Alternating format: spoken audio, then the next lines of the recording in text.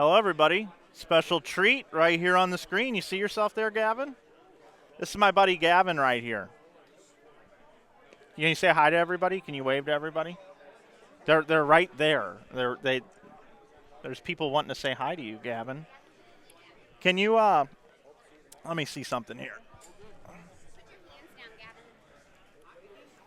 All right, let's see.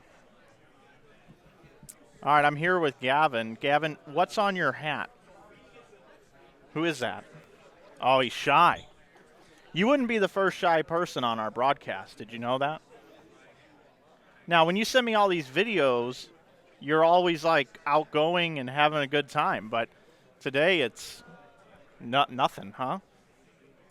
Now, look at the camera, okay? And you can't laugh and you can't smile or anything like that, okay? So don't do that. But here's the next thing I want to know. Do you like to go to Six Flags? Yeah, you do like to go to Six Flags. I knew that one. What's your favorite ride at Six Flags? What is it? Shazam. Shazam is your favorite ride at Six Flags. See, now we got him. Now we got him going. We just got to talk the right language. Are you here to watch bowling? Yeah. Do you go bowling ever? You do? Can you tell everybody at home hi? Can you just tell everybody hi? Can you tell everybody to go to Six Flags so it stays open so you can keep going there? Yeah, let them know. Tell everybody at home about Six Flags. All right. Well, hey, we got a sound that we can cut that off, right, Matt? We can cut that off. All right, Gavin. Well, this is your big moment, man. You can make the most of this as you want. Gavin Zarnicki, right here in the booth, joining us live before the block starts. Hey, Gavin, thanks for coming by. Okay, buddy. Can I get like a high five? All right. Well, hey, we at least got that. So, take you back out to the lanes. Thanks, Gavin, for coming by. Next time, maybe we'll have a little longer interview. I know your time is very precious, though. Thank you. That's Gavin. That's Gavin. I got him. I put him on the spot today, Matt. Put him on the spot. And now he's talking because it's not on him. All right, we'll be here with C Squad here in just a minute, everybody.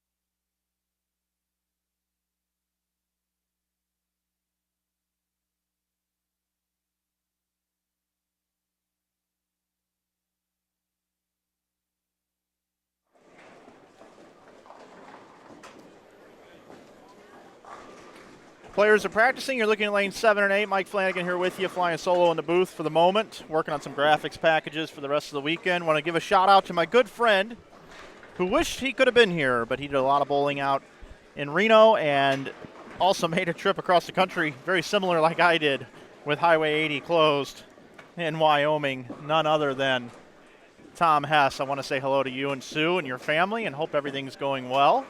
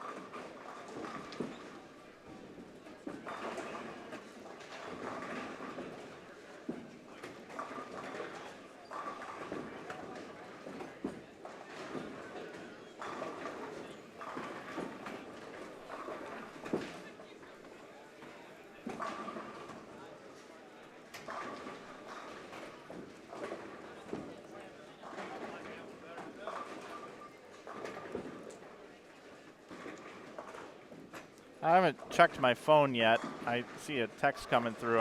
I'm assuming it's Tom, and he's probably upset at me because I didn't refer to him as his better bowling name called Thess. I haven't looked at my text yet, though. I know it's coming in.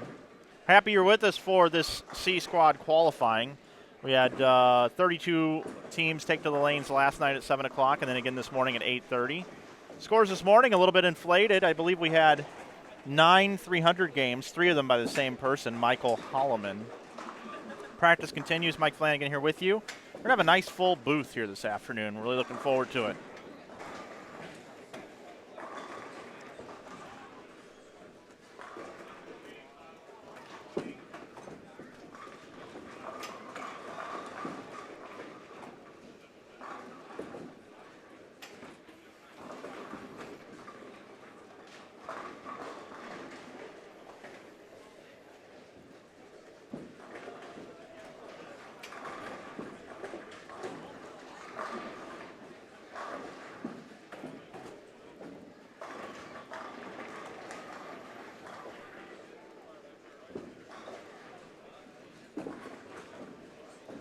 $159 viewers right now. Make sure once we get going here, you share the link. Let people know that you're watching live bowling this afternoon on a Saturday afternoon. Getting a look at, looks like Mark Henninger's team down there. 7 and 8. Looks like Henninger and Kevin Williams along with Dave Welch and Joe Jokish.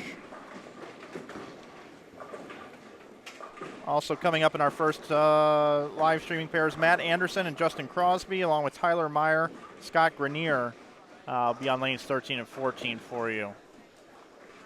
Of course, we've got the wireless camera, and you can follow us on all of our social outlets. You can follow us at Inside Bowling on Twitter and also on Instagram, and you can also give us a like over on Facebook, Inside Bowling.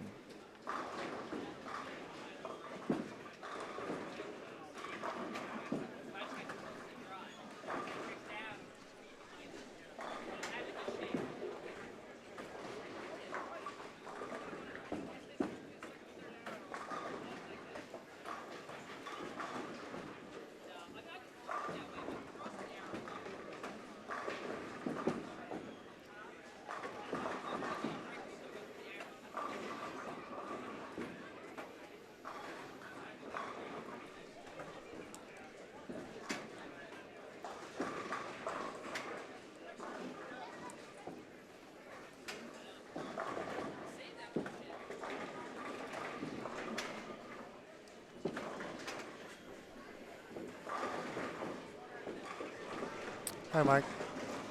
Lee Bedoris here in the booth.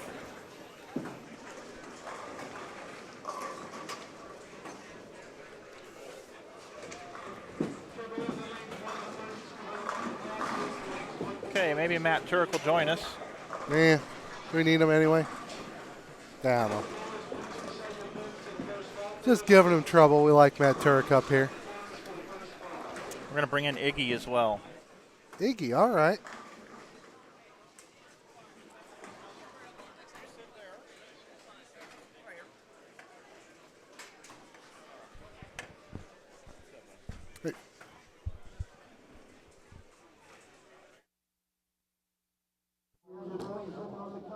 Please bring it down, put you down in the Bruins area or in the paddock as we have another squad coming in. And a lot of spectators hopefully will be here to watch. So I'd like to keep all the bowling equipment in the paddock or on the concourse. Also, bowlers, remember, if there is a tie for 32nd place, we will have a roll-off tomorrow morning at 8 a.m. Also, this is last call for brackets. Last call for brackets. If you want to get a bracket, you have to. All right, we ready to bring it in, Matt? Good luck and good scoring today. We want to keep them a little bit high, Lee, just because of the We're getting there. the one that we bring in the videos, I guess it is. All right, we're right up there, Iggy. Eye in the sky. Hello, everyone. Welcome to the 2015 Holiday Doubles brought to you by Hammer. Mike Flanagan, along with Iggy Strode, going to join us this block, along with Lee Bedoris and Matt Turk, who've been bringing you the competition all weekend long. And we are here now for our C Squad qualifying. We're already underway, Mike. We are underway. We are. Iggy, it's nice to have you here. It's nice to be here. I was watching you guys a little bit last night and this morning. Great job. I mean, the video is unbelievable. I mean, there's never any buffering. I mean, it's just perfect to watch, and a lot higher scores, even though I think maybe the team totals weren't a lot higher than last night. But what did you have, 9, 10, 300s this morning? Yeah, we had nine this morning and 2 yesterday. Yeah, my buddy Father John bowled one last night. Yeah, Yes, he did. he He was did. the first one in the tournament. Father John could bowl 300 on a rock pile. He is he is just so good. He's so steady at the line and can play any line, any lane condition. I just love watching Father John. He's had some success outside of St. Louis as well.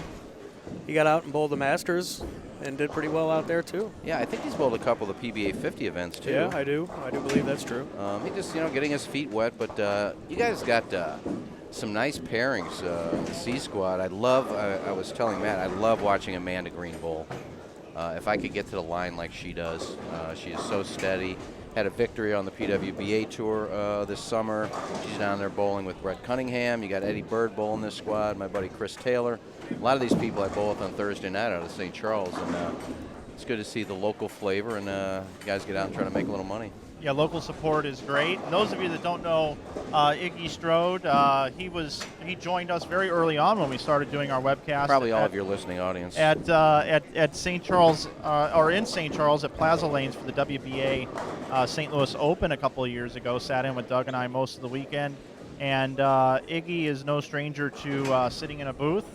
Big radio background, Iggy, and Kegler's Corner. Tell everybody at home a little bit about your background in radio and how much you love bowling and how you've tried to promote bowling in St. Louis. Well, as you know, back in the day, when you had the big secretaries in St. Louis for the leagues, whether it be Jerry or was it Jerry? God, they're gonna kill me for not remember his name, but. Jerry Ludwig, and then Howard Key took over for Jerry Ludwig, and some of the bigger leagues in St. Louis, I mean, you had those guys that were promoting bowling, and you would see scores in the Post-Dispatch in the aggregate section every day, whether it be the Classic League at Crossroads that I bowled in or some of the traveling leagues, and you saw those scores, and then it just went away. I know Don Reed tried to do something with it, but bowling just seemed to go away. Nobody promoted it. And I'd been doing Kegler's Corner. I started it with Gary Voss back in the day, and then I was fortunate enough to do the show with Bo Burt and Dick Weber. Then me and Alina Matthews, and I know you had been a frequent guest on there, but it lasted 22 years until the demise of 590 and that god-awful creation they tried to do there. Don't tell us how you really feel or anything. Well, I mean, when you change a very profitable all-sports station into a man and a woman station, I mean, how could that fail? But Kegler's Corner went by the wayside, and we're still trying to bring it back. But, I still try to promote it when I can on the show. I'm doing a show from 6 to 8 p.m. on 920 with Brian Stahl. and Bradford bronze. And we had Pete Weber in studio to talk about his ESPN 30 for 30 special, and had him in for almost 45 minutes. So whenever I can promote it, I can. But we need guys like you who go out there, and even though you're in Utah now, and hopefully you'll be back soon, you guys in the booth and bringing, InsideBowling.com and bringing some of these events and, the holiday doubles you carry and your tournament, the IB Open. And, if we just had more people that promoted the sport of bowling, I think it'd be fine. But it just seems, especially in St. Louis, with so many great bowlers coming out of the city and so many great bowlers still bowling, that it just doesn't get the recognition it deserves, and you guys are about the only ones that are trying to do something. And Jeff Riggles, I know, does a great job on his Facebook page and his blog. There just aren't enough of you guys. Well, and we appreciate that for sure, but what's cool about what we do is I feel like we're a vehicle, and people still have to get in the car. And people like Jerry Anderson, Ben Tubbins, Mark Brevard, a lot of the proprietors in the area have really embraced what we've done and have wanted us to do things. Even the folks here at Concord Lanes, they wanted to have this event as soon as it was available. I saw them at Bowl Expo, and the minute the news came out that Jerry Center was closing, I talked to them at Bowl Expo. They said, we want the tournament. And I talked to Jerry and said, bigger concourse, better for spectators, more lanes. Wood lanes keeps kind of the same aura and flavor of what Redbird provided. And, a lot of people have supported what we do, and we just kind of provide the vehicle and drive them to where they need to go. So. Yeah, and I love this bowling center. I've loved it in the various variations that it has been over the years, but I think I dated every snack bar girl that ever worked at Redbird. But when you can go to a house, and I love wood lanes. I know most are synthetic now, but I just love the old wood lane houses, and Concord has done a great job. There's a great bowling center. And the one thing I like too is that the bowling centers in St. Louis, they seem to help each other. There's no really, hell with that. I'm not going to promote them. I'm going to talk about their tournament. I'm not going to do that. Bowling centers realize that in order to keep thriving, you have to promote each other. So it's not really a cutthroat business, at least what I see. I mean, I do some marketing stuff for St. Charles Lanes, you know that. But I try to work with other bowling centers. If I'm going to put something together, I'll call and make sure I'm not going up against somebody else's 9-pin no tap or somebody else's tournament, something like that. So you kind of work together and say, okay, when are you doing this? Because I don't want to step on your toes, and I'm going to do it on this date or whatever. And that's how bowling centers say Fluent is that they're more of a family operation. I'm not going to knock the major chains, but they just seem to be so stagnant, and the people are robots, and you get the family atmosphere in some of these bowling centers like Concord and St. Charles and places like that, where people keep coming back, and they want to promote the sport of bowling. Amen. He's preaching up here. He what sure he's doing. is. I'm not complaining. Oh, I hate to preach. I don't preach. I can go get a soapbox out of the back real quick. No, I can talk some more and trash some more things if you want. Well, we know that, and we try to stay clear of that. I do. Especially when I sit in your booth. I've learned on a few occasions. Well, I'm going to tell you what, Biggie. You've always been very respectful of. You and I don't always agree, and if we do agree, I don't say the things that you say publicly, but I've always appreciated your confidence in what we do, and I've always had a certain appreciation for what you've done over the years, and the fact that you not knowing me when we first met and allowing me to even come in and host your show one night and stuff like that.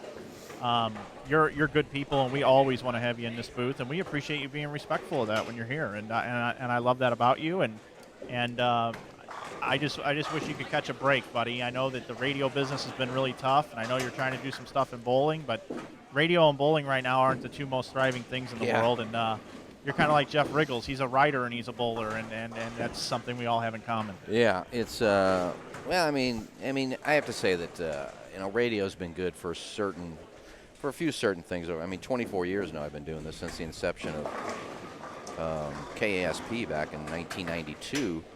But the one thing it has given me the opportunity is just to meet a lot of people and build up a lot of contacts, where Matt and I were talking about the Megan Meyer Foundation Gobble Bowl at St. Charles Lanes a couple weeks ago, where for the 6th straight year I sold out. And we raised almost $7,000 in, a 4-hour afternoon of bowling. Had over 100 items for auction and raffle, and that's just from the people that I know from doing radio that I can call the Blues, I call the Cardinals, I can call, well, the Rams don't get back to me. I have to go other avenues for that. But Major League Baseball teams and actors and actresses and athletes that I've known. And, I mean, that's one of the good things. And the people that I've gotten to meet, like you, through radio and bowling, but, you know, some of the people I've worked with. But you're right. The last 3 years has just been miserable. Radio has changed. Bowling has changed. But radio has really changed. And, you know, I'm about ready to move on, buddy. It's been a while, so I'm just trying to find something else to do until I retire.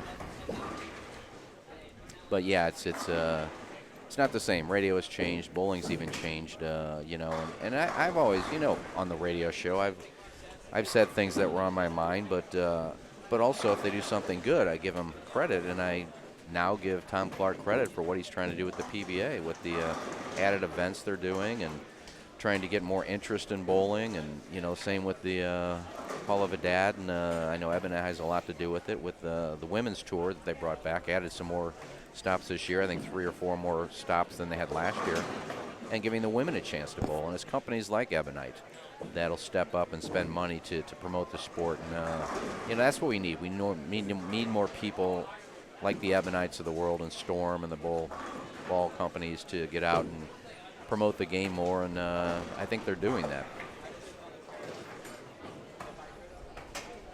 Want to talk some bowling? Nah. Well, we had a string going on down on 7 and 8, 4 in a row there. And then they left a 10-pin. The corner pins in this place are not easy. Yeah, we've got 2 featured pairs here, Iggy. We've got lanes 7 and 8. That's our monitor up there. And then we've also got lanes 13 and 14 right here. And then, of course, we take the wireless camera around as things develop and happen throughout the day. Yeah, I saw some of that. You guys are catching all of the 300s when they're up. Yeah, we had 2-on-1 pair earlier. Yeah, I was talking to Chris Taylor about my buddy Chris. I bowl with him on Thursday nights. Chris has been bowling well. I think in the last 3 weeks he's had, oh God, what's he had? 775, 750, at 80, at 300 Thursday night in our league. So he's been bowling well.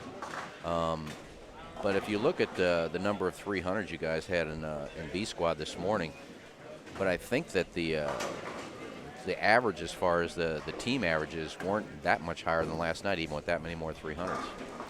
Yeah, that's a good point. With that many 300s, I think the average was around 237, did we figure? Something around there. And so, you know, people were popping 300s off, but they weren't consistently scoring 250 or higher. Yeah, and I think that the thing, too, with only 4 on a pair, you know, 1 team per lane, you know, any transition you're going to see is not going to happen until like maybe 4th, 5th game. Yeah, it's going to take a lot longer for that to transition. You think a normal league night has 30 games on a pair. This is 32. It's nothing outrageous by any stretch for the lane, so they should hold up all right. Yeah, I would think so. And there's one thing about, and you guys can attest to this, is when you're bowling in tournaments, I think the biggest thing you have to do is you have to figure out the transition quickly. And you have to know, okay, now what do I do? Am I moving left? Am I throwing a little harder? Is it a hand adjustment? Or do I need to switch balls? Because, you know, if you wait too long, all of a sudden you've thrown a game away shooting about $140, $150. And when you got average 235 a man to have a chance of making the cut, you know, you throw a $140, $150 game, you're not out of it, but you know, you're losing a lot of pins in the field. You need 2 300s to make it back. Yeah, we had a couple Thursdays ago. Opie's another who's been bowling unbelievably this year. He had back-to-back threes, didn't he, not that long ago? Yeah, he had. And then he had a phenomenal third game, I heard. When you shoot back-to-back 300s to open the night and don't shoot 740, that last game was a little bit of a struggle. But then that's you know, it's hard to switch balls after shooting back-to-back 300s. Yeah. So you figure, okay, I lost it a little bit. Maybe for Opie, you know, I'm going to move a little bit right, and just nothing worked out. And by the time he decided to change balls, it was much too late. Hey, let's talk about some of the bowlers that are bowling C Squad here Saturday. Some of the big names here, Ben Pallardy and Jacob Kent are bowling together. Let's see here, Mark Henninger and Kevin Williams, Mike Peters and Joe Roseman. Let's see, the list goes on. Chris Taylor's bowling with Jeremy Boyer, who brought us some really nice gifts today. Yeah, I saw your coffee mugs. Yeah. I'll have to go down and talk to Jeremy. Stephen Novak and A.J. Rice are bowling together. Brett Cunningham and Amanda Green, and we touched on earlier. Derek Kindig and Adam Johnson are bowling. Tony Yarborough and Derek Matson are bowling together. Scott Hunick and Michael Haggett are bowling. Scott came down from Wisconsin. He's an avid curler. Eddie Bird, Brett Cooper, they're bowling together. Yeah, I'm guessing that Eddie probably would have bowled with Pete, but with Pete's hip injury, so I don't know if that was a late addition or if he was always going to bowl. But Eddie usually bowls with Pete, doesn't he? Yeah, he does usually. He was going to bowl with Shea. Shea and Pete were going to bowl this year. Oh, Shea was going to bowl with Pete? It doesn't matter who Shea bowls with. He's right up there. In my opinion, I think Shea is one of the best bowlers in St. Louis right now. Yeah, I want to step in for a second. I guarantee you, if he went out and tried the tour, you'd see that young man cashing. He is one of those guys that just has it. He can grind, too. He can do it for a long time. He's not far off from an Adam Barta. He's not far off from a Matt McNeil, in my opinion. I put him closer to that category. And this is no slam on Brad Miller. I know Brad Miller's out there trying it. Brett Cunningham has tried it. But I would think that Shea would be able to succeed at a faster level and learn faster than some of the other guys that have tried it out on tour, including Tim Barrett. That's no knock on any of those guys, but there's just something about Shea's ball roll and his tilt and his composure and the way he reads the lane that I truly believe that if he tried the World Series, he'd get in at least one cash. I've never asked him why he doesn't. I know that him and Crystal are happily married now, and I don't know if he doesn't want to do the traveling, but I always just thought he'd go out there for, a week or two and try it and see what he did. I've never asked him that. I don't know if it's work but it seems like every time he bowls in a tournament, he makes money. But I agree with Mike. Yep. I think Shea was just given the Bowler of the Year too by the Greater St. Louis chapter of the USBC. I think they gave him the Bowler of the Year along with Jen Halverstein. Not a bad choice. Well, you have to bowl tournaments too, and you can't just bowl league and shoot honor scores in league. You got to get out there and bowl some tournaments. And Shea has done that, whether he travels to Illinois or bowls a couple of regionals or bowls all the St. Louis tournaments. Builds up those points and has results. I think Tim Barrett was Bowler of the Year, and I think Shea was Player of the Year. There's a difference? One is for local accomplishments, and one is for on a national level. It's a new award that was awarded this year, and Shea got the one for outside of the area. Oh, okay. I would have thought it had been the opposite. Timmy bowls quite a bit outside the area. Him, Shea, and Brad usually travel quite a bit. I know they went to Effingham. They went to the Fusion at the end of the year last year. And they bowled. They went to Louisville, and they went to the Ozarks. They get out and bowl a lot. Those three. And USVCs, you would think. Well, yeah. Yeah, I think they bowled Tulsa too. They did. They bowl Tulsa every year. Yeah. Every year of my Mega Meyer Foundation Gobble Bowl seems I have it the same Saturday as everybody's in Tulsa. Well, I feel you there. Some people go and bowl nationals every year that are local guys on the weekend of the IB Open. So yeah. So you just have to kind of pick and choose. But I know Timmy goes up there, and Alina and Eddie and a lot of that whole group go up there and bowl in Tulsa at the same time every year. Yeah, our Ozarks group is IB Open weekend every year. So yeah, that's a fun tournament though. I lived in Springfield for 3 years. I just love that tournament. And I think Shea and those guys, they should be fine into match play tomorrow, shouldn't they? You would think. Where were they at here? They've got A and B standings now up on InsideBowling.com. You can check that out by clicking on the Event Information tab, then clicking Manual Refresh. Then you can check out A and B total standings after 8 games. And Shea, so they were Bitbender and Robar are sitting 13th at plus 542 after 2 blocks. yeah, I personally think that's going to be in trouble. But scores so far this block compared to last block are down a little bit. I'm walking the entire concourse. Nobody can bowl 300 the first game, guys, just to let you know. I think we got a 280 available and a 277 available from what I can see. And there's a 279 on there, too. Cunningham labeled a 9-pin. There's a possible 279 here on 11 and 12. And a 278. Looks like it's Jerry DeWiggins has got that going. And a 278. What is the cut to after tonight? You 32. cut 32. Oh, 32 bowlers. 32 teams. Yeah, correct. So you take the top 32. Yep. Yeah. Oh, okay. One and four. So essentially, 16th place is plus 499. So if you double it, that's somewhere in there. Well, but there's then- a big gap there between 15th and 16th. Yeah, but I was gonna say if Shea and Robarb are in 13th, they should be fine. I think they'll be fine.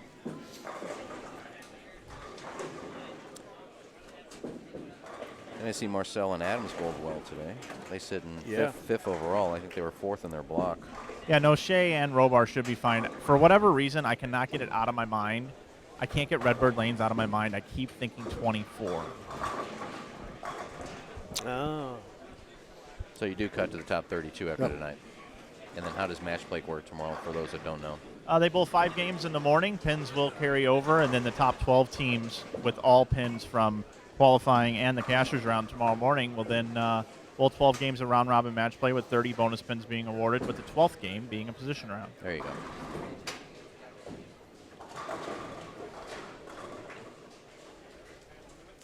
I like that format. I like the format where after the blocks are done, you give them 5 more games to try and move up into that top 12. So, and when you're in 32nd place, you're probably just trying to move up enough to make a little bit more, That's make a kind of little what bit more happened money. last year with Tom Adcock and Chasing Queen. They were at the bottom and then rose to the top to win.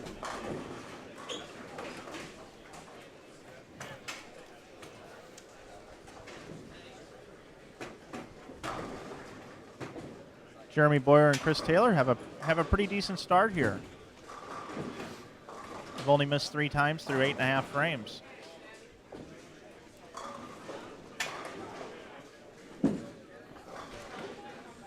Yeah, Chris has been bowling really well lately. He's had a couple of tournaments he's bowled in where he's had a bad last couple of games where it's kind of upset him, where he said it's happening too much where I'm right there and then I let my teammate down, or for the singles, I get to the last couple of games, all I need is a couple of really nice games and I'm into match play, or I'm into the next block, and then I throw a couple of bad games. So he really is a good bowler. He's so solid. You've got 15 and 16 if you won it, Matt. If they finish out with a big game or something. That's the wireless now. Alrighty. So the first number of note in the clubhouse would be Perky and Dwiggins at 505. Looks like lane 8, Matt's got Yeah, 279 on top, Yep. or 278. I can't see that close, but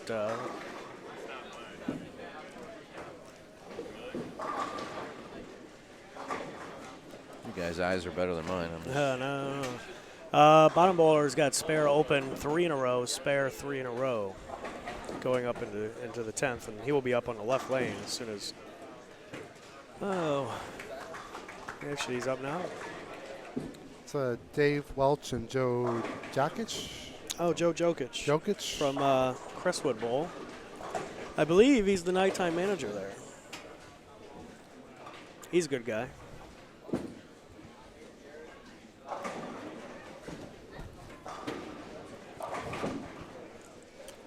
crossing with Kevin Williams and Mark Henninger. They've got 524 off the page. Sorry, boys, I'm preoccupied trying to find my phone that I dropped out of my pocket somewhere. Oh. That's fine. No. It's around here somewhere. It fell out of my pocket somewhere. All those naked pictures I have on there. I hope nobody found it. Never mind, Mike found it. Whoop. That's not the wireless. Let's shoot on over to the wireless here. Chris Taylor is up on lane 16. Chris got the first hit in the 10th and comes in light, leaving just the 2 pin. You're going to see him play a little bit more straighter than a lot of the players out here today. Yeah, that suits to his comfort level. And look how well it fared for Liz Johnson. Yeah. How did her and Barta end up? Good.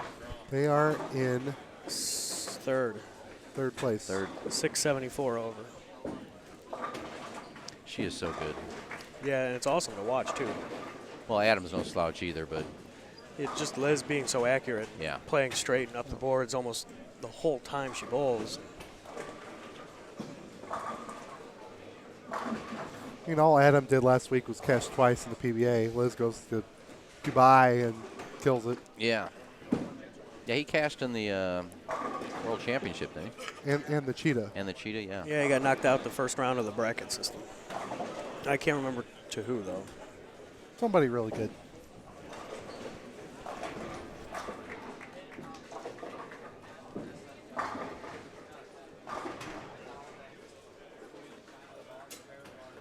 Yeah, Chris Taylor 237, and his partner can go off the sheet for 78.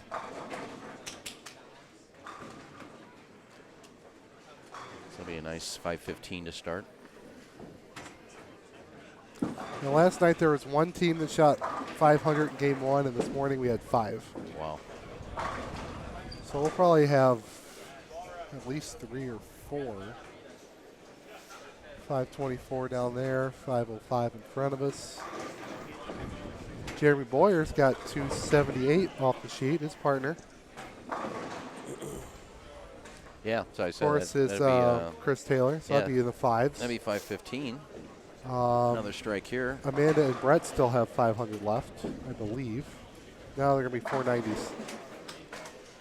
A.J. Rice with a nice strike there. I guess you have in the holiday doubles, you have a lot of teams that stay the same every year.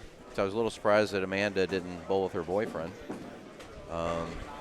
Kyle Sherman, who's still Kyle bowled with Timmy. yeah. Oh, okay. So I guess you just don't want to. I know we're dating, but I have a guy I bowl with every year. Sorry, we can't do that, honey. I think it had something to do with the timing of when people get asked. And that's what I find the most with these events is, you know, Tim happens to be at St. Charles and holiday doubles comes up and Tim's partner texts his partner and says, we bowling again. No, we're not. And then Kyle's standing there and he says, oh, hey, Kyle, you want to bowl with me? And he goes, well, sure, I'll bowl with you. And then all of a sudden Amanda that night, they're talking on the phone and Amanda says, hey, I saw holiday doubles. You want to bowl together? Oh, man, Barron already asked me earlier tonight. Well, all right. Well, I don't know if I can bowl because now I'm a women's national titleist, and I'm not sure if a women's national titleist can even bowl with a PBA regional titleist. So I got to find out who I can bowl with and who I'm eligible to bowl with, and yada yada, and then it goes on and on. That's how bowlers think. That's how the stuff happens. I don't know. If I was Amanda and he said I already got a partner, I'd say what? What? And plus, you know, we were talking with Brett last night. He and Amanda have bowled together in other tournaments and done well. So it's not like these two are bowling together for the first time. Yeah. Brett just blocked as well, so that's a $100 shot clock violation. Next time it's 500, so it gets steep. Well, that concludes game number 1 here at the 2015 Hammer Holiday Doubles. Let's take a look at a little video about the Bad Intentions Hybrid. 2 years ago, Hammer upped the ante.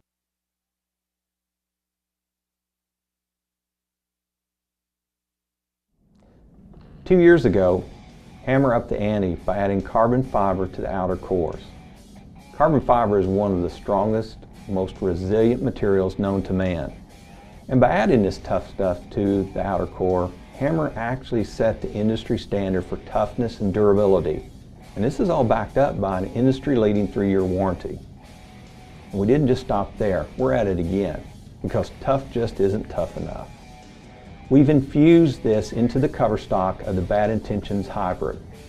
This carbon fiber creates a tighter bond between the core and the cover, as well as increasing the strength and damage resistance of the cover stock, in fact up to 50%. Don't believe we're tough? Take a look at this demo.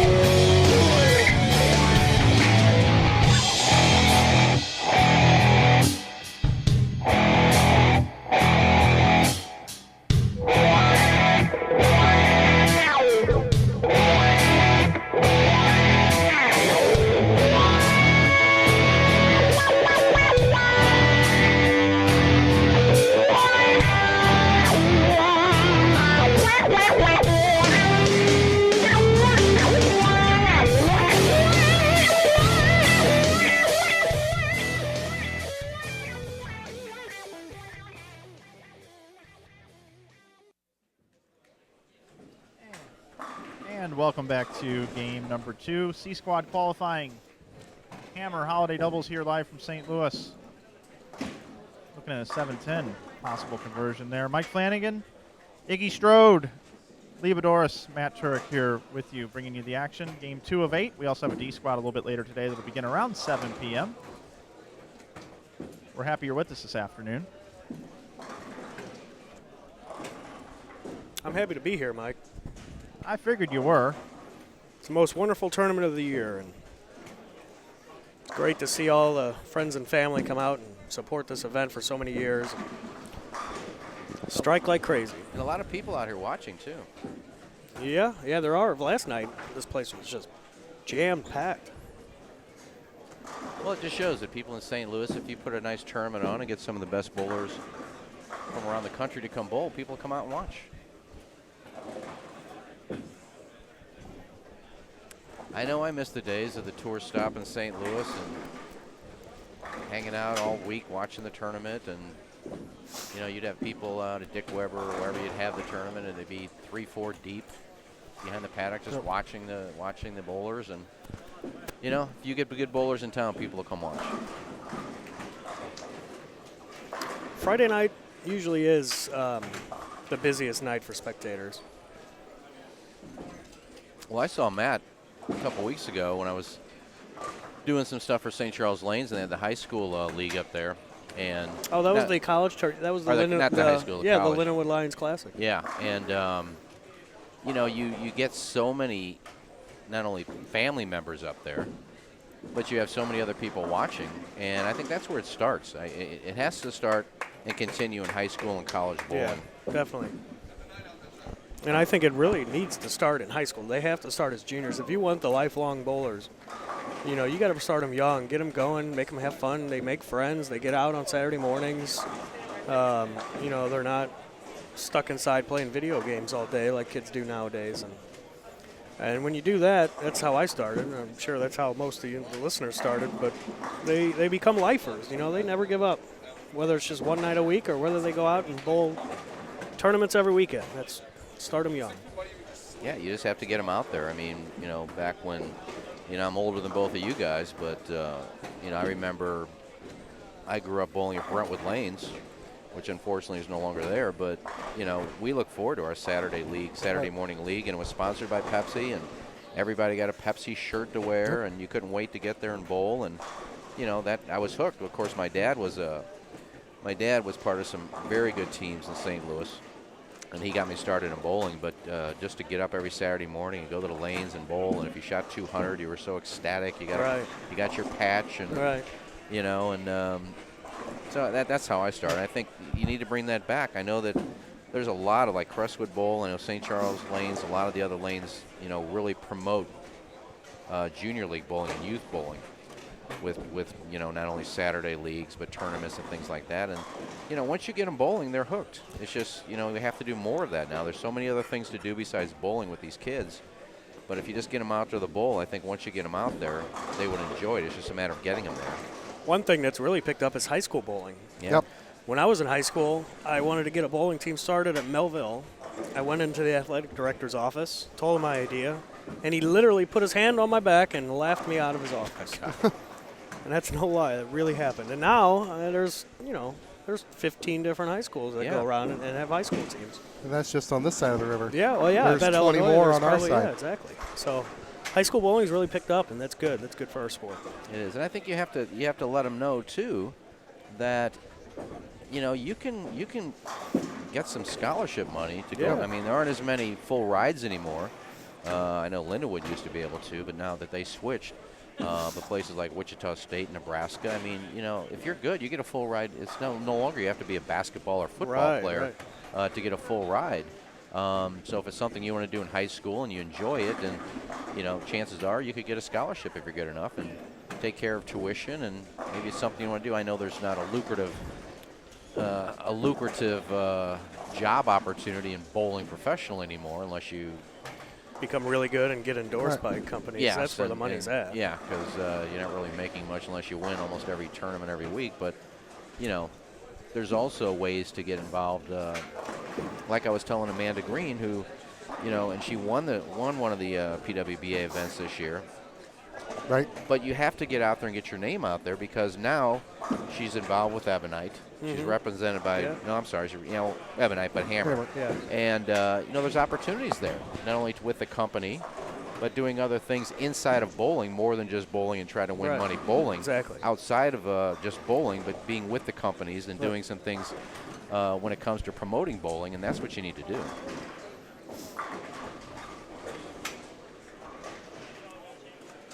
Surprised Action Jackson isn't here. He usually shows up at all these tournaments, doesn't he? Yeah, he is an avid. He's a fan of inside bowling events. He bowled the Swerve IB Open out in Vegas. Bowled all 3 squads, and I think he did all right. He's on every TV commercial. Yeah, well, he had a post on Facebook, and he said he was in the airport, LAX, trying to go to Reno for the WSOB, and he's like, people were coming up to him, asking him how the chicken fries tasted.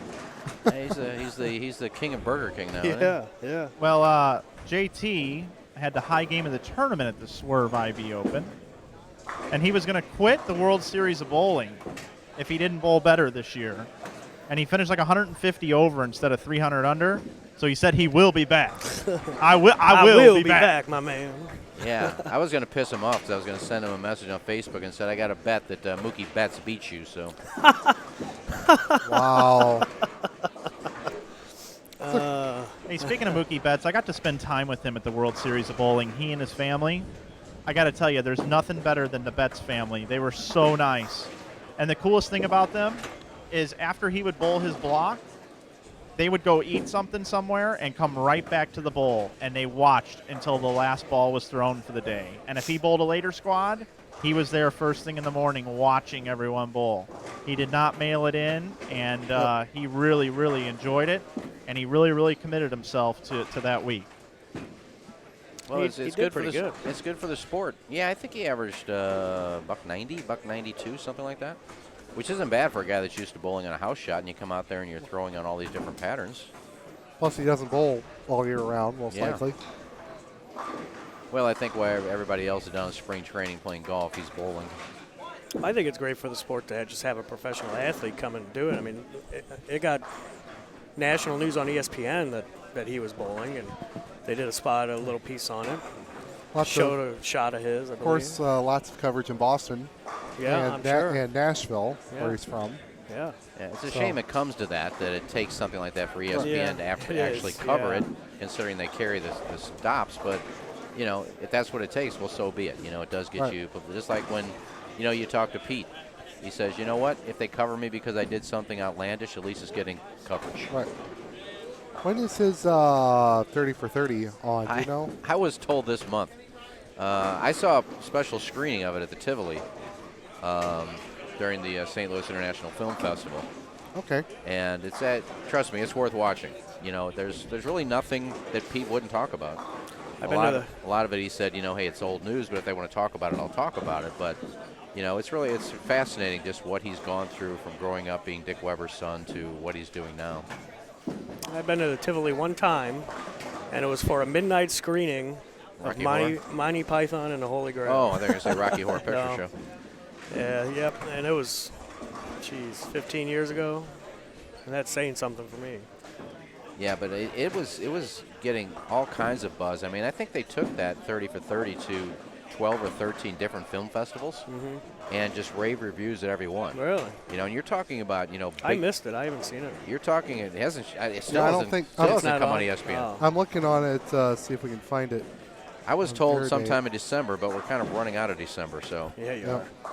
And I haven't seen any promotion for it on ESPN, so I don't really know what the holdup is. There are 12 reviews on Internet Movie Database. They give it an 8.8 out of 10. There you go. Yeah, I mean, every festival it's been at, it's gotten rave reviews. And, Pete's been kind enough to a lot of these he goes to, and he'll do Q&As with the audience afterwards and talk about it. And he's really good friends with the director now. So, he spent 45 minutes with us in studio a few weeks back after, I think it was the Thursday before, or the Wednesday before the film festival was actually going to show it. And, he said he enjoyed it. Because I asked him, I said, you know what, because his past is something he really doesn't like talking about anymore. Because he said, look, it's old news. Everybody knows about it. You know, if I go to an interview and somebody wants to ask me about the drinking, I'd say, why? It's old news. But because it was ESPN, because it was 30 for 30, it was going to be seen by so many people, he kind of said, you know what, whatever you want to talk about, I'll talk about. Nothing's off limits. So, but those are things that, you know, after you've been doing it for as long as Pete's been doing it, I mean, he's an open book out there, basically. I did talk to him. I said, any mention of you getting screwed out of the Bowler of the Year by a guy who didn't win a tournament that year? He said that really wasn't brought up, but he goes, I think most people knew that.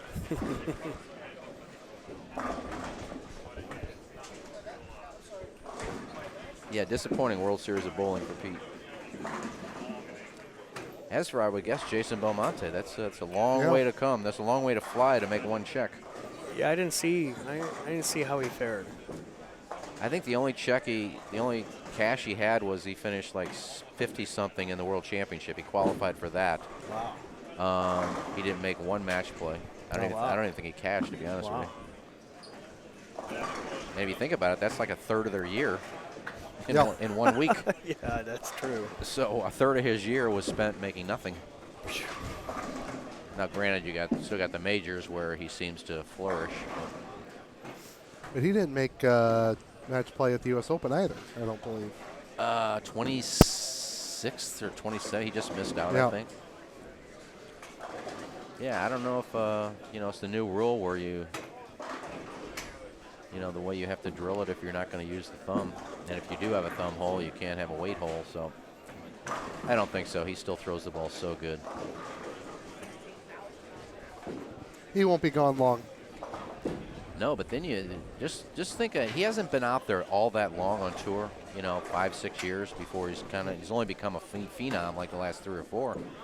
But how many kids and young bowlers he has affected? Yep. You saw the Smithson kid out of Texas going two-handed now, and what success he's had the last year. We got Kevin Williams right in front of us here. Yeah, he's good. I mean, there's so many kids now that are going to two-handed. I saw Dean Richards, former Lindenwood bowler, who's living out in Seattle now. He bowled the World Series for the first time. He said, half the games I bowled two-handed, half the games I bowled one-handed.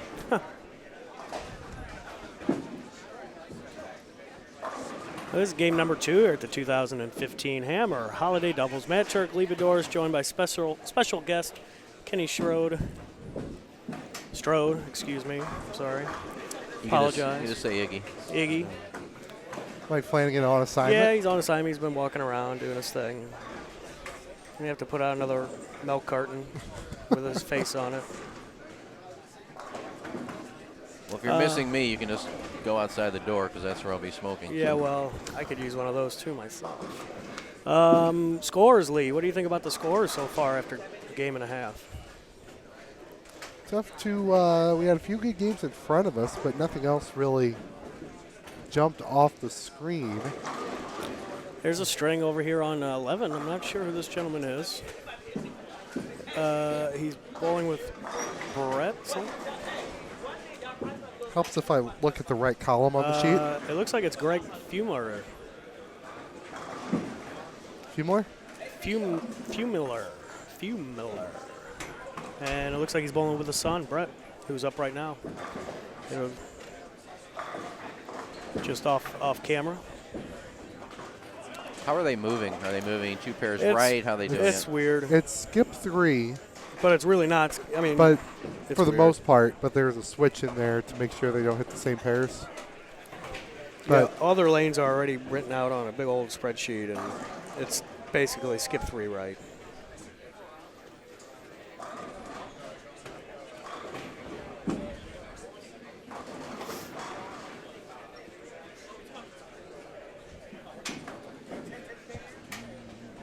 How'd Lefty do? How did Griffin do this morning? I didn't get a chance to see. Griffin struggled. Did he? He and his partner were both 170 to 180 over. So no cheap plugs on Facebook. No.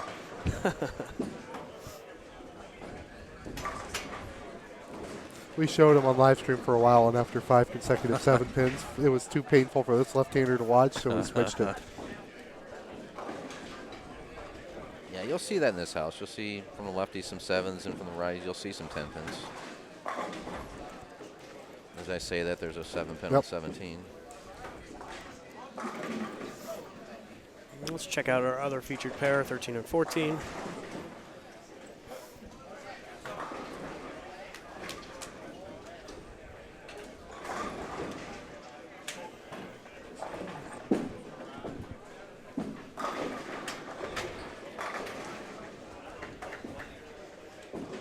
Did you guys address this question in the chat about the West Coast tournaments? No. we haven't looked at the chat in a while. I've Sorry. been watching it, but It was a question from quite a while ago, but I did want to address it for a minute. For whatever reason, as far as bowling tournaments go, the further west you go, the less participation you get for the most part, unless if it's something really, really dynamite or something that's been around for a long time. That's one of the reasons why we wanted to try an event out west in Vegas. And the first year, we got 160 entries, which is not bad. It was disappointing for us, but overall it's really good for that area. And the further you go east, the more entries that come in. So as someone is trying to start something new, Carolier lanes as opposed to West Covina lanes going from coast to coast, you're going to have a lot more success on the East Coast. And if you look at the PBA regional entries, it echoes the same thing. There's just more bowlers still bowling on the East Coast as opposed to the West Coast. And I would say the biggest reason is weather. During the summertime, people don't bowl as much in the Midwest and on the East Coast because they like to go play golf and do other things. The further west you get, the warmer the climate, the less people want to be indoors and they want to enjoy things outdoors. So that's my take on that question. Have you ever thought about doing IB Open East? We have. We just got to find the right venue and the right proprietor that's interested in having us because we usually like to give a lot back to the bowlers, so we don't usually pay a whole lot for lineage. And bowling is still booming on the East Coast, and we just haven't found the right partner yet. But if someone comes up to us, we would love to do one on the East Coast. I want to focus our attention over here to Greg Fumler. He's got eight strikes in a row.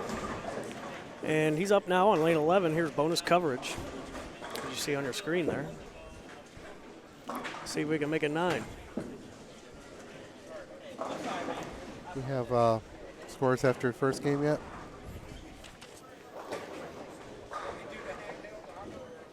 Yes, we do. We do. Joe Jogic and Welch are in first place at plus 124. As we take a look here at David. Yeah, and we got black him. clouded him. And Dwiggins and Perky from Belleville, Illinois, sitting second, plus 105. Taylor and Boyer in third, plus 104. Cunningham and Amanda Green, plus 93 in fourth place. Fifth place, Schaefer and Scrivens from the St. Louis area, plus 75. One pick back from them is Keithley and Josephine. I think that's Eddie Josephine. It is. Sixth place. Seventh place, Novak and Rice at plus 70. Butler and Hayes plus 68, and they're tied with Houston and Bui, B-U-I-E. So we pretty much saw all the big games I right think in that's front of us. Bowie. Bowie? I think it's pronounced Bowie. Alrighty. So there weren't any big games outside of our Not eyesight. really. Yeah, and if you guys at home want to check out the standings, just head on over to InsideBowling.tv and click on the event information tab down below. It's blue. Click on manual refresh, and you can check out the scores after game 1. And you guys get those up so quickly. Yeah, that's a testament to the tournament office. They do all that. As soon as they get the scores entered and get that printed off, they can upload it to the website, and there it is. And then Flanagan, jack of all trades, announcing and uploading everything.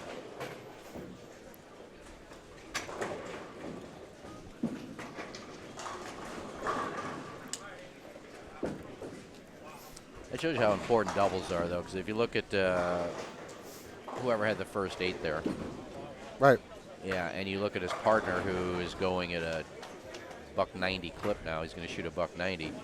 You know, you're going to need those games where if you have one guy struggling, you're going to need your partner to step it up. So, you know, he can shoot 279, pick his partner up. But, you know, when you have those $170s and then your partner shoots 210, I think I was talking to Daniel Porto from Best Bowling earlier. He said that's the way it was with him and his partner last night. He would shoot 250, his partner would shoot a $180. His partner would come back with 270, he'd shoot a $160. You know, you can only pick a guy up so much. You need to add something to the pot a little bit there.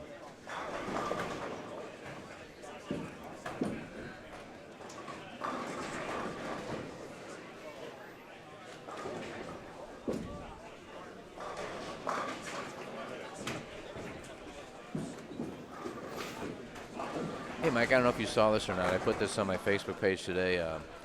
Really good guy and one of the better bowlers to come out of St. Louis. Bobby Group has passed away yesterday. And, God, he has been a name in St. Louis that has just been synonymous with bowling for so long. I go back to those days of my dad and those great Steak and Shake teams with Bobby Grupus and Neil Burton and my dad and Gus Marsala, and then at times you had Richie Weber and Dick were bowling the teams, and Johnny Wonders and Wally Bush and those guys. But Bobby, what a great bowler for so many years, and thoughts and prayers go out to his wife Ginger and the entire Grupus family. Yeah, we actually covered it last night when the news came through. Really sad moment here in the building as everyone was getting the text and the news. John Brocklin came up and gave us a note, and Dale Bone came in this morning and also wanted to make sure that we knew and we would pass it along. He was an ambassador for bowling out in that area, great bowling family. For generation to generation, they just bowled, and our thoughts and prayers and condolences go out to the entire Grupus family. Yeah, they were just bowling royalty. You know, Ginger was a good bowler in her own right for many, many years, and probably one of the best, along with maybe Pat Ginsler and Reggie Jonak, maybe one of the better bowlers in St. Louis in that era. Yeah, you want to talk about when bowling in its heyday. I mean, in those days when, my God, there was a league, a very good league every night in St. Louis. Yeah, and then they had a league afterwards, too. Yeah.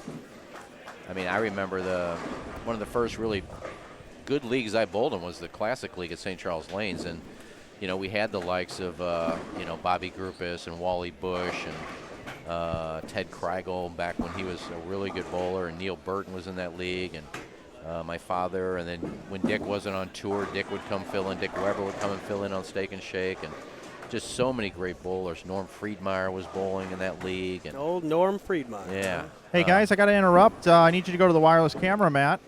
All righty. AJ Rice, what's he got going, Mike? He's got the front 10 right now, looking for 11 in a row down here on 23 and 24.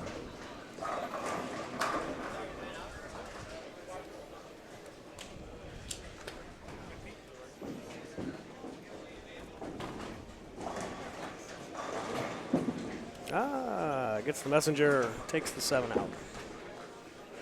AJ always bowls with the hat on backwards. Yeah, in fact, did he bowl the swerve without a hat and nobody recognized him? No, he bowled that one with the hat, but he's bowled the IB Open without the Maybe hat that's because it. he wanted to class himself up a little bit.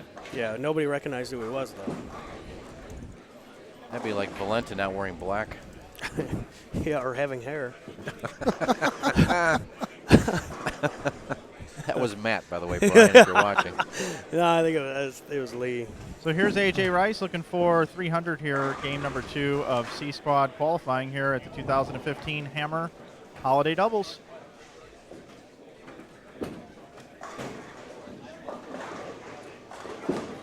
Oh, man. $299 for AJ Rice. Are you guys running out of presents under the tree yet? We might be. Or do you have to restock after B Squad? We might be. I know there's a couple picture frames left down there. Well, I could have brought you some things and wrapped them up for you. My closet is stockpiled with things.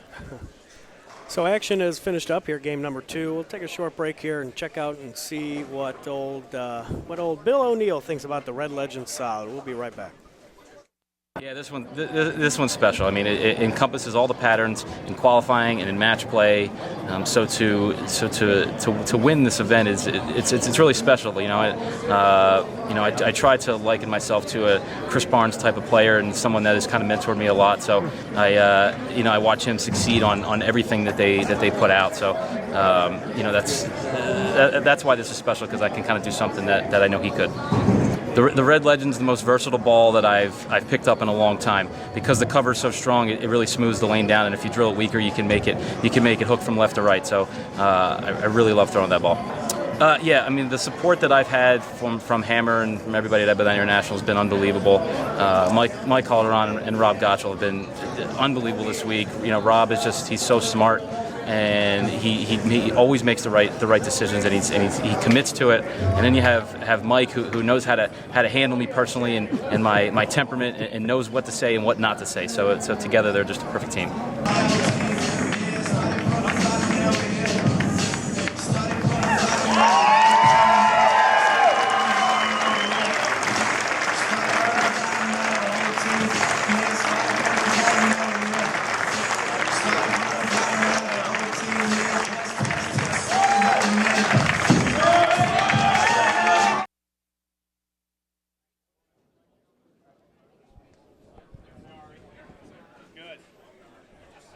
back. Still waiting for bowlers to move pairs and start game number 3.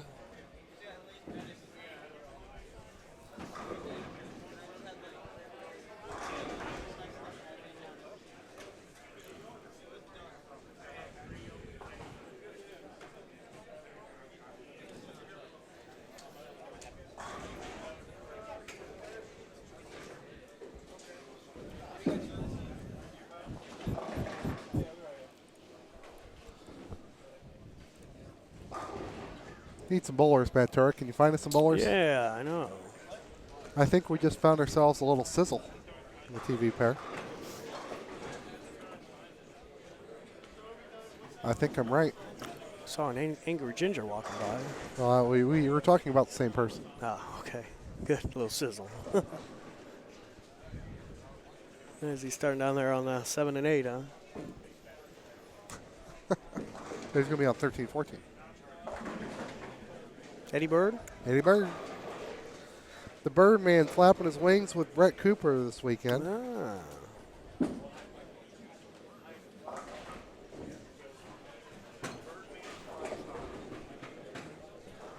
The Birdman flies high wherever he goes, that's for sure. The Birdman.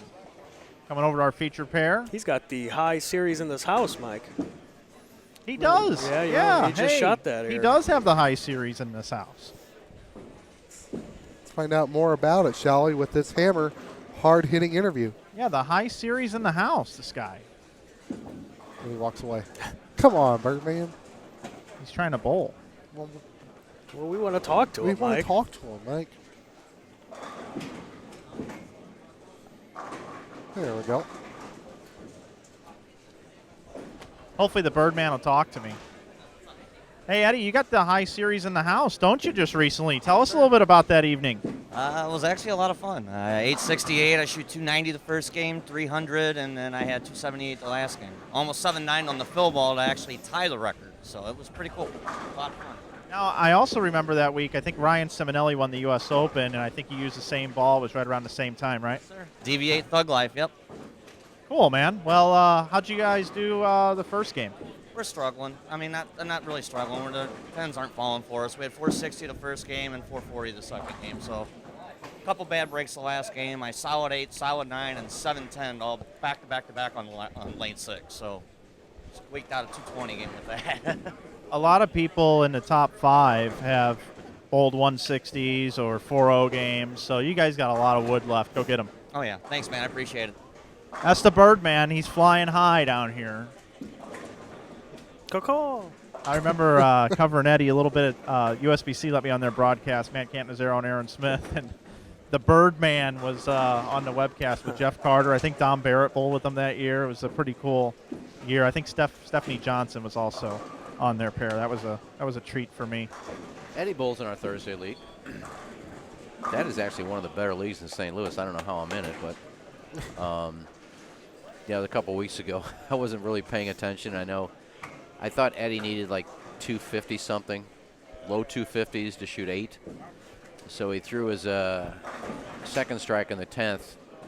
So he was going at a high 250 game. So I was bowling right next to him. And I stepped off the lane and I just gave him a nice rub on the shoulder. Way to go, buddy.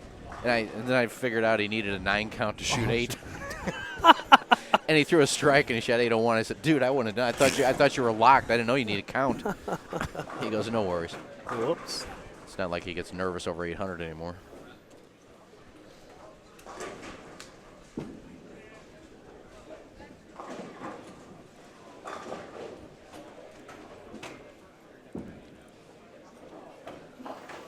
And his girlfriend, Alina Matthews, my former partner on Kegler's Corner and a good bowler in her own right, inducted into the St. Charles USBC Hall of Fame, I think 2 years ago. Yeah, she was, I believe. Yeah, I don't know. That Hall of Fame, you have to be nominated to go in. And for the longest time, I brought it up on the show one time a few years ago. I said, how is Pete not in the St. Charles USBC Hall of Fame? He goes, you know what? Nobody's ever nominated him. I go, what? You need to nominate Pete Weber to put him into the Hall of Fame? So Alina goes, I guess I'll nominate him. And he got in that year. But It's weird that somebody's that good, but if he hasn't been nominated, you don't even recognize him. I can fill out that application. You just you go to Google and you find all of his pictures with him and his Eagles for U.S. Opens. There's your application right there. I think that's how Alina did it. I think when she submitted the application, she just put his name and said, "I don't need to put anything in here. You should know." Yeah. Who do you think this guy is? Yeah. There you go. Just another look at the Birdman. He's got 2 in a row to start this game. Everybody's got strikes on this pair. Yeah. Well, I was talking about the wrong guy that he was interviewing. I thought Mike was interviewing Eddie Bird.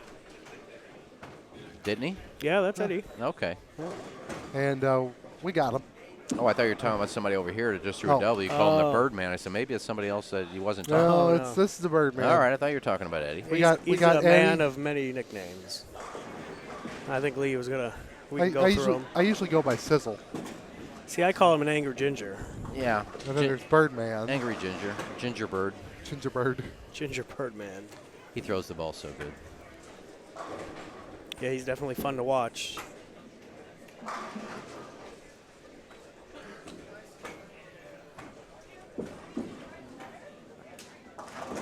What are they after 2?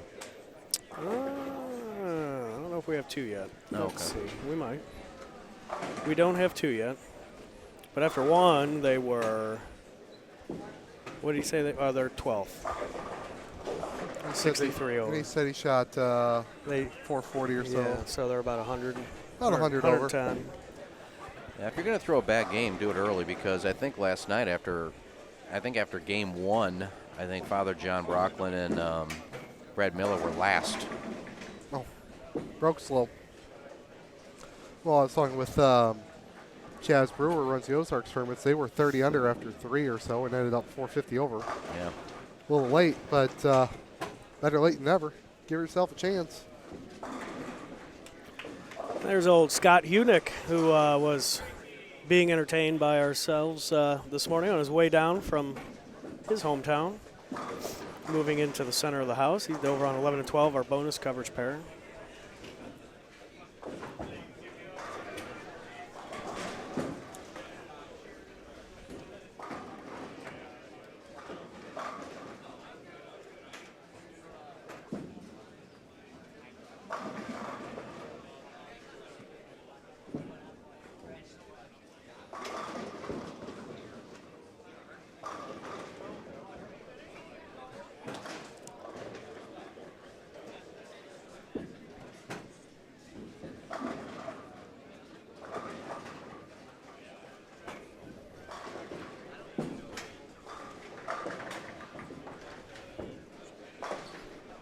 I'm not used to seeing Eddie Bull with sweatpants on.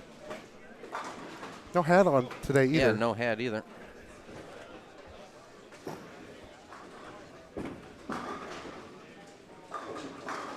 There's a good shot.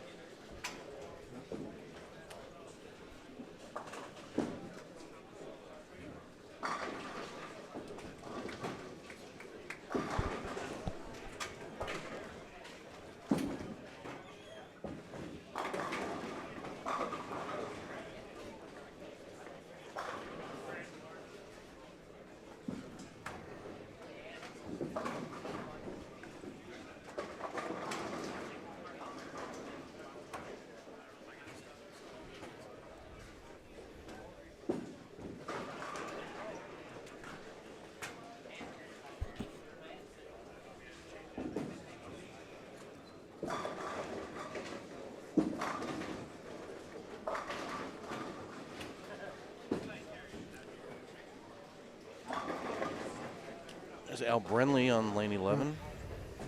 Bowls in our Thursday league. Still out there chugging along after all these years. He bowled in all of those classic leagues back in the day. Al's been around for a while, but he still throws the ball well.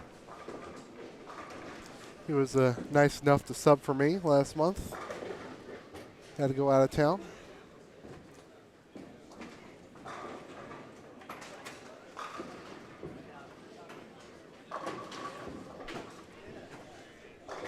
He did me a favor not long ago, and I know he likes to collect old balls and classic balls and collector item balls, and I actually happen to have a extra Jason Belmonte spare ball, clear ball, that I gave him for helping me out with something.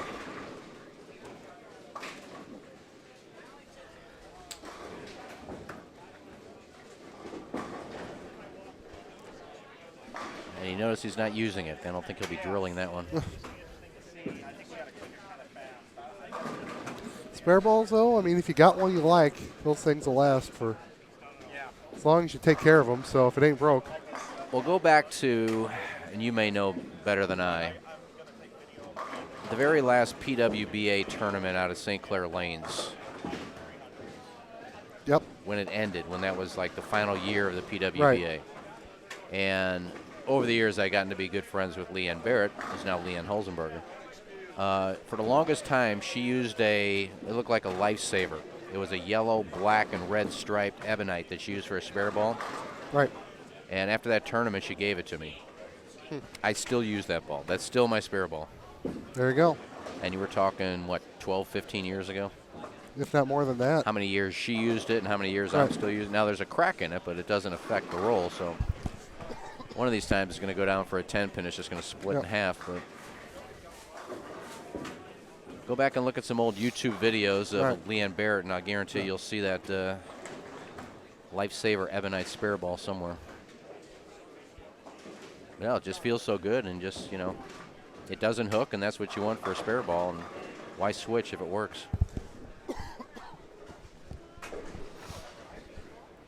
I believe a couple nights ago I was on the pair of the last show for ABC. It's always you hit that pair, you're rolling on a piece of history if you think about it. Yeah. Not that it didn't help us very much, but you know, we had too many left-handers. And by too many, I mean all of us. That may have been the greatest invention of the internet, is YouTube. To be able to go back and just type in something you want to watch, and it's up there. You want to go back and watch Dick Weber in 1957 bowling Joe Joseph or something like that, you'll find it.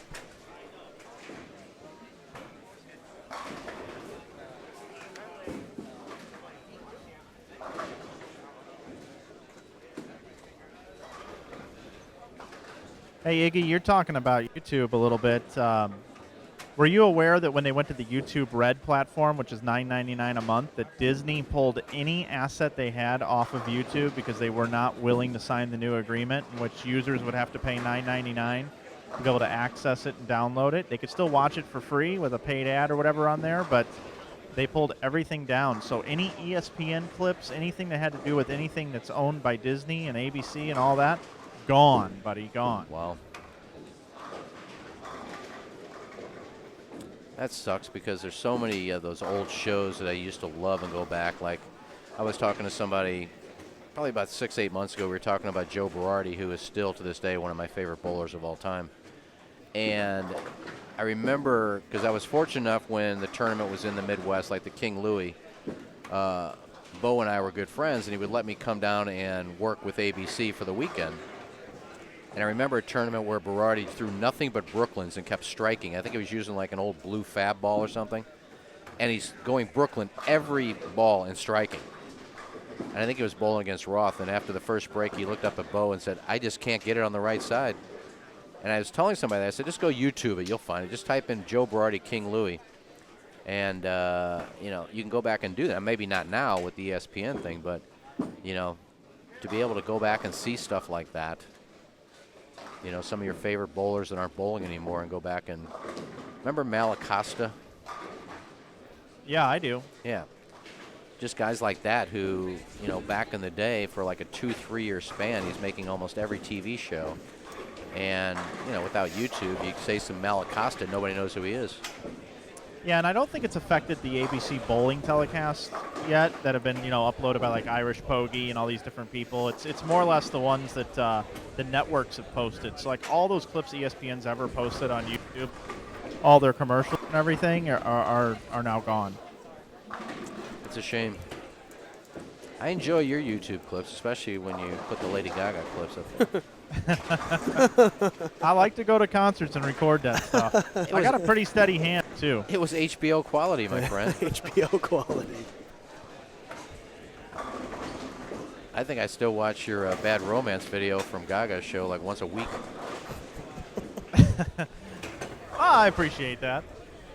Not on my Inside Bowling YouTube channel. That's on my personal YouTube channel. But, yeah, I love going to concerts, and I love taking my little HD. It's just a Samsung digital camera, and I don't know how I can hold my hand so steady, though. Zoomed in 30 times. He did. He periscoped a – who was it? That was The Urge.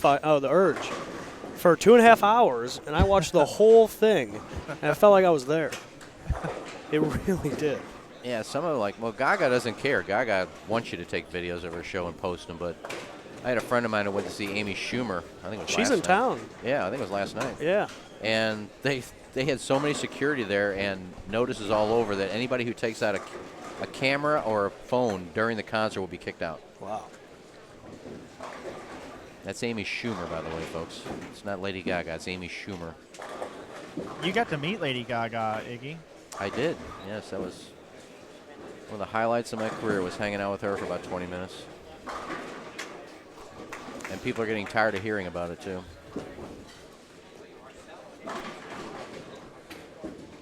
I think Jim Hayes said on the morning show a couple weeks ago when they were going off on Lady Gaga, and I actually texted it to Timmy, and I said, Oh, look at that carry. tell them to shut up. I said, you know, she was just nominated for a Golden Globe Award. She's nominated for another Grammy. And I think Kat just said, I'm tired of hearing about Iggy and Lady Gaga. That was Charles Zelaya, by the way, with a fortuitous 7-10 carry. He's got the first 7, man. He sure does, Lee. His partner is Ari Wilson, who went 4-bagger, 9-spare, 9-spare. You find out where they were at after 2 yet, or? Have we got updates yet? Let's see. Not yet. All right, shouldn't be too much longer though. No, it shouldn't be. And then over here on 15 and 16, is that, I believe this is It's Matt Ogle? That's what I want to say.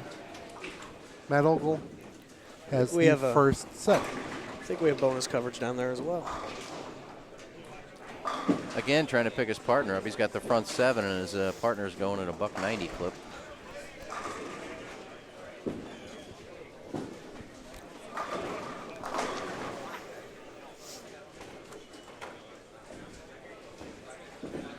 There's the layup now.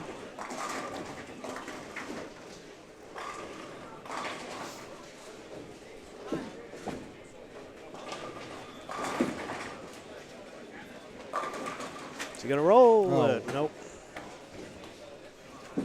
Let's see if we got the bonus coverage still. Oh, no, we don't. The wireless camera's charging.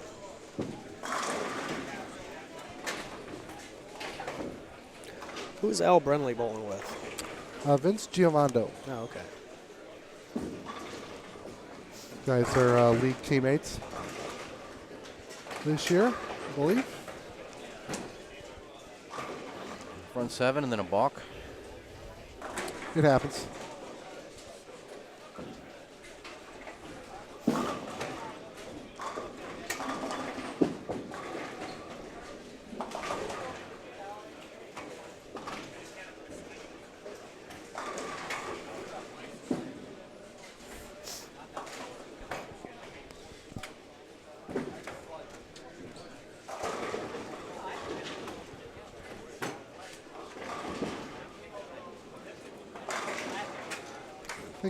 Watching Matt Ogle bowl, I think his swing is a little bit more under control than it used to be.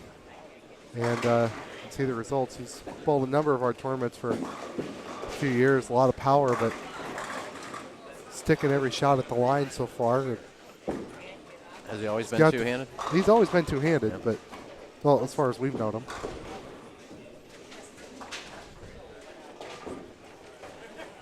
Not everybody picks it up as a 4-year-old like Valenta or somebody, but Yeah. Belmonte ever bowl one-handed, or has he always been that way? Yeah, he did like as a promotional thing, and he actually struck. I mean, remember seeing the video. when he Not first as- started bowling, Oh, I don't know. That's whenever that was. I No, he don't know. said he's always done that because he started as a kid. He couldn't, the balls were too heavy, so he just started doing it two-handed. I asked him one time, I said, if you had a bowl, say you bowled league one night and you bowled one-handed, what would you do? He goes, I wouldn't average a deuce. Now, I found that hard to believe that as talented as he is, if he had to use one hand. But he said, I wouldn't average deuce if I only used one hand.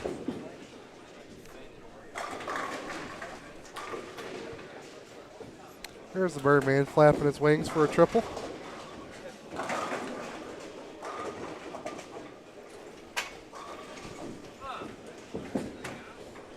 Tell you what, Matt, on this pair in front of us, 13 or 14, it's either been all or nothing. or nothing. You got that We right. haven't seen a lot of 440s. It's 4-0 or it's 5-10.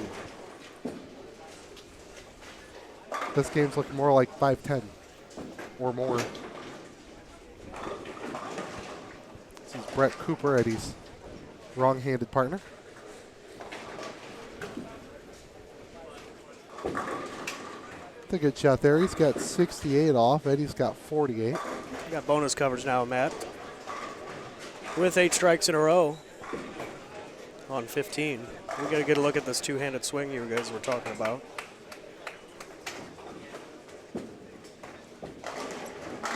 Oh my God. Oh, wow. Don't throw it so good next time. Yeah, really. Yeah, there's a solid 8, then there's a solid 8.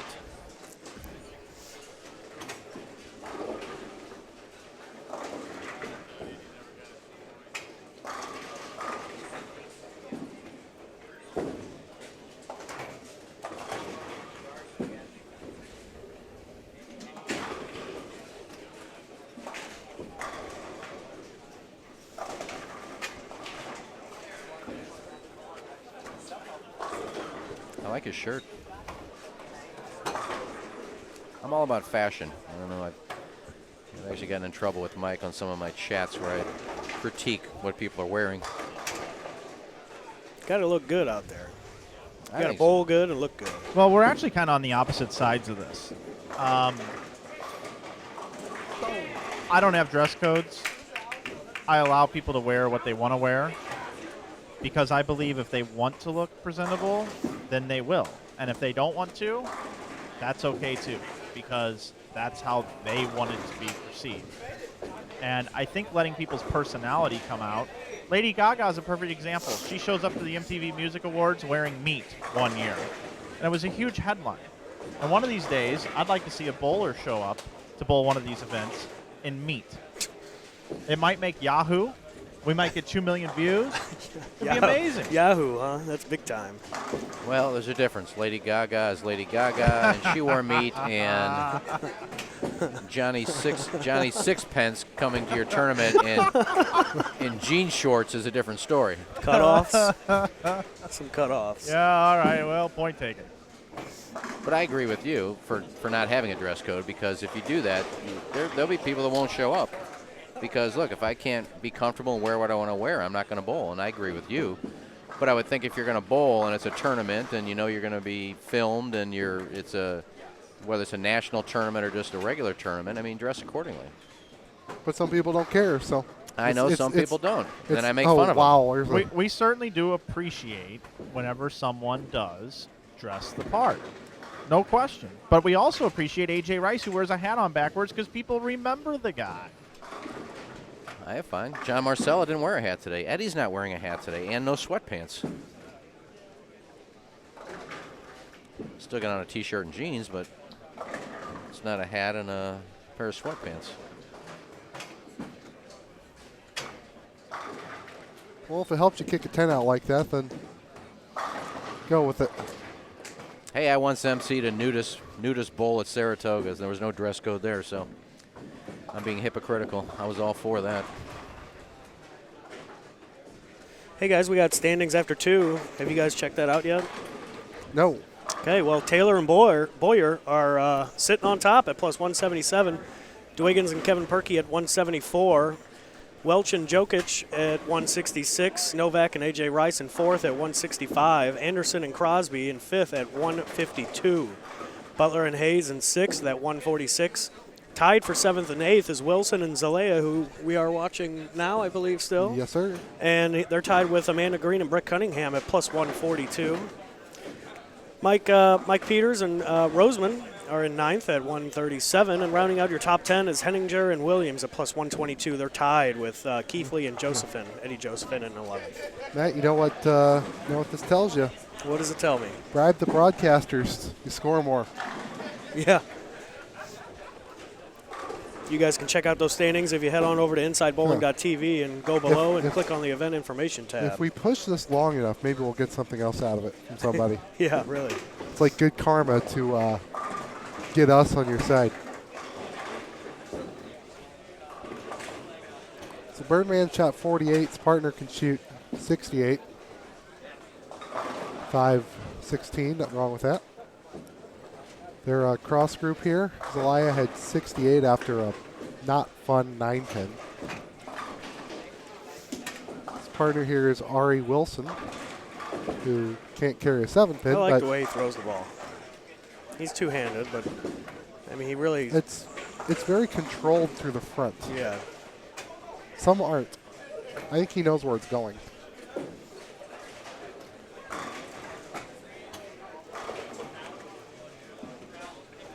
It's just such a different style that first you got to learn how to do it, and then you got to figure out what to do with it. Seems like he's got that part figured out just by the way he bowls. Even like Belmonte, when he first started making shows, he was still falling off every shot. He was kind of spraying a little bit, but the raw power he generated was just so much. And then he got better, and now he wins every other major. Yeah, and you look at Ari here, it's like he's really throwing both of his arms and upper body into a whole like whipping motion that it's not done more with his right hand and his fingers. It's like a whole body motion. We'll get one more look at Ari before he moves pairs right here on lane 14. Makes it tough to squeeze it when you're not really doing much. Yeah, and with your fingers. With your fingers. Burton Cooper, a nice 5-13 there. There we go.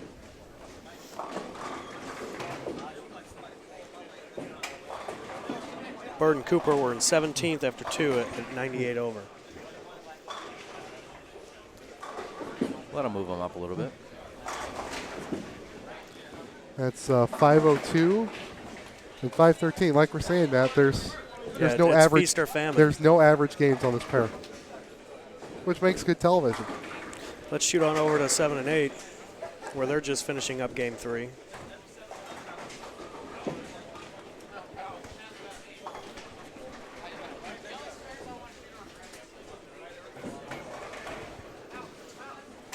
Scott Levy picked the 2-8-10 backup ball. You guys probably caught that on the right side of your screen there on lane 10. You say they're skipping 3 pairs? Yeah, about. I was actually corrected by Father John in the chat. So the way it's set up is that everybody bowls 2 games, or even number of games, 2 games in each quarter of the house. I think is how it is. Okay. I'm just trying to figure out if we get Amanda and Brett on our pair here, if they're skipping 3. Yeah. We usually get whoever's on 5 and 6, but not always. Okay. This is only game 3, so I think we do. Here's bonus coverage here on lane 11 and 12 of Scott Hunick going after a 10-pin and converting. It's very patriotic today. Just said a not patriotic word to me, but that's all right. I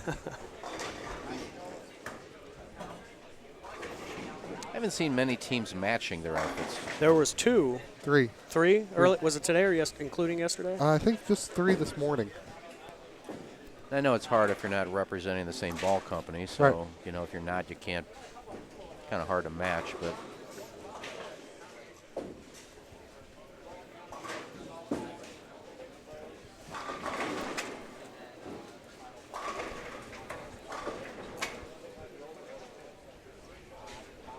Vinny Giamando here has got a nice game going. 4-bagger, spare, double. Make it a triple.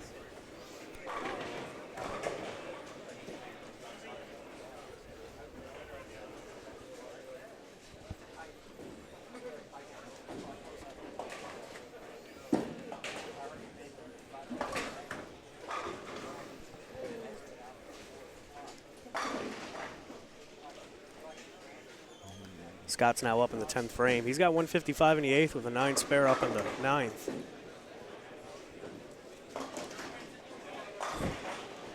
Ouch. Scott, another one on our Thursday night league out of St. Charles, the major city.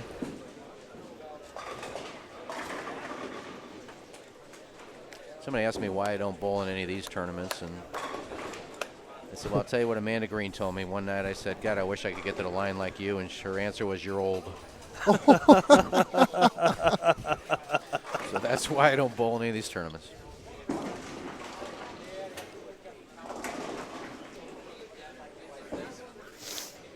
Scott's going for the 3, 6, 7, 9, 10 this time.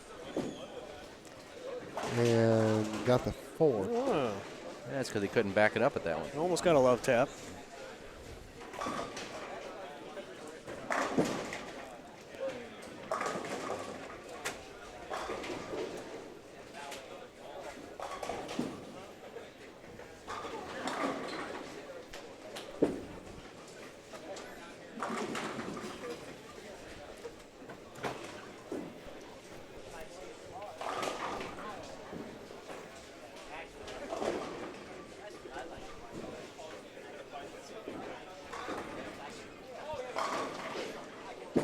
Yeah, Todd having a nice game.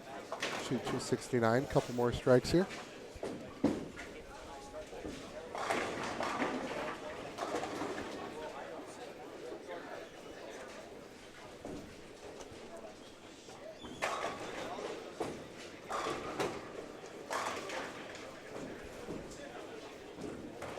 Here's a look at Derek Matson. Asked him how many rhinos he had in his bag today. He says he's got 2 teals and a new gold rhino. Seen him win tournaments with nothing but teal rhinos. I know you guys, this is sold out. Correct. Have you thought about going, 3 teams to a pair and then adding more bowlers? I know this goes really quick, but well, last year we did 3 teams on a pair, 3 squads at Redbird. So that left 108 teams. So this is 128, and we still sold out. yeah. Obviously, if you put 3 teams on a pair, then the squads would become even longer, and doing 4 squads would be tricky. Yeah, that'd be true. Unless people want to do a midnight squad. And A midnight. we Wait, might what not did I be just here. walk into? Well, Iggy brought up the question if we, with the waiting list of this tournament, do we want to do more teams? I'm like, well, if we did 4 squads, we're getting attacked up here. Scott Hunix is throwing stuff at us and trying to pawn it off on somebody else.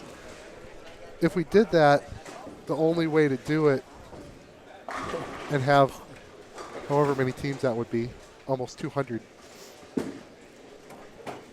Yeah, it would take longer. It would take forever. Probably have to add another squad, but if you put 3 teams on a pair Right. as opposed to 2, Right. obviously it's going to take a little bit longer, but you could add more teams. But you guys sell out every year, so no matter what you would do, you would sell Right. out. You could always run a. I mean, you probably could have done 160 teams if you wanted to. Well, we were just talking back there on the concourse, Daniel, Jerry, and myself, about this event. And if you took re-entries or even just original teams, we were thinking that we could get to 200 teams pretty easily if we had more lane beds or if we wanted to work around the clock. I truly believe we could have a midnight squad. I don't know if we'd fill 32 lanes, but we'd have at least 24 teams. And you're right, Iggy. You could put more on a pair very easily. You could also do a Sunday morning squad and just skip that morning semis and just go straight to the top 12. Many, many different options you could do. Yeah, and I'm sure you get feedback from the bowlers too on, how did we do? What could we do different? What would you like to see different next year? And, take all that into consideration.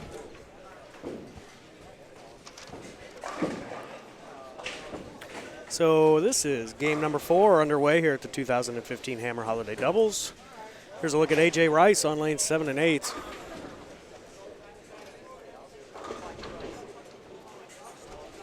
A.J.'s bowling with Steve Novak, and crossing with him is Chris Taylor and Jeremy Boyer.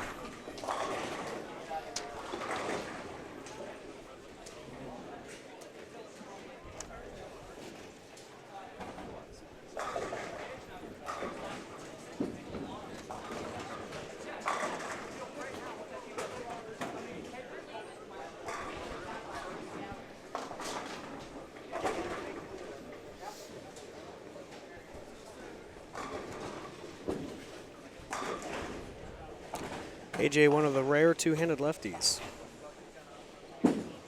that throws single-handed at his spares.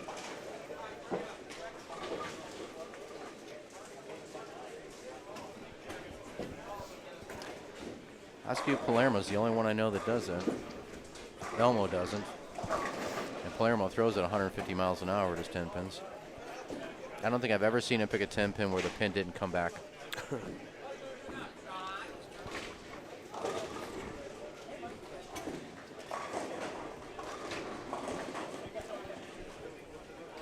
Taylor and Boyer, watching now on your screen, are the tournament leaders after 2. AJ Rice and Novak are in 4th, so here's the top of the leaderboard here on 7 and 8 for game 4. Now let's keep an eye on Chris when we get down to like game 7 and 8, because like I said, what he's been talking about lately is he's bowling so well, but when he gets to those last couple of games in whatever tournament he's bowling in, he said, I'm just not finishing the deal. Yeah, getting fried out a little bit. And there's Chris now, coming in light, not getting the carry, not happy with the result.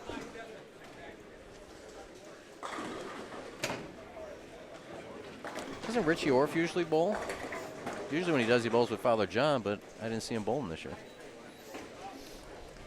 Yeah, Rich isn't bowling because he just doesn't feel like he's bowling sharp enough these days. The shop's really, really busy. He just took over purchasing the shop from his father. Yeah.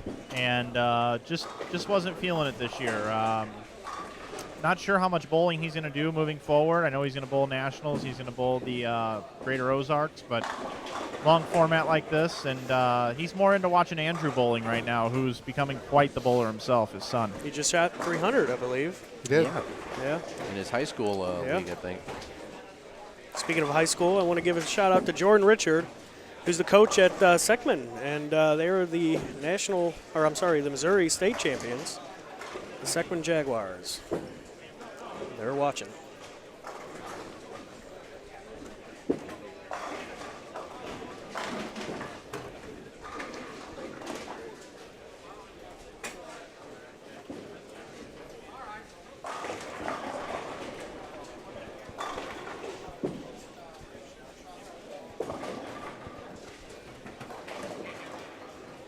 Yeah, you talk about some great bowling families in St. Louis. Everybody thinks of the Webbers, but don't forget the Orffs. No. They've done some things. The Budweiser team comes to mind. From Ray to his kids, Richie and Stevie, and then Richie's kids. Nice lineage.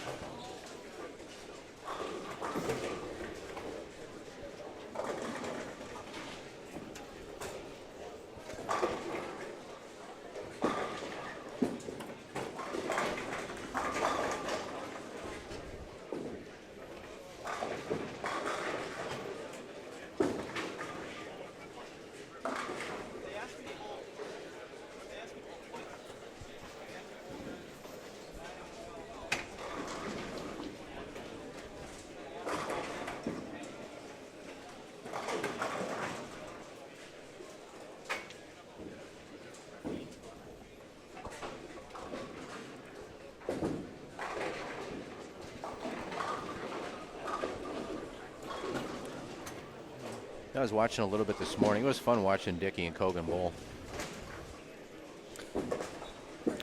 Yeah, fun. Yeah, it was. And Dupree had a good game there, 300. Right after George had 98. Yeah. It's like, this is how you finish, buddy. They traveled a little bit, didn't they? Yeah, Dupree's from Oakland or San Francisco. Yeah. And George is from Ohio. I think so. Yeah. So that's a lot of moving. So we do get a Brandon, Amanda, and Brett on 11 and 12. So they'll just be out of camera range to your left. We do have bonus coverage of them.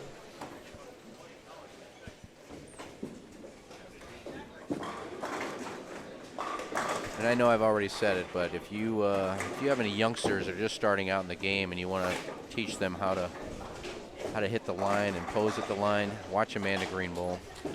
Yeah, no kidding. You can learn so much from her. I thought you were going to say A.J. Rice. Yeah. This is how you're not technically supposed to do it, but it works. So see, I can just not move and look right over Matt. Sorry, Matt. That's fine with me. I'm used to being short and getting the short jokes.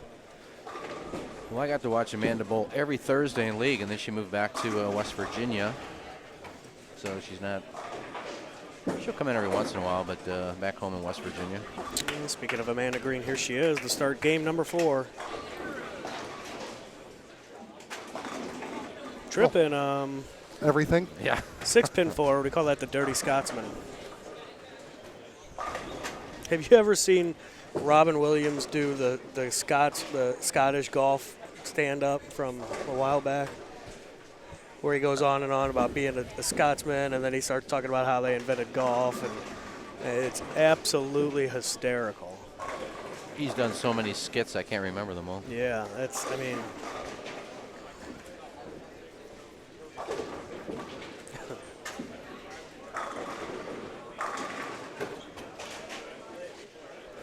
Brett and Amanda are crossing with Kurt Thompson. Yep, He's and bowling with Mike Mike Sapolis. Call him St. Louis Kurt, even though there are more Kurts. He just shot his 60th 300 game. Yes, he did. Thursday night, he bowls on my Thursday night PBA Rejects team. PBA rejects. Yeah. Is that Show Me's? Yeah, show me. Yeah.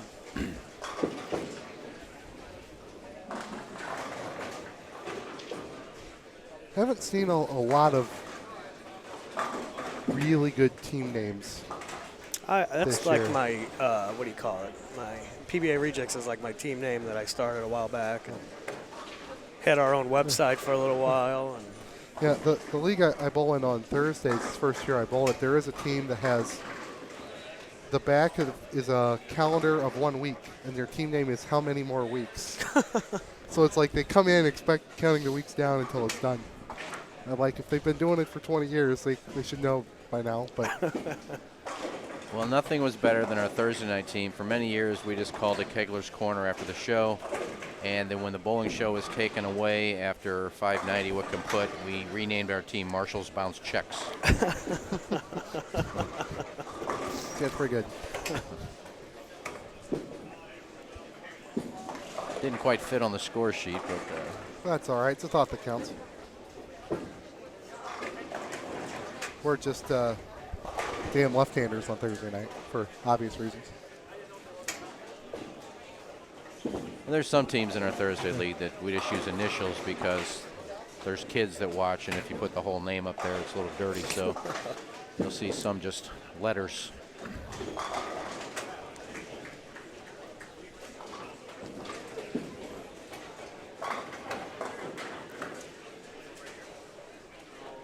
Well, Amanda struck, tripping the Greek church, and Brett just let a smash 10.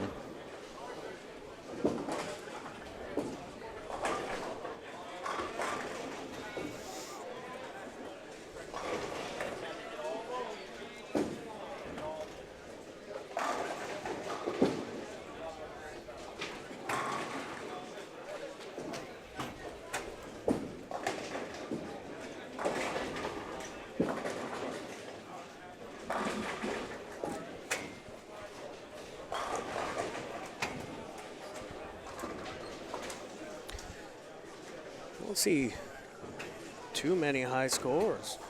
There's a couple good games on 15 and 16, and they're just getting underway on 13 and 14. And my eyes aren't good enough to see anything higher than that.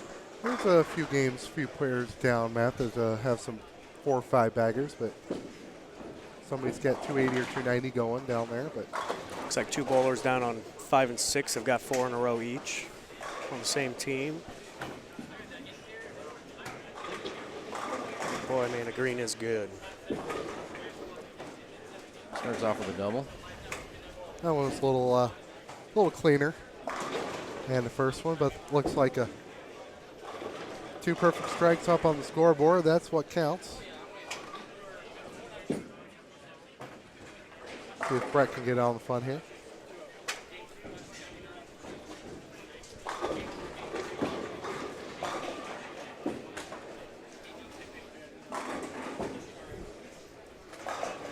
It's always fun, too, when you come out to these tournaments, especially if you're just an avid bowler and you like watching good bowling, just to see all the different equipment and the different balls. And there's so much good equipment out there now, and I know Evanite puts out so much good equipment, but just to come out and see the different balls, and you can take a look at the reactions and different things like that, and even talk to some of these guys. What are you using? Why are you using it? And you can learn a lot just coming out here and watching and talking.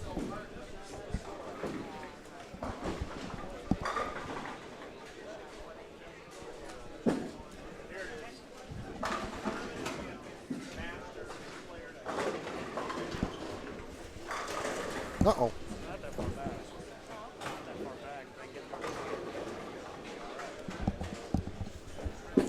Marvin Hale on 13. He's bowled a fair number of IB events.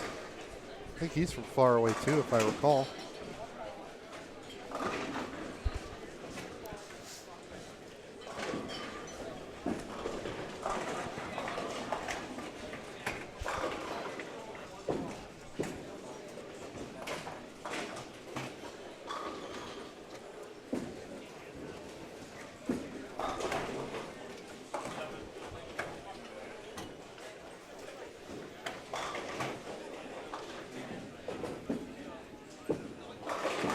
You got it. Textbook for Brett Cunningham. I almost called that. I almost said he's going to pick this. I don't know why I didn't.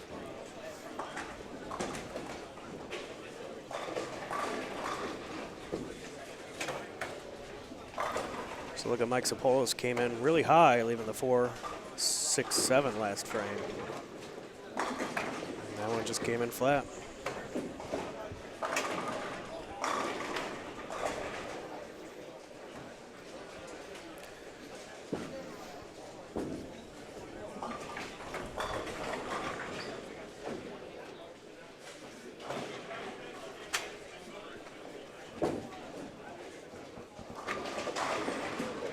Difference here. We got 15 and 16. They're already in the 9th frame. We've got 11 and 12 in their 2nd frame. Saw that this morning as yeah, well. Yeah, we did. Especially right about this time. There was a period of time where there was no bowling from like 5 through 11 or 12.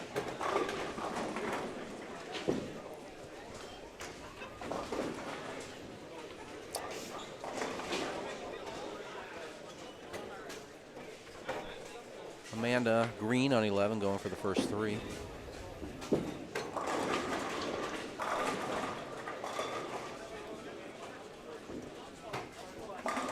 Boy, she liked that shot.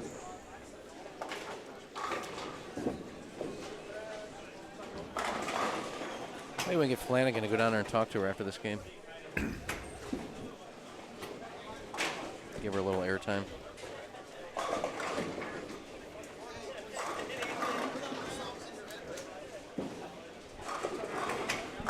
If you want to get a close-up of Amanda Green throwing a strike, you can head out to our Instagram account, our Facebook page, or our Twitter account at Inside Bowling. And I took a nice video of her and posted it about a half hour ago of her delivering a strike down on lane number 4.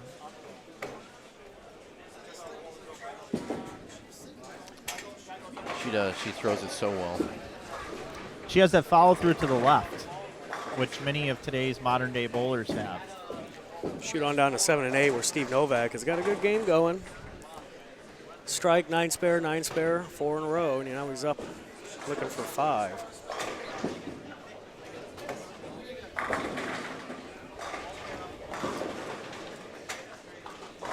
How's Taylor's team doing on there? I know they've been bowling well after 3. Well, I've got a standings update now after game number 3, updated just about a minute ago. Steve Novak and A.J. Rice lead at plus 246, 2 pins behind Wilson and Zelaya.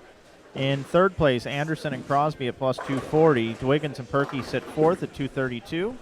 In fifth is Welch and Jokic at plus 228. Sixth, Henninger and Williams at plus 226.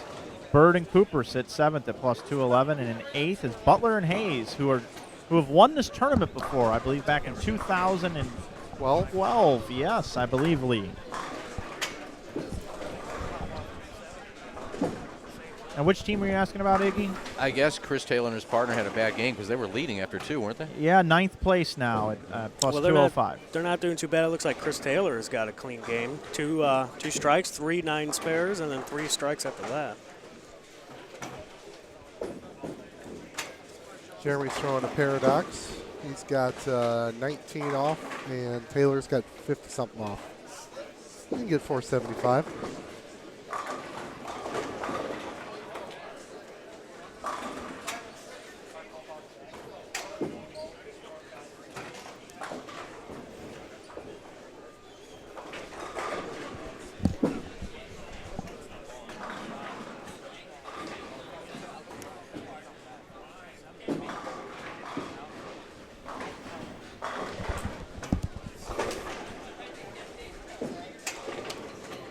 Here's a look at Chris Taylor now.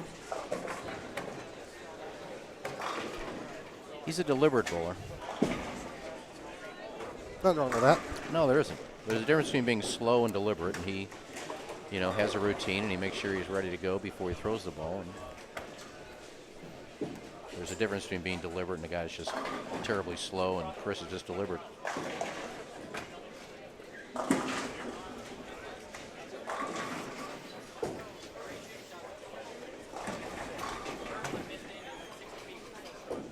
It's one thing when you play that line, if you just get a little too much speed, where if you play a little bit deeper and you hook the ball, you have a little bit of room outside to open up the area, but Chris likes to play just straight down and in, and if he goes a little bit wide and throws it too hard, that's what happens. He'll leave a lot of buckets, a lot of 2-8-10s. Really nice shot for Brett Cunningham there.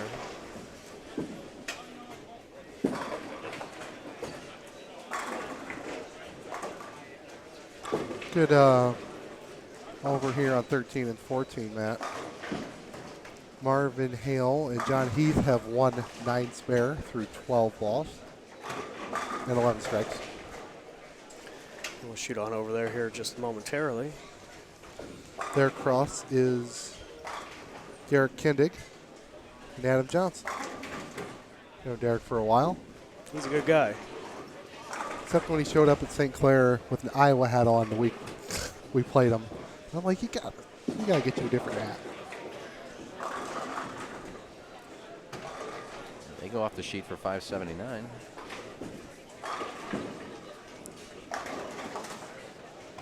We haven't had a lot of big scores by teams, have we?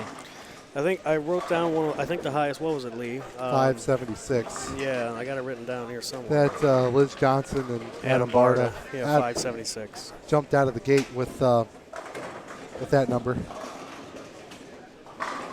Yeah, you would think with as many 300s as you had in the morning squad that there'd been a couple of guys that would gone along with their teammate and shot at 250, 260, 270. You would think, but we really didn't see that. Lots of games like you were talking about earlier with, team would shoot 499 and it was 299, 200. Yeah. Did you guys touch on Barta and Johnson with 576 out of the gate? We did, Mike Flanagan.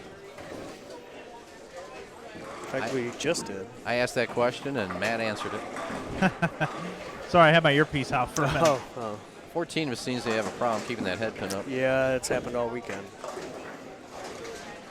And they rack 13. Yeah, just go ahead and throw. You don't need the head pin. She gets a throw at it, and if you get a strike, you keep the strike, and if not, it just doesn't count. Do-over. You got to come in really light.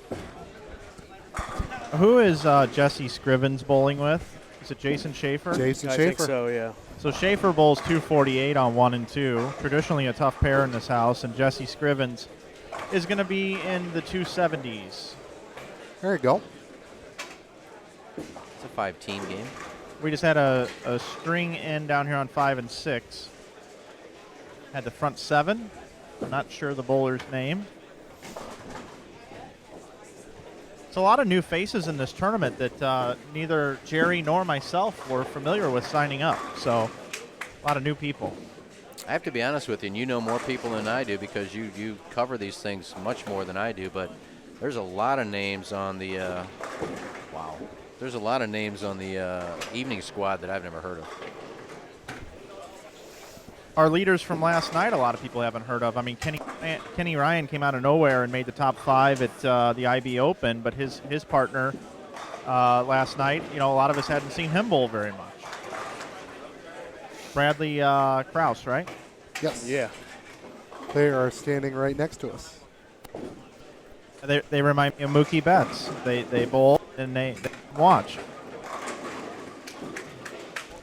Well, they knew I was in the booth this morning, so they came out to stand next to us. Just kidding. I guarantee you there's not 2 people in this bowling center know who I am. Well, we do. Not counting you guys. Not counting you 3. I should say people not bowling. Obviously people bowling do, but people in the paddock don't.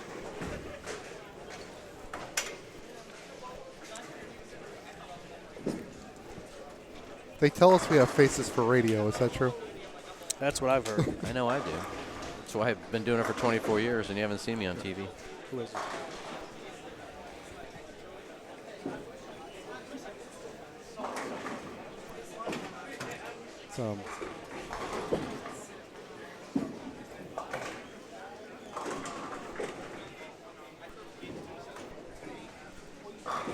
Can you guys hear me right now? I can. I'm behind 27 and 28. And I don't know if we've talked about this young man, but, Jacob Kent is bowling in this tournament, which is Doug Kent's son. Jacob Kent is one hell of a bowler. He and his partner, Ben Pollardy, right now. That's not too shabby either. They're bowling a hell of a game. They are. We lost you, Mike. Yeah, they're bowling a hell of a game right now. Jacob had 257, and now Ben's up second shot in the 10th, possible 279. So they're already at 506. They can get to about 540. So Marvin Hale now is up on the screen, 13. He's got 279 max score. His partner John Heath has got the first 8.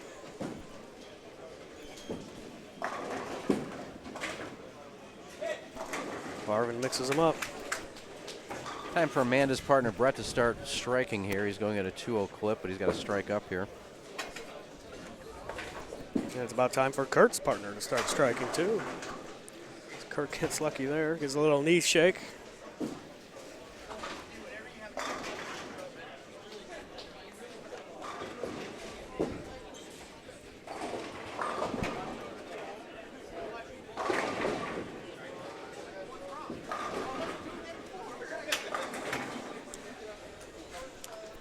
Here's a double for Brett Cunningham. 535 for Pollardy and Kent. That's not too shabby, Mike. Not too shabby at all. Where were they after 3 games, Matt? Hold on, I want to make sure I don't miss this transition.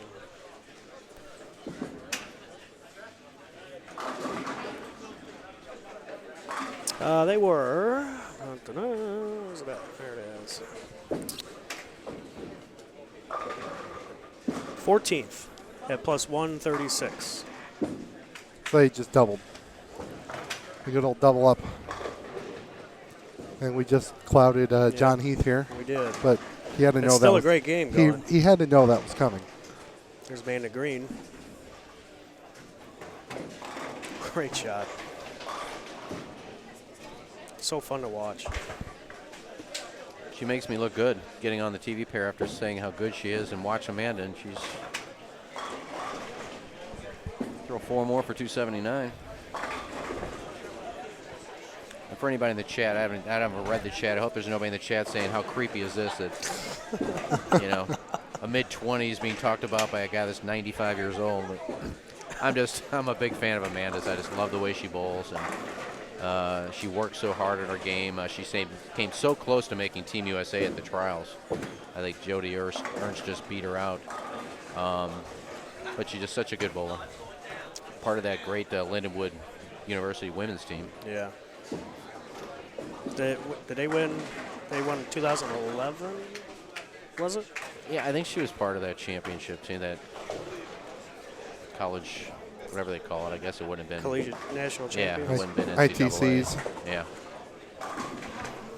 Marvin with a nice strike. Keep his 279 alive.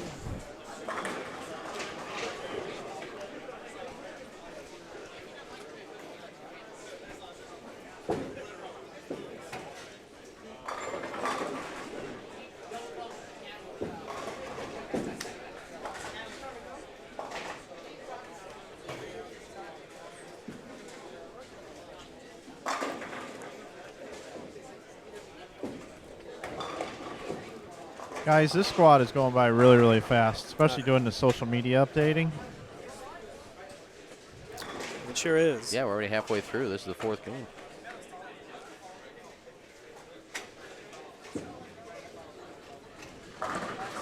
We do have a chance on 13 and 14. They could pass Liz and Barta, couldn't they? If they both strike out for 79-79. They might be able to. That would be, what, 58? Now, they had 76. No, well, then maybe not. They each slacked off for one frame. How dare they? So we're watching, right now we're on 13 and 14, right, Matt? Yes. So this guy, John Heath, right here, I don't know how much you guys know about him, but I met John about 5 years ago bowling TMBA tournaments. He bowls the Reed Hawthorne every year. TMBA, another great tournament organization sponsored by Hammer.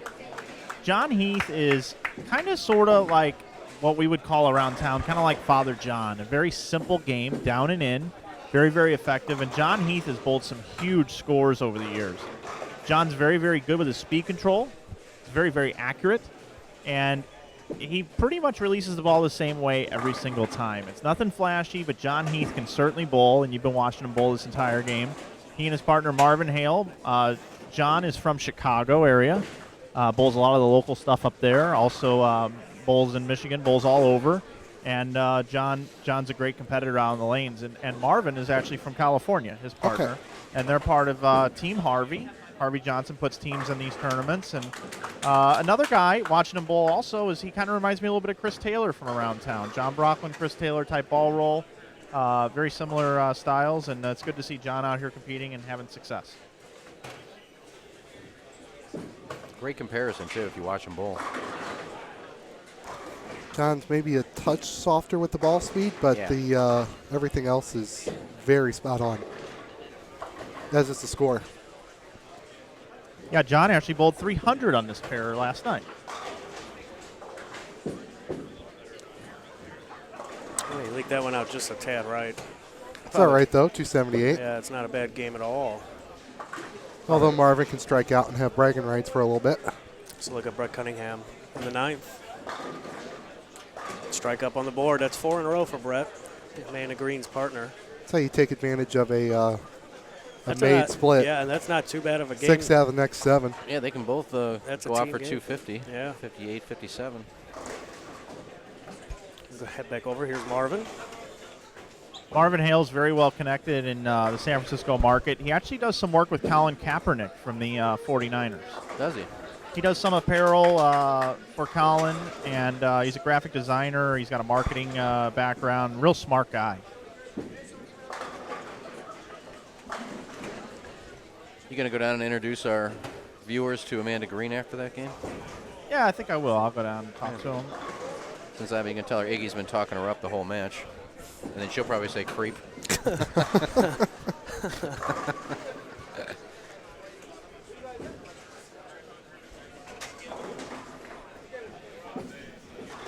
Yeah, they were 186 over coming into this game. We want to see the bowlers get to 520 or so. Is a good number to be at. Hey, John, nice game, buddy. Oh, thank you. John, what are we doing out there? What's your plan of attack? to stand up because I've already fallen twice. Uh-oh. I'm sorry, yes. I'm just playing them direct. I'm keeping my angle straight, keeping the ball on line. That's pretty much it. And obviously it worked that game. Well, we thought Marvin was going to beat you with 279, but you're going to get the best of him. You guys got any side bets each game? No, we really don't, but I guess we should start doing it now. All right, John, well, good luck, man. Thank you very much. Thank you. Thank you very much, John says.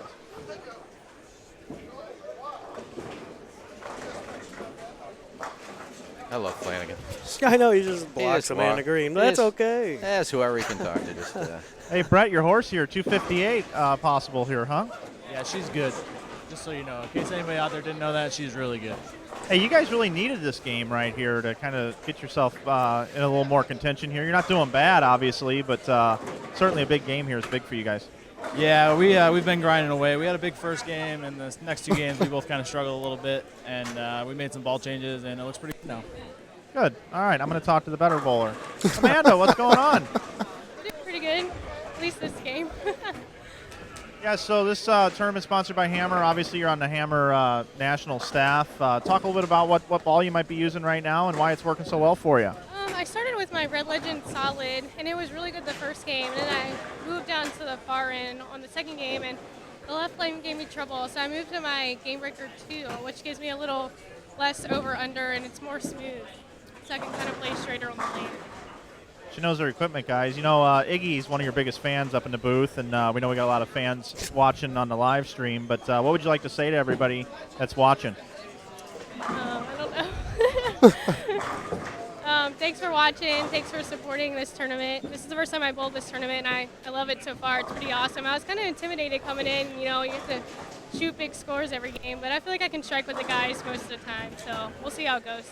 Well, my final thought for you is I would love to see nothing more than the position round last game tomorrow afternoon, and there's a guy and a girl tandem, as in Adam Barta and Liz Johnson, facing off in a 30-pin match, and the winner basically is going to win the tournament. It's you and Cunningham. How would that feel? That would be awesome. That'd be the perfect setup. I think you got something for LJ too. I think you can beat LJ, but I don't think Cunningham can beat Barta. I don't know. We actually bowled with him in a mixed doubles tournament in New York like a month or two ago, and we were first and second the whole time battling. So it was awesome. Who came out on top? Adam and Liz. Oh, so they got one coming to them. We actually had him beat until the very last game, and then we made a couple bad mistakes, me and Brett did, and they snapped us off. So, but it was still fun to bowl with them. All right, thanks, Amanda. Thank you. She's even talking like Cunningham. Snapped him off. I think as long as she finishes in front of Kyle, she'll be all right. No, that's true, too. Yeah, when's Amanda's partner going to do anything? 258 to potentially 257 here. We got to get Cunningham unleashed here. Well, you know he's good enough to do it at any time. I just like give him trouble. Building just got really full, or the booth just got really full. I can't tell the difference. I think it's just around here. Yeah, well, that's because they heard that Iggy's here. Oh, you're good right now, Andrew. They want a glimpse of him. I told you. Well, there's not much to look at, folks. So how many games we got in the books now? We got 4 in the books. Yeah, that's 4 in the books. Heading into game number 5. We shoot down to 7 and 8 where they're underway. Well, they just finished their 4th game on 11 and 12. There's probably teams down there that are on the 9th frame of the 5th game. Yeah. Hey, Matt, we got anything going on in the chat? I'd like to keep an eye on the chat a little bit. I had to ban some users, and I got some text messages from friends about it. So. Oh, well, that's not good. Anybody call me a creep yet? No, not yet. They want to know how Jolie Dolans is doing with Johnny Reinheimer. They're down on 3 and 4. Okay. Just starting a game, so not much to report on there. It looks like we're going to get, Kevin Perkey and Jerry Dwiggins in our field of view. And then, let's see here. Who's moving to our bonus coverage pair? Looks like Jeff Peters and his partner. Mike Peters. Oh, Mike Peters. He usually bolts with Jeff Carter, Matt, so I don't confused. Well, I don't blame you for that. Every time I hear it, I think of Mike Jeff Peters and Jeff Carter from here. There used to be an entertainment reporter that was on the Stephen DC show called Jimmy Carter. And I used to enjoy his segments. Do you know I did sports on the Stephen DC show for a short period of time? Did you really? Really? They had a reunion show recently on Kelly Mano's show. Yeah, they asked me to come out, and I couldn't make it. But yeah, when Rick Wallace took a leave of absence for a little bit and asked me to do their sports, and Rick was more bolsterous. And the first day I did it, Steve said, "God, this is so boring. Play some very mellow violin music under Iggy Sports." So I became the mellow sports guy. Man, those guys, I remember back in the day, it was so much fun listening to them. Yeah, they did some outrageous things that basically made Courtney Landrum go from their show to the Phillips and Wall show. Oh, we almost had a 7-10 picked on 16. We almost did.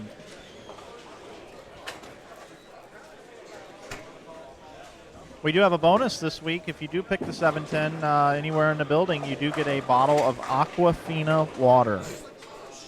Okay. Boy. Well, you've given away enough water bottles to go with that. So Yeah, that's some incentive.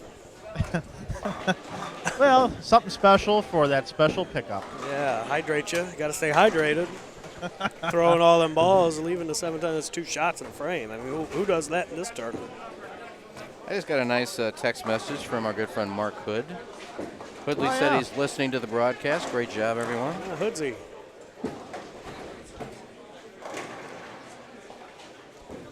So this, who we got down on 7 and 8? I don't know. Is that? No, it's not. I'm unsure, Lee. Looks like Barnwell. That's where you look on the sheet. Hey guys, I'm actually here with a good friend, a blast from the past. We used to bowl HOIYCs, Heart of Illinois Youth Classics together, some of the greater Iowa Junior Bowling Tours. Andy Stone, and Andy's bowling on 7 and 8. Andy, who's your partner, and where are you guys coming from these days? I'm bowling with Tom Barnwell. He's out of Peoria, and I'm still blowing out of Bloomington. And we got a little work cut out for us after the first 4. All right, man, we'll go get him. Pheasant Lanes, I believe, is where Andy bowls. So there's one half of your doubles team down here, and I'll get the scoop on the other team. And bring me a soda on your way back, too. You're down there by the snack bar. And a pizza. Peter Lee and Robert Reck.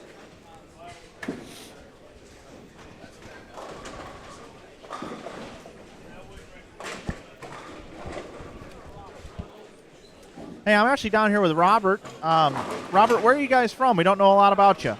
Biloxi, Mississippi. Oh, down with...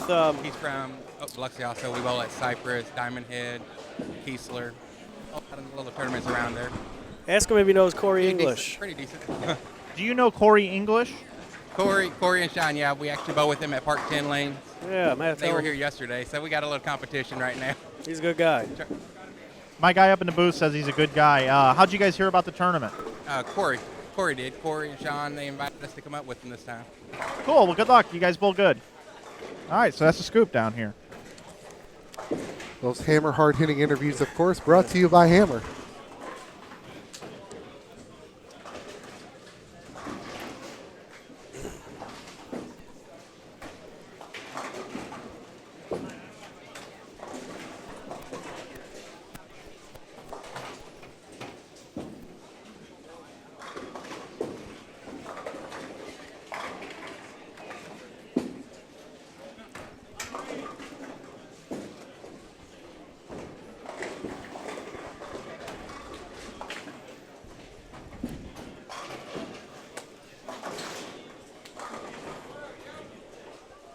Shoot on over to our bonus pair coverage of 11 and 12.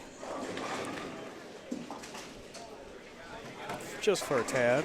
And we have Kevin Perky. Oh, no, I'm sorry. Jason Schaefer. Jason Schaefer. Mike Peters is on this pair as well.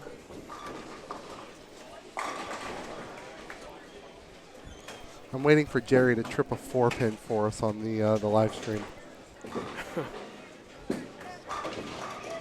Jerry Trip Ford Wiggins. All right, hey, I'm taking a drink order from the snack bar for you guys in the booth. What is it you want?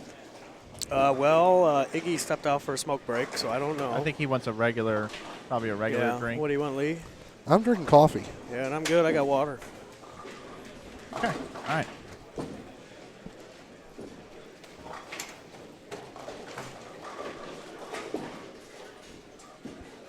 Thanks, though, Mike. Thanks. Why don't you interview the snack bar there, Mike? Let's see how they're doing. Yeah, the guys are feeding everybody here at the tournament. They gotta be tired working hard today, huh? No, I guess not. Thanks, Mike. We'll see how it plays out. Back to you, Mike. Back to you, Lee.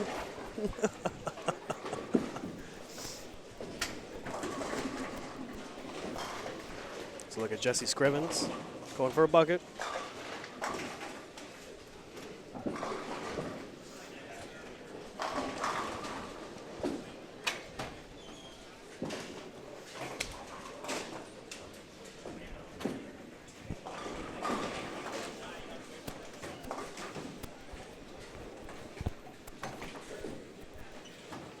So we have a question in the chat here, Lee. Ebonite Kid 15 wants to know who our pick to win is. What do you got? If you want to look at a standing sheet, I can provide that for you. Okay. What do you want? Do you want A and B or do you want C squad here? Give me the A and B combined. And I'm telling you what, if you pick my pick, I have a hard. Walking out. Don't do it. Well, who? No, go ahead. Get out of here, Ricky. That's who I'm. Get out of here. From the way I know Kenny Ryan and Brad Krause bowled last night, and the experience those kids have at such a young age, if they get hot tomorrow, watch out. Yep.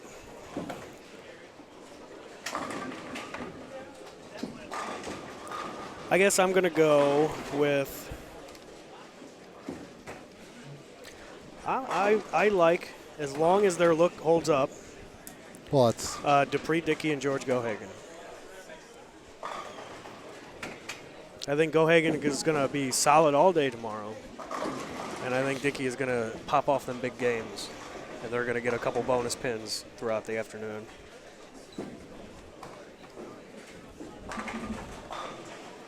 Mike, do you got a pick to win over there?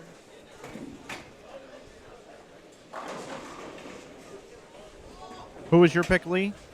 I went with the gentlemen that are standing about 4 feet to your right. Ryan and Krause.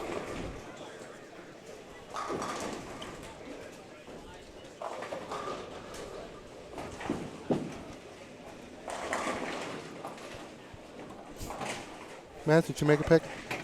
Yeah, I picked Gohagen and, that's and right. Dupree.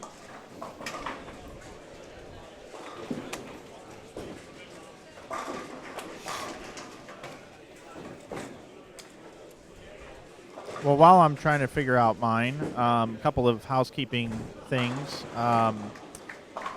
First of all, on your event information tabs on InsideBowling.com, you can see the B squad individual is now posted, but I don't see the A squad individual anymore, so I got to get on that. But C squad is also updated after game number 4. Jason Schaefer and Jesse Scrivens are your new leaders at plus 329. Eddie Bird and Brett Cooper now sit second at plus 327. And third, Anderson and Crosby at plus 319. And fourth, Novak and Rice at 308. Fifth, Dwiggins and Perky at 306.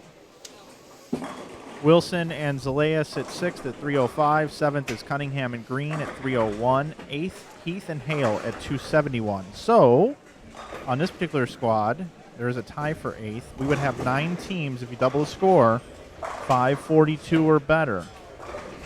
And we thought the squad might be a little bit lower scoring. If you take a look at your combined right now, combined standings, right now 542 is 13th without this squad. So the 540s number is a safe number, I believe. It seems, too, this squad, there's not as many really big games, but there's more consistent games in the 230s, 240s, 250s. I agree with that. But as you say it, down on, what is that, 17 and 18, there's 6 in a row. I guess that's not that much. Yeah. Is it Chris Taylor? Chris Taylor yeah, has the front six, and Jeremy Boyer, bless his heart, needs a strike. Yeah, he got it there. Or no, he didn't. No, he didn't. I just was looking at the wrong spot.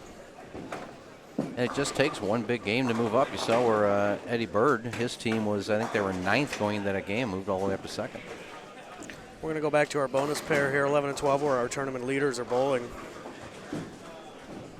And bowling well, I might add. Yes, they are. Look at Mike Peters. Give it a little twist. Ha! Sorry, Lee. Sorry, everyone. Hurt everybody's ears. You're on 30-second probation. All right. 1, 2, 3, 30. Okay. That'll give me time to go to the bathroom.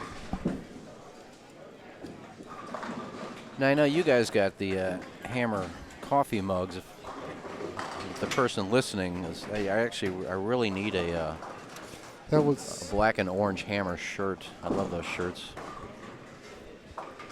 I'm in radio. I beg. That's what I do. A couple nights ago, we were on the air, and I begged for a pizza. Somebody brought by a pizza. There you go. All you got to do is beg. Got this shirt once because it was Blues colors. But then someone told me it looks like Michigan colors, and I think they're more right than the Blues. Now I don't know about that. I don't know. I was never a Michigan fan, but I'm a big Harbaugh fan, so I root for Michigan now. I love all these social media stats that come up. I'm on the Twitter account for Inside Bowling right now, where I just posted the Game 4 standings, and it says, your tweets have earned 18,561 impressions over the last 24 hours. That's good. I guess. I'm just sitting here reading it. I like it how it just comes up and just tells me this. I don't know what impression is, but 18,000 is pretty good. Hell, I've got almost 1,500 followers, and I never tweet. I don't know who's following me. I don't do anything. They're just waiting for me to put something up, I guess.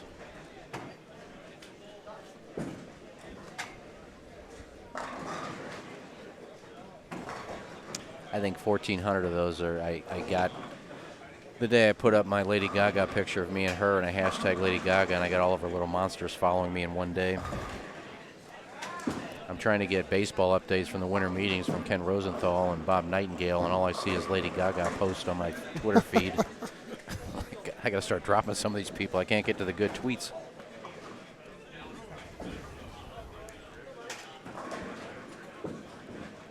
It says here the Cardinals have had trade talks with Tampa Bay about Highlands High School graduate Jake Odorizzi. Wow. A good lefty. Is it wow. left-handed, I think? Is he right-handed? He's right-handed. I'll tell you what, if we got Odorizzi, that would be, he's really good. He's really good. I actually just traded him in my fantasy baseball league. Just traded him? Yeah. Why? The league hasn't. Well, still 4 months from baseball starting. You did a draft already? No, it's or a is keeper it a keeper league. league? Yeah, Okay. it's a keeper league. I traded Odorizzi, who I drafted last year, for $3 for Anthony Rizzo, who's going to cost $28 this year. Rizzo's about a $40 player. Odorizzi, if he went to draft, probably about a $12 player. I do a much better job at drafting pitching, so I'm trading away all my pitching to acquire bargain offense. I also traded Jacob deGrom, who I had for $25, along with Tanaka for $13. I traded those two for Todd Frazier, but Frazier's only going to cost me $6 this year. Wow. Well, if you're going to talk to Tampa Bay, I'd just assume they would be in trade talks for Chris Archer. Yeah, no kidding. I think he's one of the best young pitchers in baseball. See, mine, we can only keep 5. I'm down to 6, and one of them is new Pro Bowler Mookie Betts. I want to keep him. I don't know if I got a spot for him. That's the hard part. He's a good guy. He's going to get you some points with runs and. Right. He's a 20-20 guy. Yeah. Very easily. He'll get you the occasional home run. He'll steal a base. He'll score runs. those of you that are watching on YouTube and you're not on our InsideBowling.com page, I suggest you go over there, click on the streaming link at the top, InsideBowling.com. Then go down below. You'll see our feed is embedded with no chat, but you can go down below that and click on the event information tabs and see all the scores, find out how your favorite bowler is doing in this event. And what other bowling event are you going to get baseball talk to? Fantasy baseball. Oh, league. yeah. Tell me about it. I wish I could remember everybody and have the audience help me decide who to cut. Well, I was in that's for Jose Fernandez and George Springer and Noah Syndergaard and two other guys. Well, since I got kicked out of the Inside STL League by Joe Pelusi last year, after winning the first year, and then he screwed me last year, and I trashed him on the air, and I trashed him on Facebook, and he kicked me out of the league. So the morning after fan page asked me to be in their league, which I won. I went 25-1. That's good. And 3 of the 13 people have paid. Oh. Bunch of deadbeats on that page.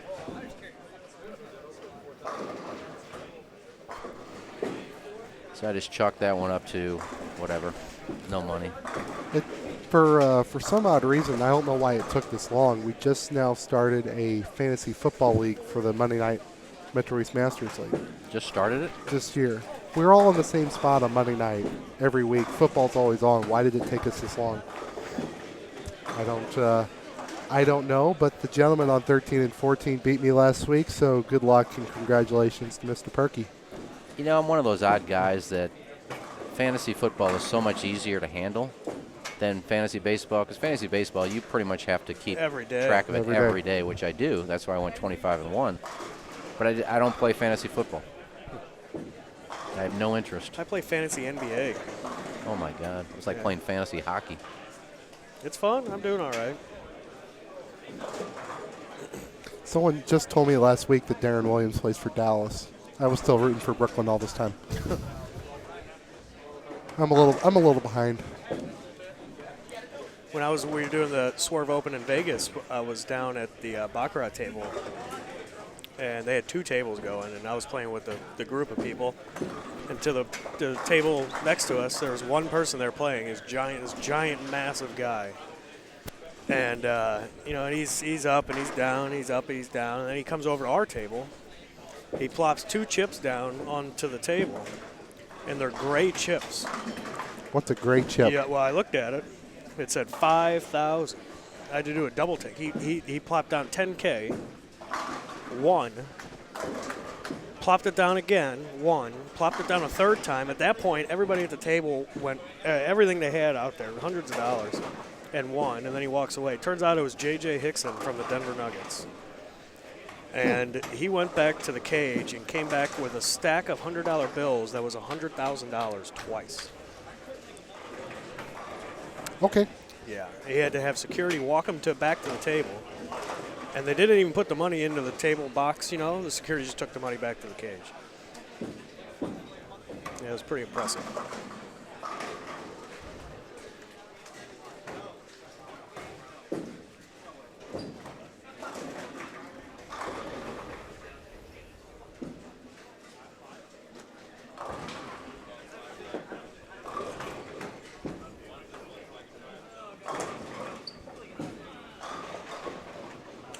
So Jason Schaefer and Jesse Scriven, that's quite the game. Here's Jesse on lane 12, Matt. He's got 2, change the math. 48 left, I think. Yeah, strikes bare for 2 for her. 48, and Schaefer's got 58. They are the tournament leaders for the squad leaders.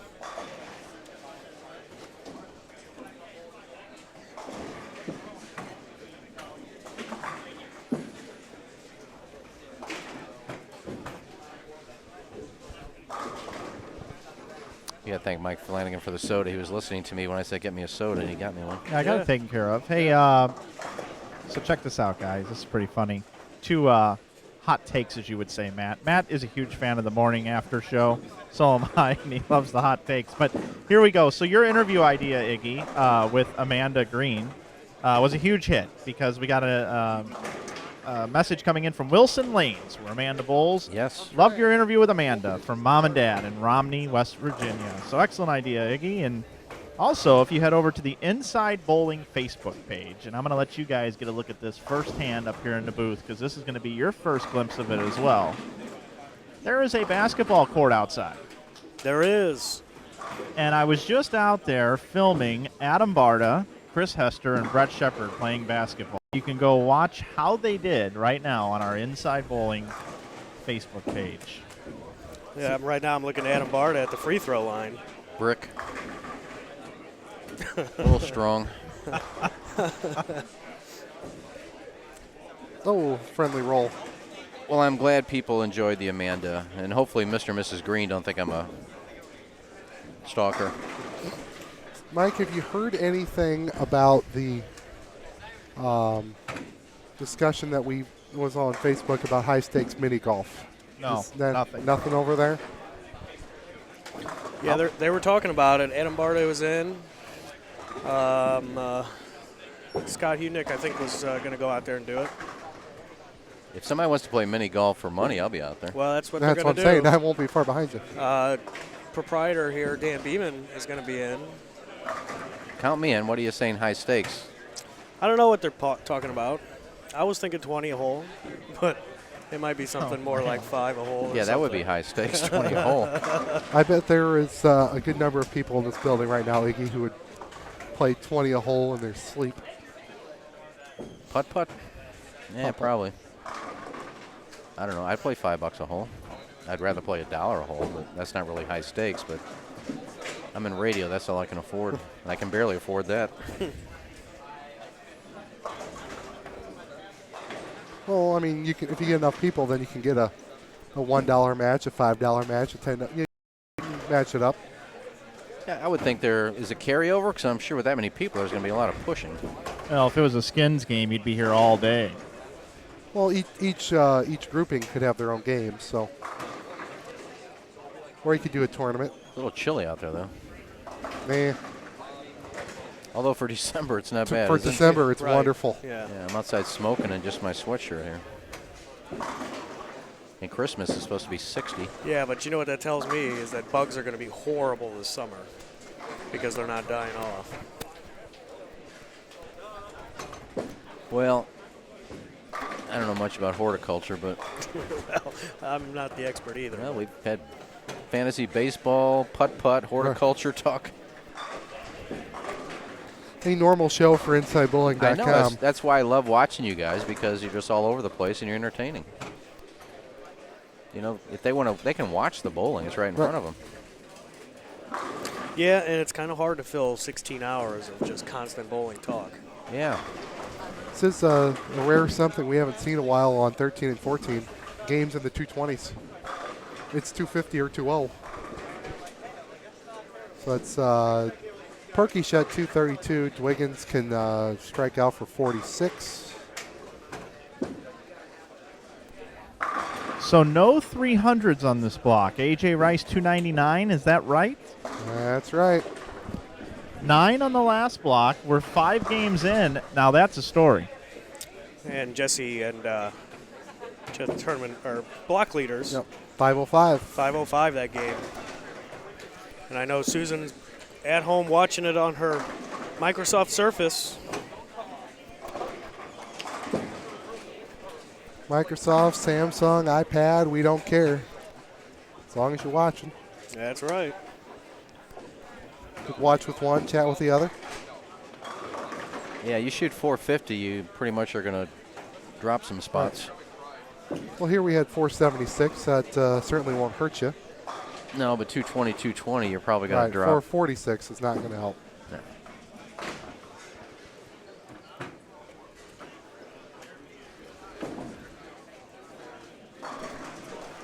And if you guys want, because you've watched, you've been out here covering the other 2 squads before this, maybe when we get through 5 or 6 games, kind of look at the scores and see maybe some of those guys from A squad who are still up there. Are they going to be on the bubble with 1 squad to go? How they look?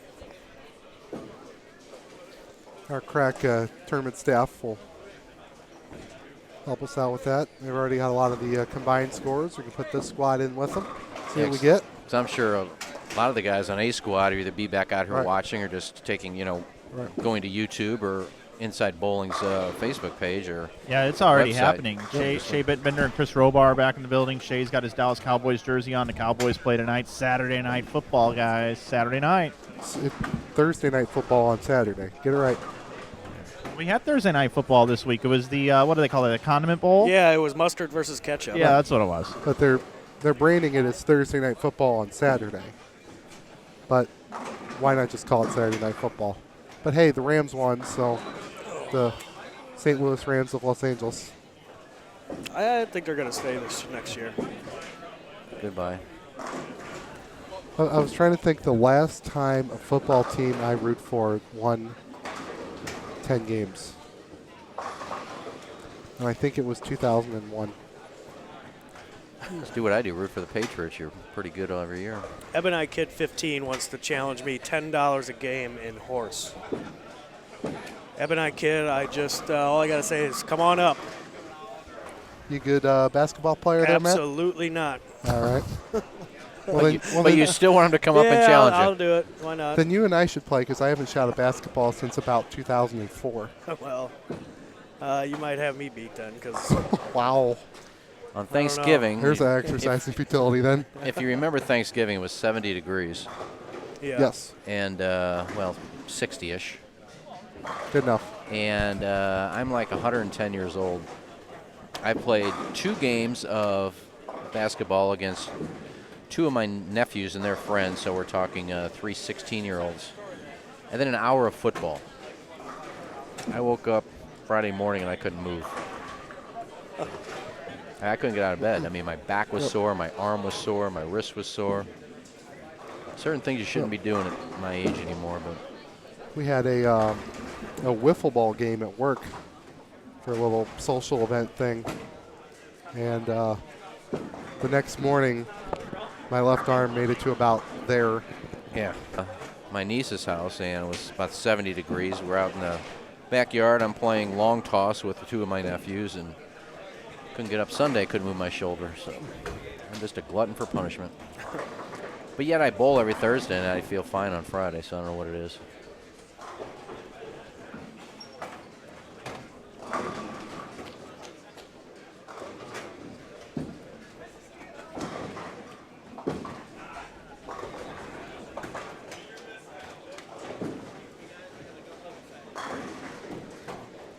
You hear it all at these tournaments. I just saw a bowler walk up the stairs, and there were a bunch of people standing at the top of the stairs. He said, "Excuse me, guys, I got to go hug a fat guy."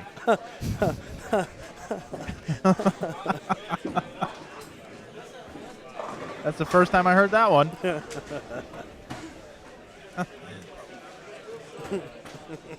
If you're on Twitter, by the way, you can go follow Inside Bowling, and I just posted that basketball video of Hester, Shepard, and Barta. Where is the basketball court around here, Mike? It's out that door to the left on the low end of the house. They got volleyball courts out there, sand volleyball, and little half basketball court. They got a lot up here, batting cages. Of course, the mini golf. I don't know of any other center that has all of this. No. There are some that have certain One of things. those things, yeah. But Concord, a year-round destination. Yeah, bowling definitely in this. Oh my God, he almost picked a 4.67, but he didn't. Do they have sand volleyball out there? Yeah, they've got 2 courts, I think, and an outside bar, and they have leagues and stuff in the summertime, and it's pretty popular. It's very lucrative here. They've done it for many, many years. They put in the white sand, and it's been really, really good for them. They do a good bar business out there. Yeah, I think if you have the space, I think more bowling centers need to go that route, where if you can put in like an outdoor grill, with a few tables out there and do some barbecuing outside, if you can do a sand volleyball, even horseshoes, things like that to get people who don't necessarily want to spend their summers bowling, but a lot of other things to do at the bowling center itself. Mike, what was the center that we went to out of town, and they had that whole section off to the side? I think it wasn't Beaverview, was it? I can't remember what game or sport that was, Mike. Do you know? You remember what I'm talking about? Are you talking about like the bocce courts? Was it bocce? Yeah, that was in Cleveland at Freeway Lanes at the TMBA Reed Hawthorne yeah. 2 years ago. All right, it was bocce. A lot of Italians out there. Somebody should run a doubles tournament where it's bowling and bags or cornhole. You get points for your finish in each one. Well, Lee, I think you just volunteered yourself. I don't have a bowling center. I'll participate. I want to play in it. Or commentate on it. There's a lot of charity things now that do a double thing where you play golf and then you bowl. Wow. And then you have ways, I think, God, I forgot who just did that. I know Eddie Bird was talking about it. He played in it where you play 18 holes, then you come back and you bowl 3 games, and they figure out minus plus as far as what you were over par, under par, and then your score over, under 230, whatever. And they worked it that way. But that'd be a long afternoon or morning and afternoon, but that'd be a fun thing to do. This puts too much emphasis on the bowling part of it, but I've seen it where you take your bowling score and you subtract your golf score. But that puts way too much emphasis on bowling. Yeah, it does. Because there's really not that big of a gap from golf. If you say you shoot a really good score of 64, a bad score 74 in a scramble, so it's only 10 strokes difference. Whereas bowling, you can have a 300 and somebody shoot a $180.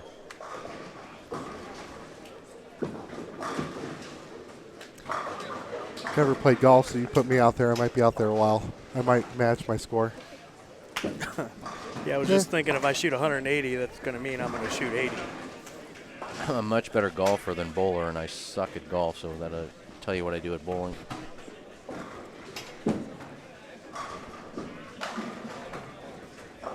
Take a quick walk around here before it gets too dark. Be back in a minute.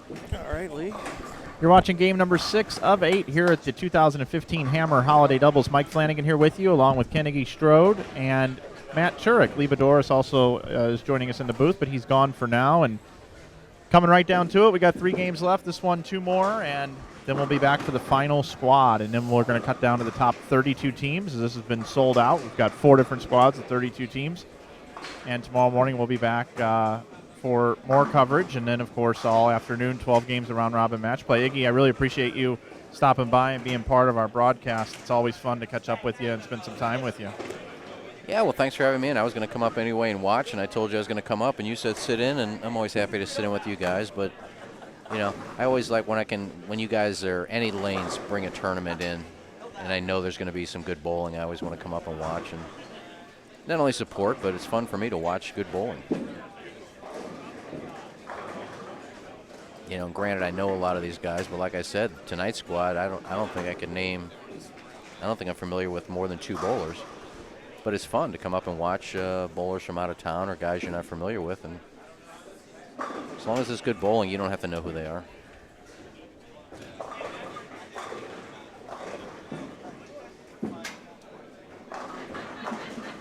Well, Aaron McCarthy's bowling tonight with Anthony Thompson. They're going to be fun to watch. Zeke Bates bowling with Tyrone McKinney. He's good.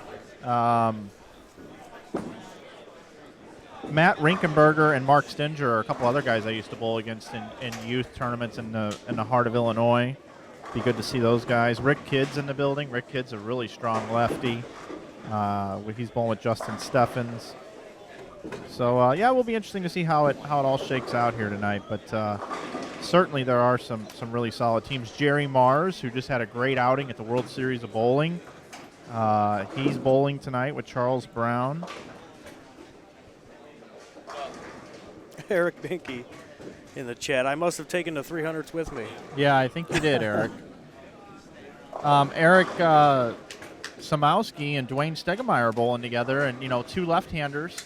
Yeah, that's a pretty good pairing. It wouldn't shock me if they were the local team that shoots up there and is in the top 3 when all is said and done.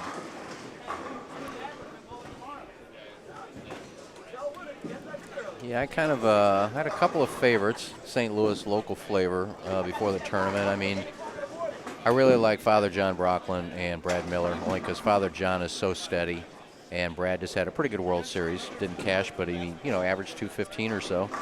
out there, and those, it takes a lot more than that, but at least he was consistent out there. So I was like them, and anytime, I don't care who Shea Bit bowls with, he's going to be up there.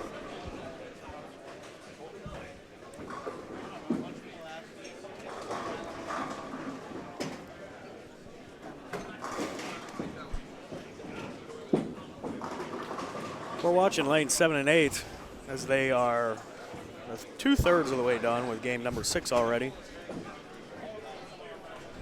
Then we'll switch over to our 13 and 14 pair and be able to watch the conclusion of that game.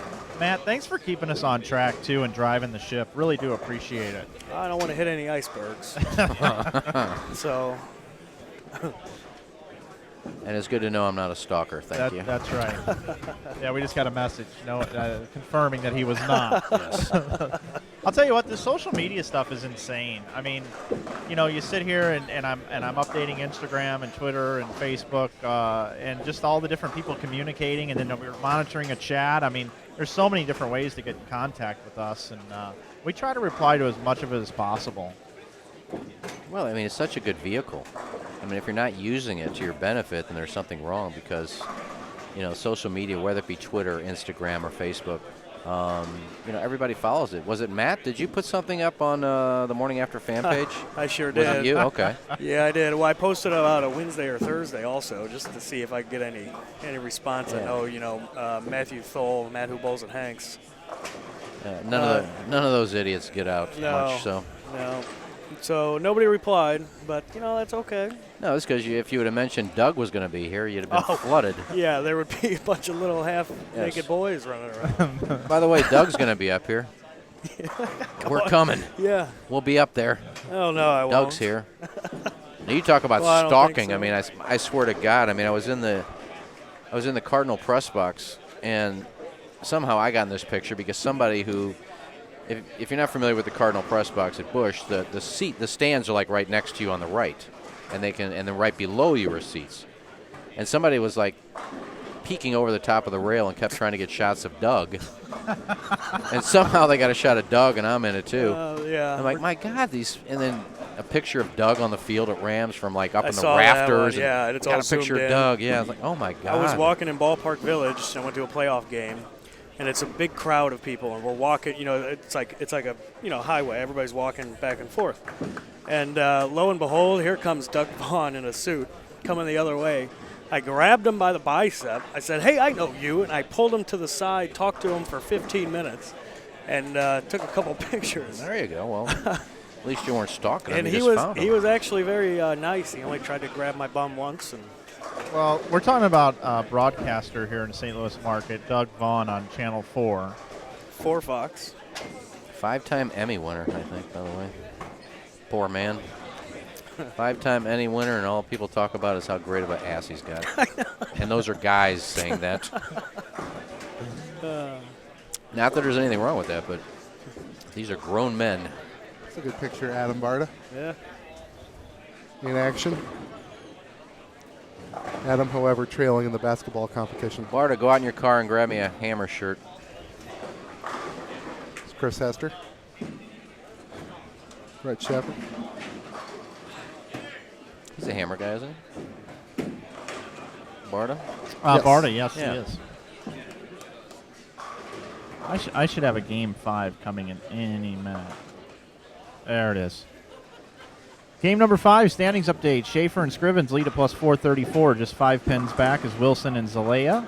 At 382 in third is Dwiggins and Perky. Fourth is Novak and Rice at 364. At 358, Anderson and Crosby. Sixth, Bird and Cooper at 353. Seventh, Pollardy and Kent at plus 338. They're a team to watch. And in eighth, Heath and Hale right now at plus 328. If you want to see those standings, you can see it on the event information tab below on InsideBowling.com. And I'm getting ready to save this image and put it out on Twitter and Facebook.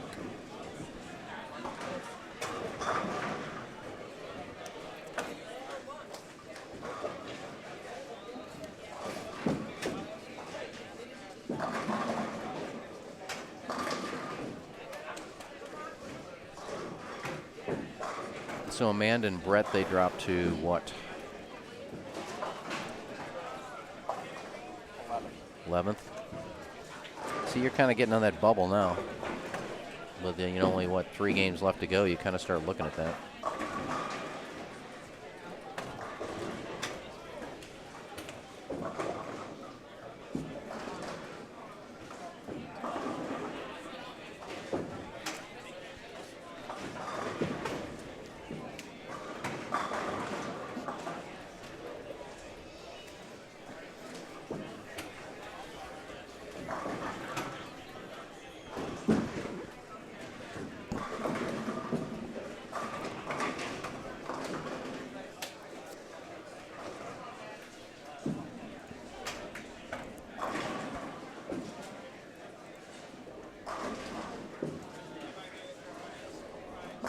What would you guys attribute it to? It might be a hard question, but as you said, last night's squad, 2 300s, morning squad 10, this squad none.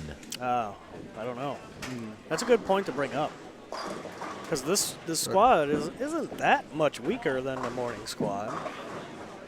And it's not the quality of bowlers, because I've looked at all 3 squads, and there's quality bowlers on every squad, but right. to have 10 to none? The scoring pace on this squad is actually a little bit higher as far as cut score, but no big numbers. I don't know, man. I mean, I could sit there and start trying to come up with conspiracy theories, and I'd be more than happy to do that. I'll put the bowler in me real quick. All right, so yesterday, how long did the lanes sit before they oiled or after they oiled them, and then when the bowlers took to the lanes? This morning, when were they oiled? How long did they sit before the bowlers took to the lanes? And then we know for this squad, the oil sat the least amount of time compared to the other 2 squads in theory, which could have made the oil not settle into place, and it could be moving around a little bit more. But maybe because it's moved around a little bit more, it's not quote-unquote cliffed or so wet dry to where it's blended more, which is creating a more higher scoring pace overall, because it's appealing to more bowlers to have it a bit more blended. But those that can hit the cliff or fire it up the boards can string more strikes if it's sat longer. So maybe the length of time that the oil sat on the lane would be a conspiracy theory that I could get on board with and sit here and talk about for the rest of the block. And I think that makes more sense, what you just said. I'm not sure I could come up with another answer that would make as much sense as that one. Well, we could say also, as more and more people coming in and outside of the doors, there's cold air coming through here, and the climate could have changed in the building, and maybe the center of the house is playing different because it's cooler in the center of the house, and it's cooled off later in the day, and that has changed how the lanes have played. It could be, but I don't think that even with the doors opening up, I really don't think the temperature in the building has changed that much. And I think earlier, with one notable exception, Mr. Holloman, we saw people shoot 300 or 299 and then come back with 180. Nothing. Whereas this squad seems more like consistent 230, 250s. We got somebody here, Matt, on lane 10 who's got 290 going. He sure does. That's Mr. Joe That's Dolan's. Dolan's. Old Dolesies. He's got a fan in the chat. Wanted to know how he was doing, and I know I ran into him outside, and Dolesies was not happy. So let's hope that this turns it around. He's crossing with Matt Ogle, who's got 279 going again. Yeah, he was throwing the ball good. At the first half of that game, I was watching him. I had a feeling he might pop off another high game. We'll see if anybody agrees with Mike's second answer to why maybe the no 300s, because if it works out this way, that the team that is sitting in 32nd place with 1 game to go, and it just so happens that the 33rd place team is on 15 and 16, if we see somebody out there having the people hold the doors open for the entire game, right, then we'll know they're thinking about Mike, because the cold air will be going right down to 15 and 16. Yeah. Eric Binky in the chat thinks it was him.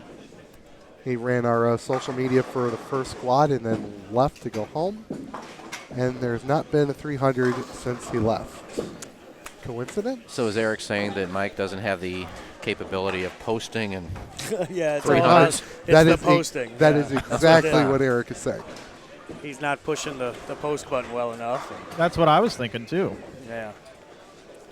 Mike Delay agrees with me. Do you have an update on Chris Taylor, Mike? Are you walking around?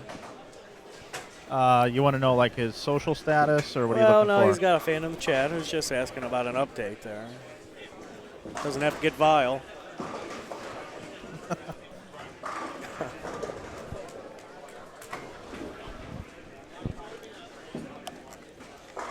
Yeah, I've got an update. I'm behind 25 and 26 right now. They're actually paired up with Novak and Rice.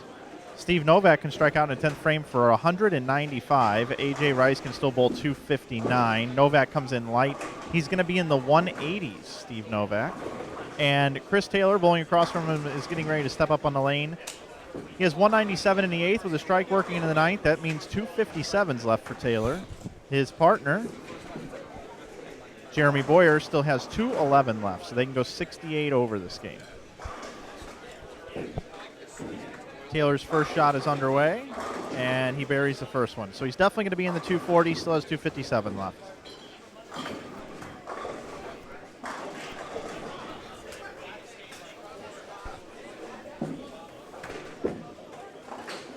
Uh-oh.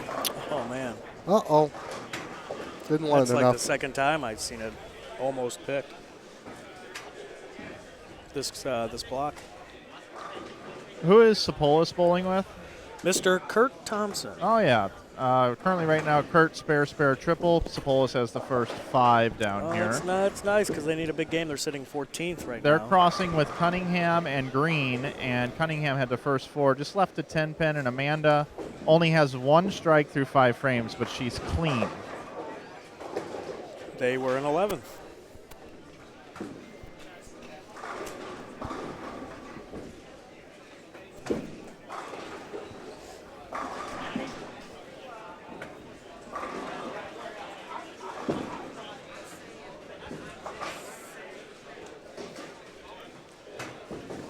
Yeah, if you're sitting 10, 11, somewhere around there with 2 to go, you want to try and bowl 2 really good games, take yourself off that bubble.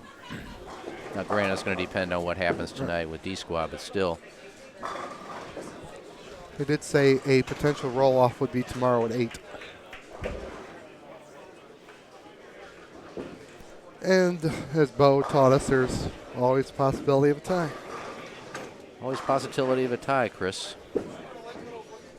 Wouldn't that suck if you had to come in at 8 o'clock for a roll-off and lost? Yeah.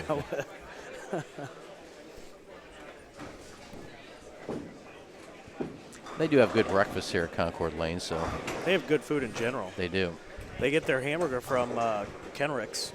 Do they? Yeah, so you get a cheeseburger. That's where I get my meat. It's Kenrick's meat, and their buffalo chicken wrap is phenomenal. They've got good salads. Their pizzas are all handmade and fresh, nothing frozen.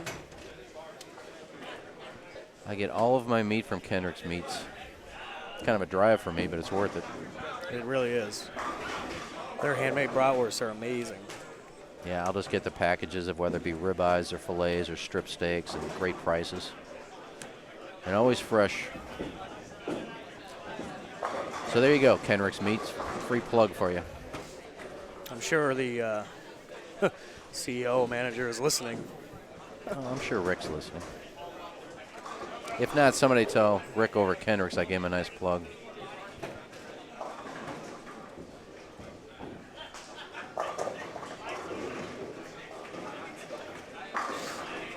I think they didn't do it this year, but the last 3 years for the Megan Meyer Foundation Gobble Bowl we do out at St. Charles, they would donate 10 turkeys every year. Wow. That we'd give away.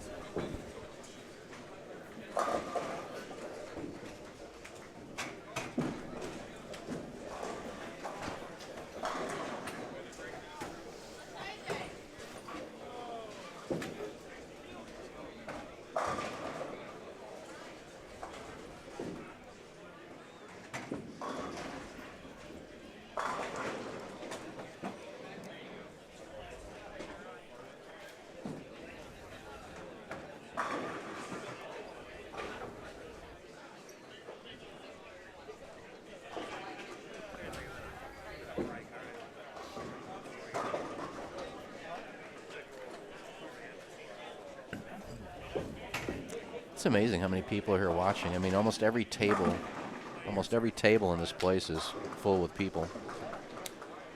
They're either watching their friends or just want to watch good bowling, but there's a lot of people out here.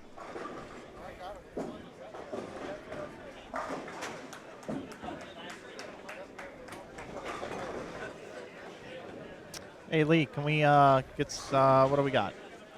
7 and 8, nothing going on. 13 and 14, just finishing up. I guess that's what we got here. Lanes are changing around. We do have one ball left here on 13. Here's a different look. I found bowling, Mike. It took a few clicks, but we've got bowling. Well, that's a good game there by Kent. You said that's Doug Kent's son? Yeah, Doug Kent's son and Ben Pollardy. Pollardy's the two-hander there, just delivered to strike. 259 for Jacob Kent and 237 for Ben Pollardy. That's 496. And they were in 9th position. That'll move you up. Actually, wait a minute. No, they're in more than 9th position. 7th. Yep. Yeah, so that's much needed with 2 to go. Yeah, that'll definitely move you up. Probably need another plus 85 to 100 to get them within strong consideration of the week of Sunday. That's tomorrow. It's been a long weekend.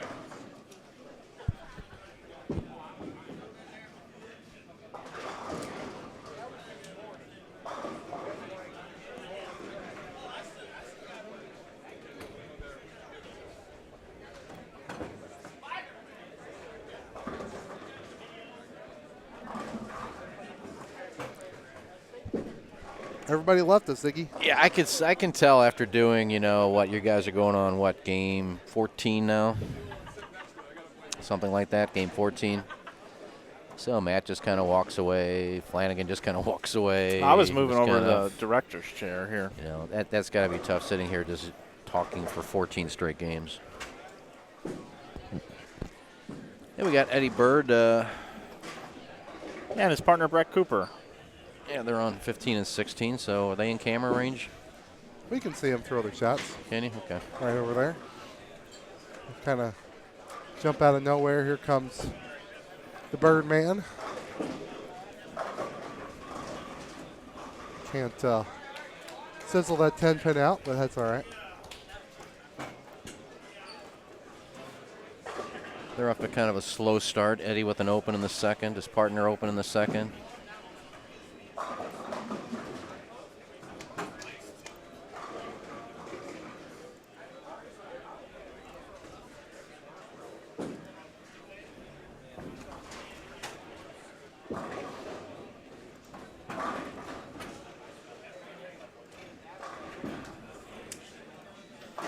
Guys, while we're waiting, I think this is a good opportunity to plug our sponsor, Hammer. They do the Hammer ball videos. You should check them out over on YouTube. And there's several different styles that you get to see throw the bowling balls down the lane. And the latest and greatest, newest ball is the Bad Intentions Hybrid with carbon fiber infused into the cover. And Kim Mann is the one female staffer that we use in those particular videos. She gets a large following, and she throws the ball like most typical league bowlers. Not a lot of revs, and it's a great opportunity to take a look at her style and how the Bad Intentions Hybrid rolls for her. We'll be right back.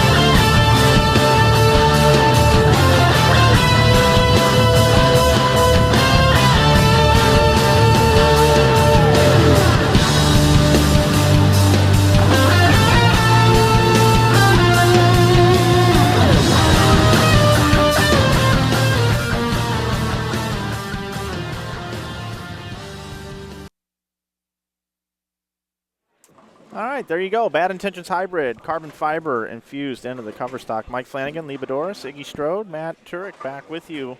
Game number 7 of 8 of this B squad qualifying. Actually, this is C squad qualifying. I wonder if he's been putting these graphics up the whole time.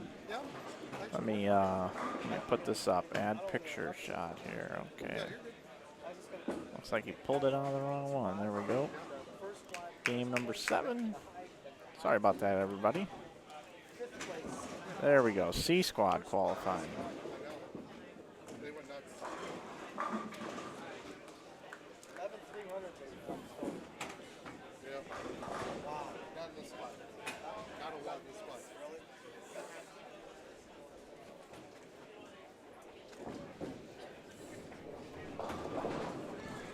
Local left-hander Bob Steffen joining us.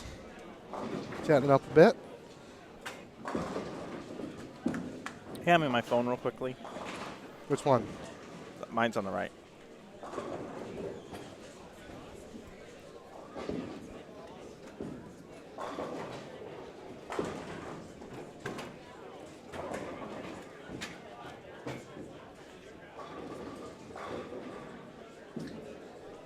How is this relevant?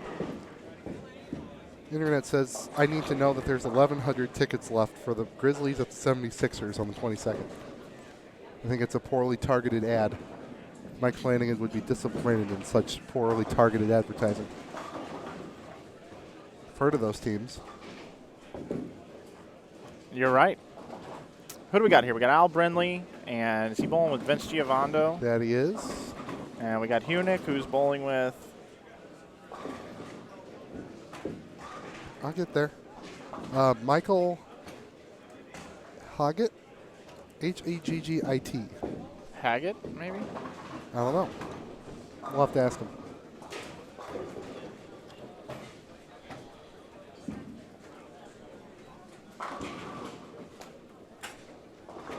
Maybe the chat will help us.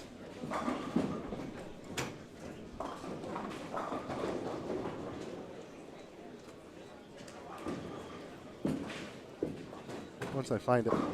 All the way on the left.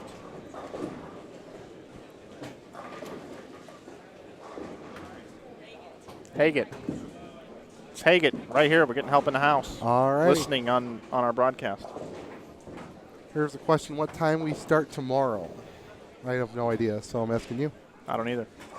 Well, then, at some point, we'll be on the air. How about that? Probably in the morning. Yeah, I haven't gotten that far, Lee.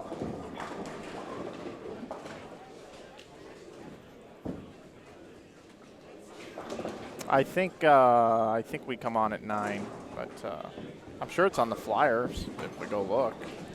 The only thing I heard about tomorrow is that 8 o'clock would be the time for a roll-off, should one occur.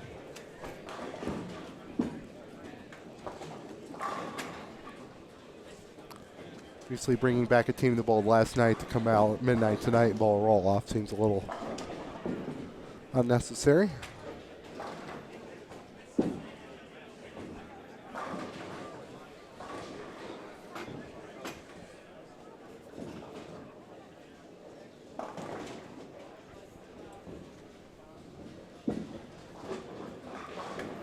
Yeah, I'm not sure of the time. Sorry, I had to step out and talk to my old Kegler's Corner partner. Alina Matthews is here watching her boyfriend Eddie Bird bowl. 9 a.m. They start tomorrow. Thank Alrighty. you, Beefy. Couldn't read it.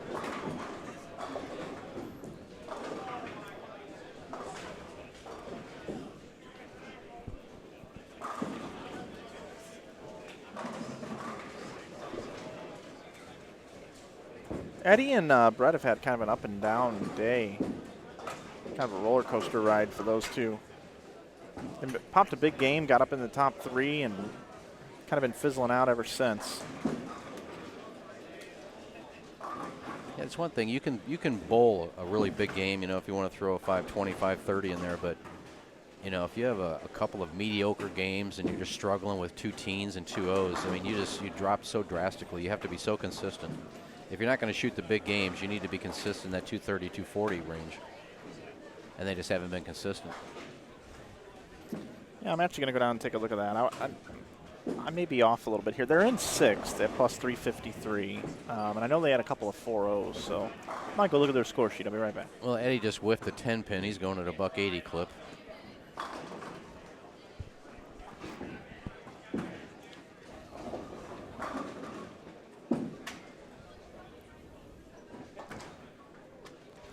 There's no bowling on 7 and 8, so we'll stick around here for a little bit. It's a gap that forms all the time, every squad. Al Brinley on this pair. Eddie's actually bowled pretty consistent here. 227, 225, 248, 249, 239, 214. It's Cooper who's been up and down with 236, 210, 265, 267, 187, 205. So Bird is bowled very consistent. Very consistent.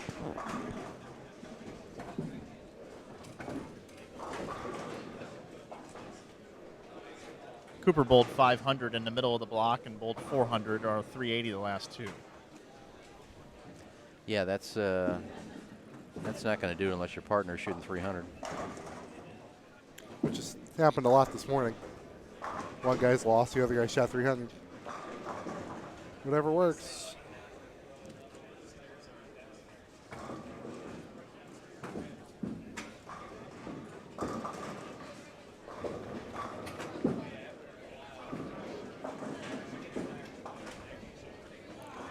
It's just one of those things you get on a pair that you can't figure out, and you got to do it quickly. I mean, if you take 4 or 5 frames to figure it out, next thing you know, you're going at a $180.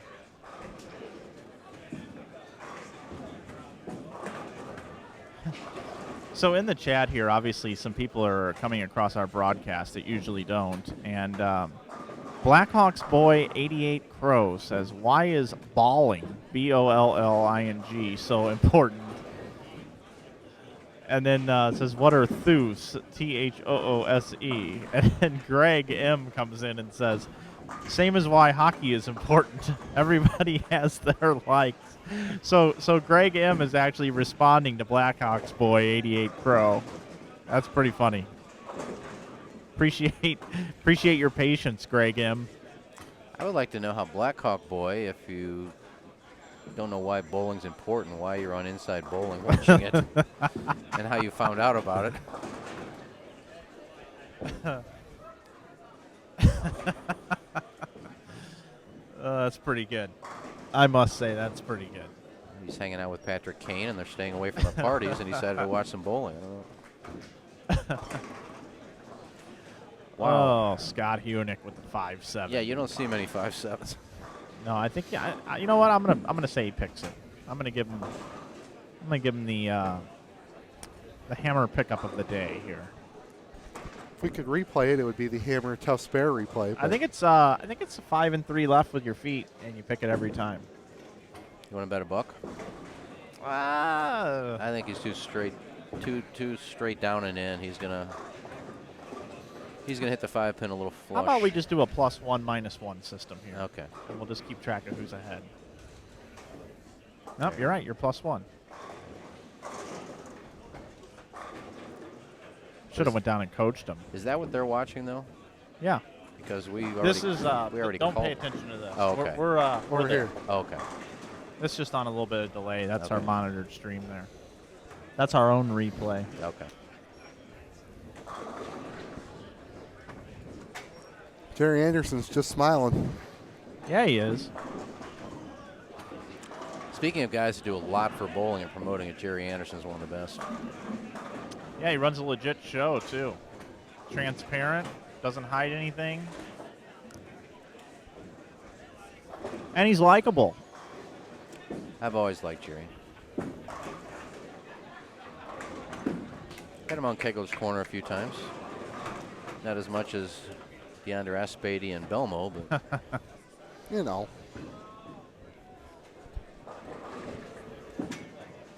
I forget one time Aspady just called in. Said, oh, we got DeAndre Aspady's online. What's up, D? Well, Belmo's 3 in front of me, so does this count as 1? I said, okay, so you picked up 1.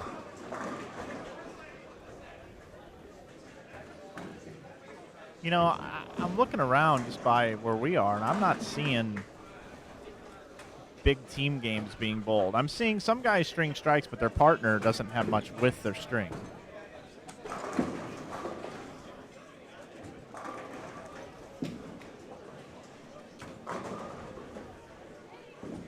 And it looks like everybody kind of sort of got caught up, except for like these two pairs right here.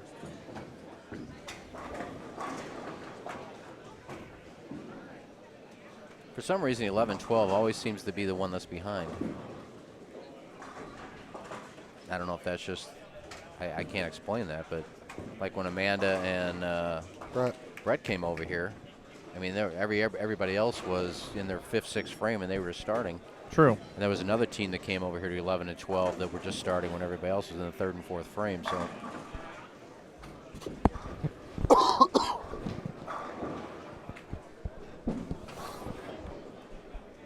Eddie and Cooper starting to pick it up a little bit. All right, it looks like want to switch over to 7 and 8, Lee? We can do that. See who we got down there.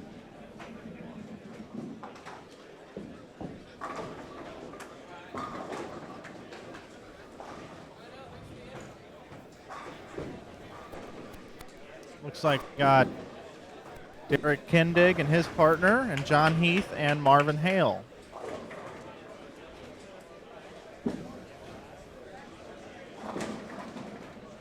Who's Kindig bowling with, Lee? Derek is bowling with Adam Johnson.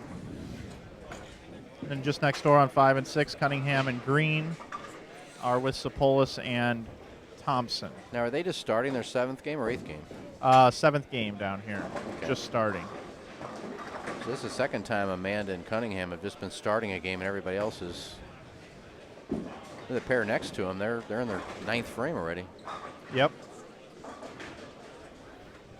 Well, Brett and Amanda can throw enough strikes to catch up. So. Yeah.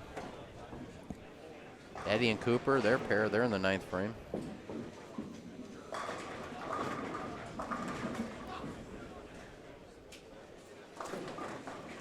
I haven't mentioned Tony Yarborough yet today. He's in front of us on 11 and 12. See Tony up here. He won something a while back. I forget what it was. I think Amanda and Brett are a little behind because ever since Flanagan did an interview with Amanda, she has to stop and sign autographs every. That's it. From pair to pair, so she's taking time signing autographs because of the Mike Flanagan interview. Hey, you might be right about that. I'm wandering around down on the high end right now, just seeing what's going on. A little better bowling.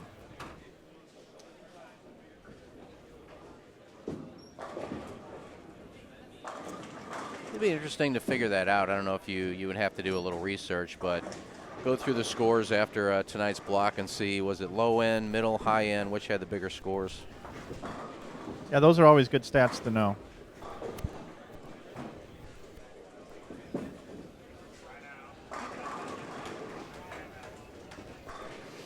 I always do that on the evening show that I do. I'll say something to Stully. You need to find that out. Why don't you look that up? He'll say, why don't you? I said, because I don't want to.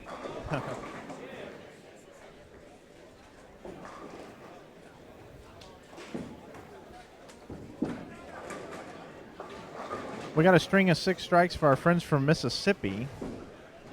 The anchor bowler down here.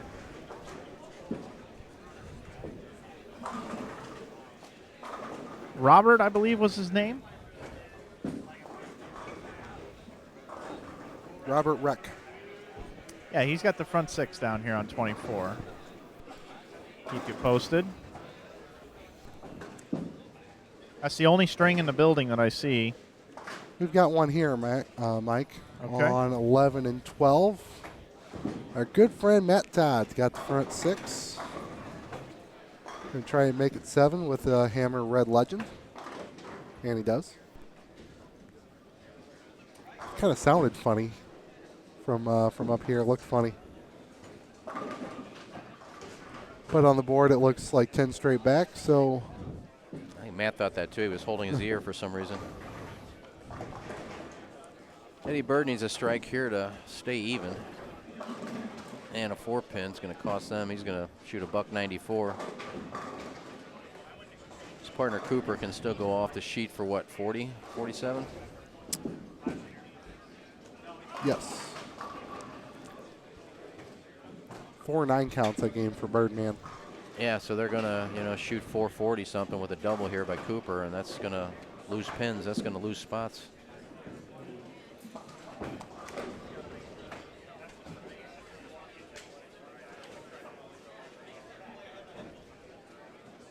That's a shame, because that's really one of the first bad games that Eddie's bowled all night, and it comes in Game 7.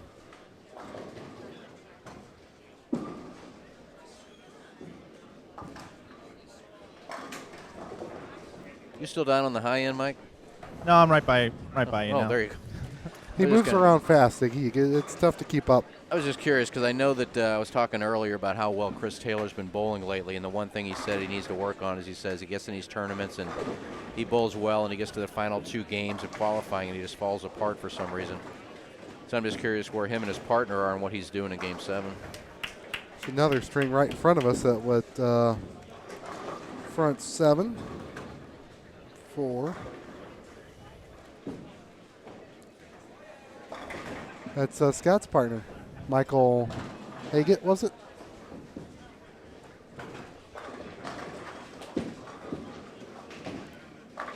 He brought a lefty with him. Not the worst idea in the world. Always got to root for Scott because he always wears an Inside Bowling logo on his jerseys. So I hope he wins the tournament, and we have to pay out our endorsement deal that we have with so many great players around the world. How big are those deals? Oh, they're big. They're kind of like the 710 bonus I talked about earlier today. You get 5,000 points, except the points don't matter. Or the bet you and I made that was too high for you. Yeah, it sure was. You're +1 right now. Matt Todd, 8 in a row. His partner, Scott Levy's got 257 off the page. They were in 28th place on the squad, though, so they need a strong finish, but they're trying. Standings after 6 have got to be up now. No. No, not yet? Not yet.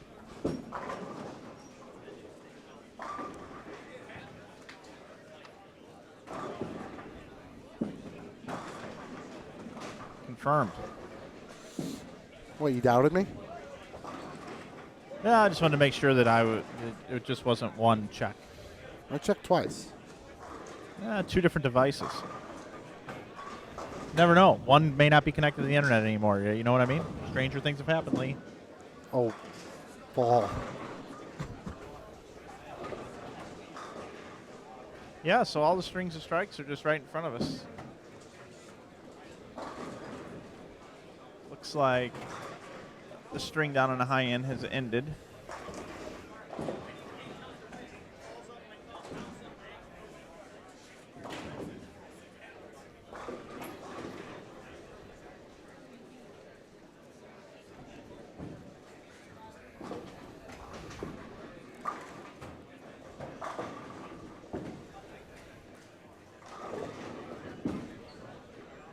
Lane 14 going for the front 8.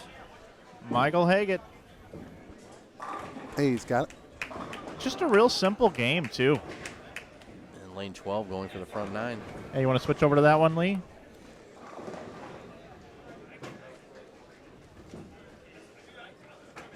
Do we have that one?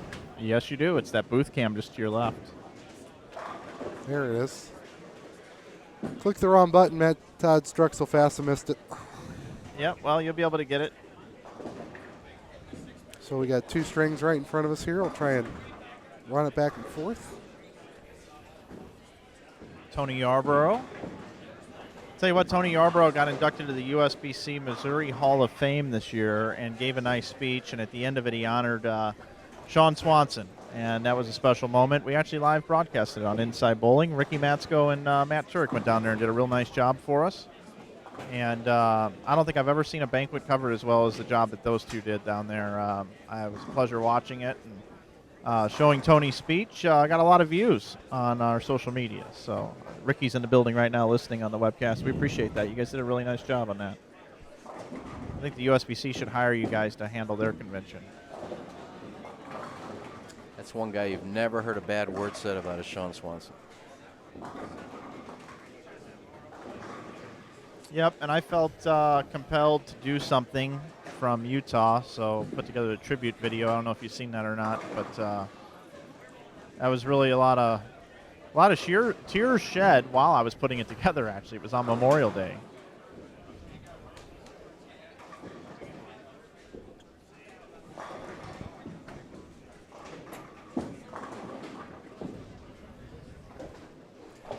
Nice pick, Al.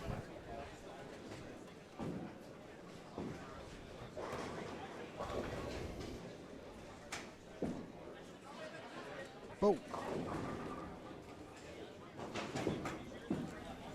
Switch back real quick, Mike, to watch Michael Haggett throw his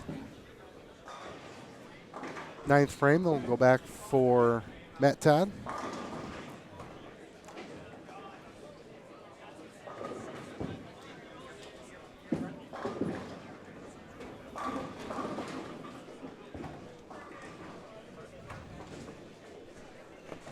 There's Birdman. You put the jinx on these guys and say we haven't had a 300 yet here in this block, so there's the jinx. We're in game number 7 here. Here's Michael. Oh, look at that. Jinx proof to this point. He collapses the 6 and the 10. Maybe that's all he needed was to be on the live stream pair. You know, some people get up for that. Here's Tony. Matt Turek back in the booth. Hello. And we got 2 300s going on right now in front of us. Nice. Maybe we should.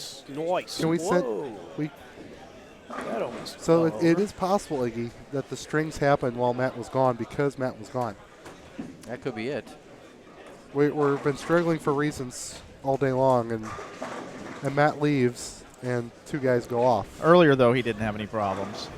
Yeah, he was sitting here with the other 10, so. Yeah, definitely from wasn't earlier, me. from this morning. No, I put the jinx on him by just mentioning there hasn't been a 300 in this squad yet.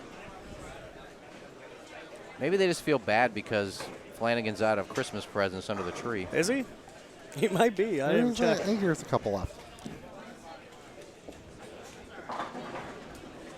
All right, so Matt Todd's going to go first on lanes 11 and 12. Oh, it's Matt Todd. He has the first 9. No way. Yes way.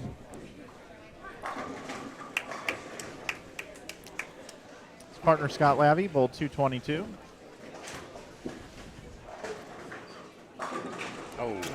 Flat 10, good run for Matt, though.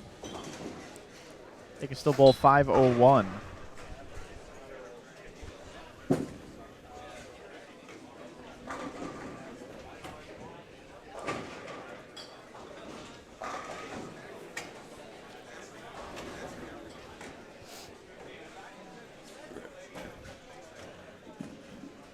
It seems to be the way it's been with the 300s.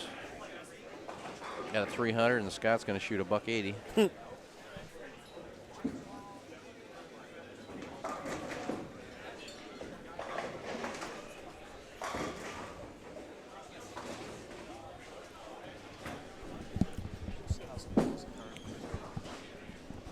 Watch Matt Todd throw one last shot here. He needs 8 for 500 for the team.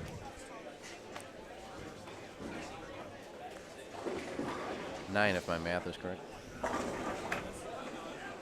Tripping 4 pins forward there, Matt Todd. 501. Yeah, my math's tired.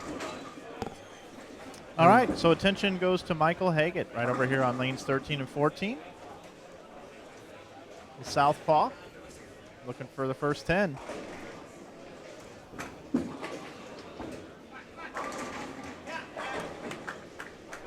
Good pen action.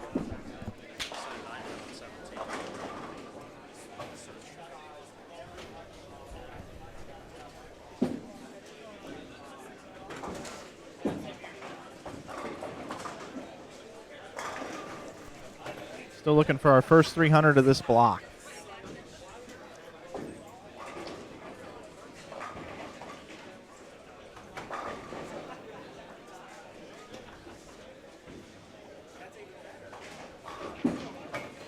Hold. It Got did. it. Okay, front 11. Michael Haggett, here we go.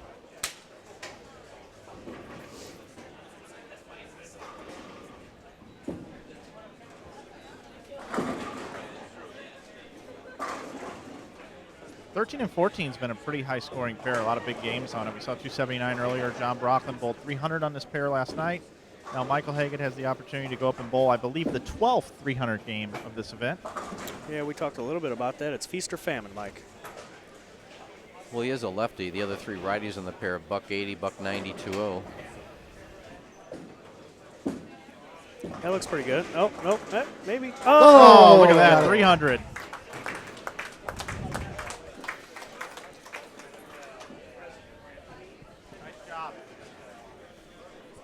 Michael, what's it feel like to bowl 300 on the live stream? I'm just in it for the Christmas presents. Just in it for the presents. Well, in that case, get That's your the ass best over to the answer. tree and pick out a present. That's the best answer all weekend. All right.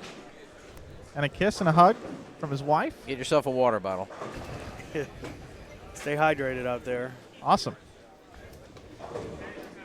I think he hit 3 different lines on those 3 balls, too. He got one, the last one, a little wider than the other ones. The first one, a little deeper. Hey, Matt, what's the story with these tater tots down here? They're open for the pickings. Oh, does anybody else want them? Yeah, go ahead. I saw, Help yourself. I saw 4 people from the behind there just come grab some. Yeah, that's fine. So, I'm done. The yield was outstanding on them. I'll take one, but I have I have a ribeye at home I got to cook. Ooh.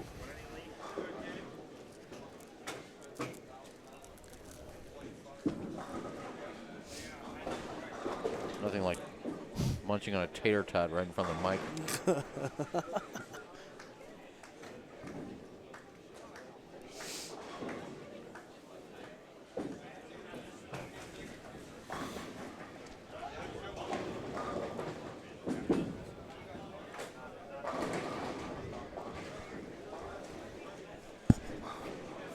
But since this group of lanes to our left is still behind us, we've still got bowling going on. So no dead pair this time. Marvin Hale and friends. Derek Kindig. I got to go check with the tournament office and find out why we don't have a Game 6 update yet. We should have that by now.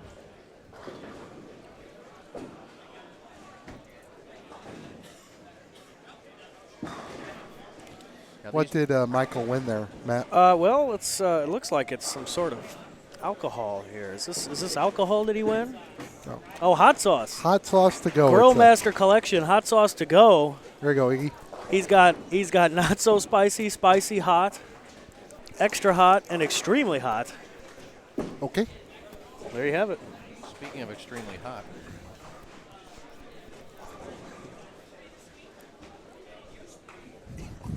Oh, where's wait a minute now. Well, I haven't thrown a male chauvinistic remark in yet today, so took care of that. So this is their 8th game, right? So they're just starting their 8th game down here. Right, but the screen is still on game 7. Yeah. The 2 pair in front of us are still in their 7th game, but there's some teams that have started their 8th game. There's other teams that have not yet started their 8th game. Opie Meister in the house now.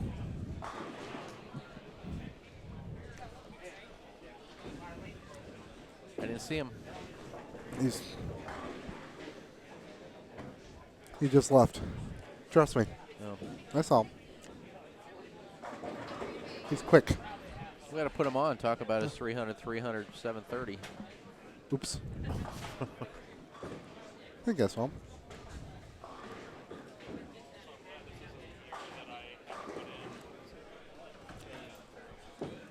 Still waiting for my Hammer shirt. Hi, Lee.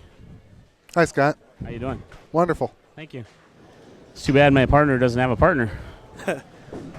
And you picked him up kind of late, didn't you? I would say you guys got 485 out of you guys. Well, we're sitting at 392 now, but I guess this squad's not scoring as well. We're talking with Scott Hudnick, partnered up with Mike Haggett, who just rolled 300. First 300 of the block, actually. He can't hear me. I cannot hear you. Since he does not have a headset.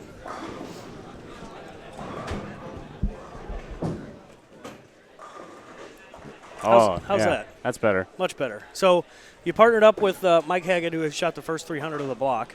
I understand you picked him up as a partner kind of late. I did. My original partner, Andy Glass, went down with a back injury. Hope he's doing well back home. I'm sure he's watching. Unfortunately, I wasn't able to give Michael much of a game there, but he saved us. Yeah. For sure. Yeah, we're sitting 392 now. I think the scores are down a little bit. A little bit. We don't have an update after Game 6, apparently. Oh, there it is. What were we at, 390? 392 right now. Yeah, that's up in the top 10. So they were 14th before that game on this squad. Okay, so they'll probably make a jump of a few places. We'll head down the list here. Schaefer and Scriven still in the top at 541. Wilson and Zalea at 522 in second. Anderson and Crosby in third at plus 464. Dwiggins and Perky in fourth at 436 over. Pallardy and Kent in fifth place at 434. 406 over is Heath and Hale. And Novak and Rice in seventh place at plus 397. So depending on how they did, you might be jumping up quite a bit. You never know. Good. Hopefully my partner keeps rolling. He's I think he shot like 820 the last three. Not bad. Yeah, that's a good swing. That's a good number. Not going to lie. Hey, just want to take a minute to thank you guys. I mean, all the hours you guys, Mike, I mean, you bust your butts. Thank you. We appreciate it. We try. It's fun to watch at home. It's fun to watch while curling. Yeah, I know. Yeah, he was curling last night. I know I mentioned it. When you coming to curl? Probably after I sleep in my bed a couple nights in a row. You've had a tough schedule the last couple weeks, huh? Yeah, it hasn't been good. No. Yeah, and I understand now you have to wait quite a bit because the pair you're going to is in the second frame? Second frame, yeah. They're probably like third, fourth frame now, but yeah, so we'll have to wait a little while. Yeah. Well, you're welcome to hang out here with us if you like. So I got to get in here and use the computer, though. Yeah. Well, I'll take off. I'll let you guys go. Thanks for having me. All right, yeah, thanks Scott. Thanks again for everything you do. Yeah, I appreciate no problem. Thanks for watching. Scott Hunick partnered up with the only 300 game of the day from Mike Haggett. Scott loves what we do, and we appreciate all of his kind words.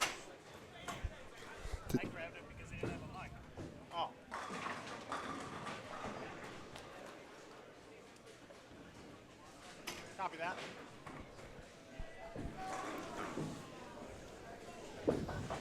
Scott's a good guy. He's always been a big fan and supporter of Inside Bowling, and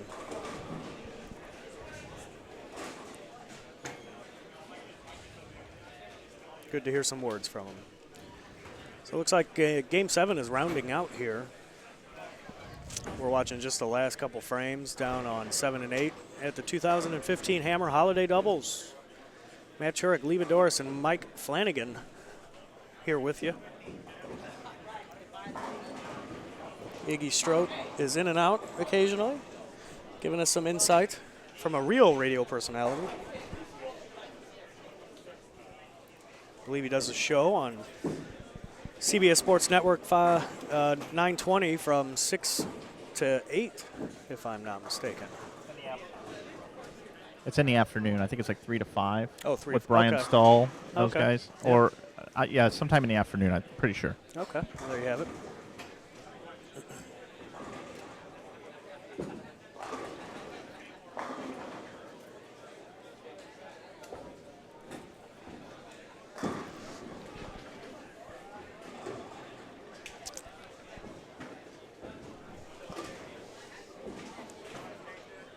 Not too sure of exactly who we have bowling down here on 7 and 8. But there are some decent scores, a 220, 228 max. There's a 204 posted with an open and a 10th. That's a bad break for him.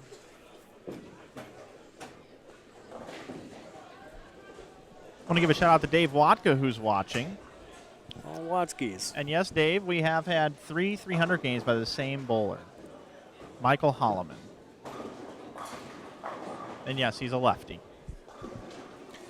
To answer a question in the chat, has there been any discussion on why the tournament is held on a wall of China as opposed to a sports shot, especially given the number of higher skilled bowlers? This tournament has always been held on a house shot, and it is known for providing high scores. The caveat to that is the IB Open is always held halfway through the year, usually at the end of April. Put on by Mike Flanagan here and Inside Bowling, and that is on a hard, challenging shot, and typically the same bowlers come out to bowl that event as well. There's a lot of rich tradition with this tournament, the Holiday Doubles. It's the most wonderful tournament of the year. Yeah, I think the best thing to say about the shot is in St. Louis, most of the bowlers bowl on what you would call more of your traditional house shot. And this is a St. Louis-based tournament that's been going on since 1978. We have 2 tournaments a year that we're very proud of in this market. One is the InsideBowling.com Open that Matt just talked about. We make that very, very demanding, very, very difficult lane condition. And then we also have this one here, which is around the holidays, a little more relaxed arm swing, and it's just, it's on an easy condition, and it's a strike fest, and it is. But you know what? Both tournaments sell out. It gives us the opportunity to give people a variety of lane conditions. This tournament sold out in 3 weeks. This one is on a wood surface, and the InsideBowling.com Open is on a synthetic surface. So that's kind of our idea is variety. What would be really cool is if someone won this event and the IB Open in the same year. I truly believe that would make one of the most complete bowlers. That would be awesome. That can bowl on both. Because many people can bowl on something hard, and many people can bowl on something easy. But when you're a really, really good bowler, you can bowl on either or. It's very true. Very true. Thanks, Mike.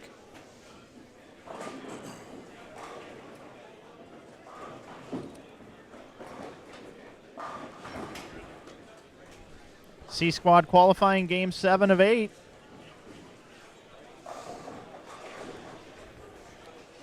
Wrapping up game 8 underway on many pairs, as you alluded to, Matt. A little out of sync here with our pairs. We're about a game behind. Well, half a game behind anyway, so we'll bring you the action as best as we can.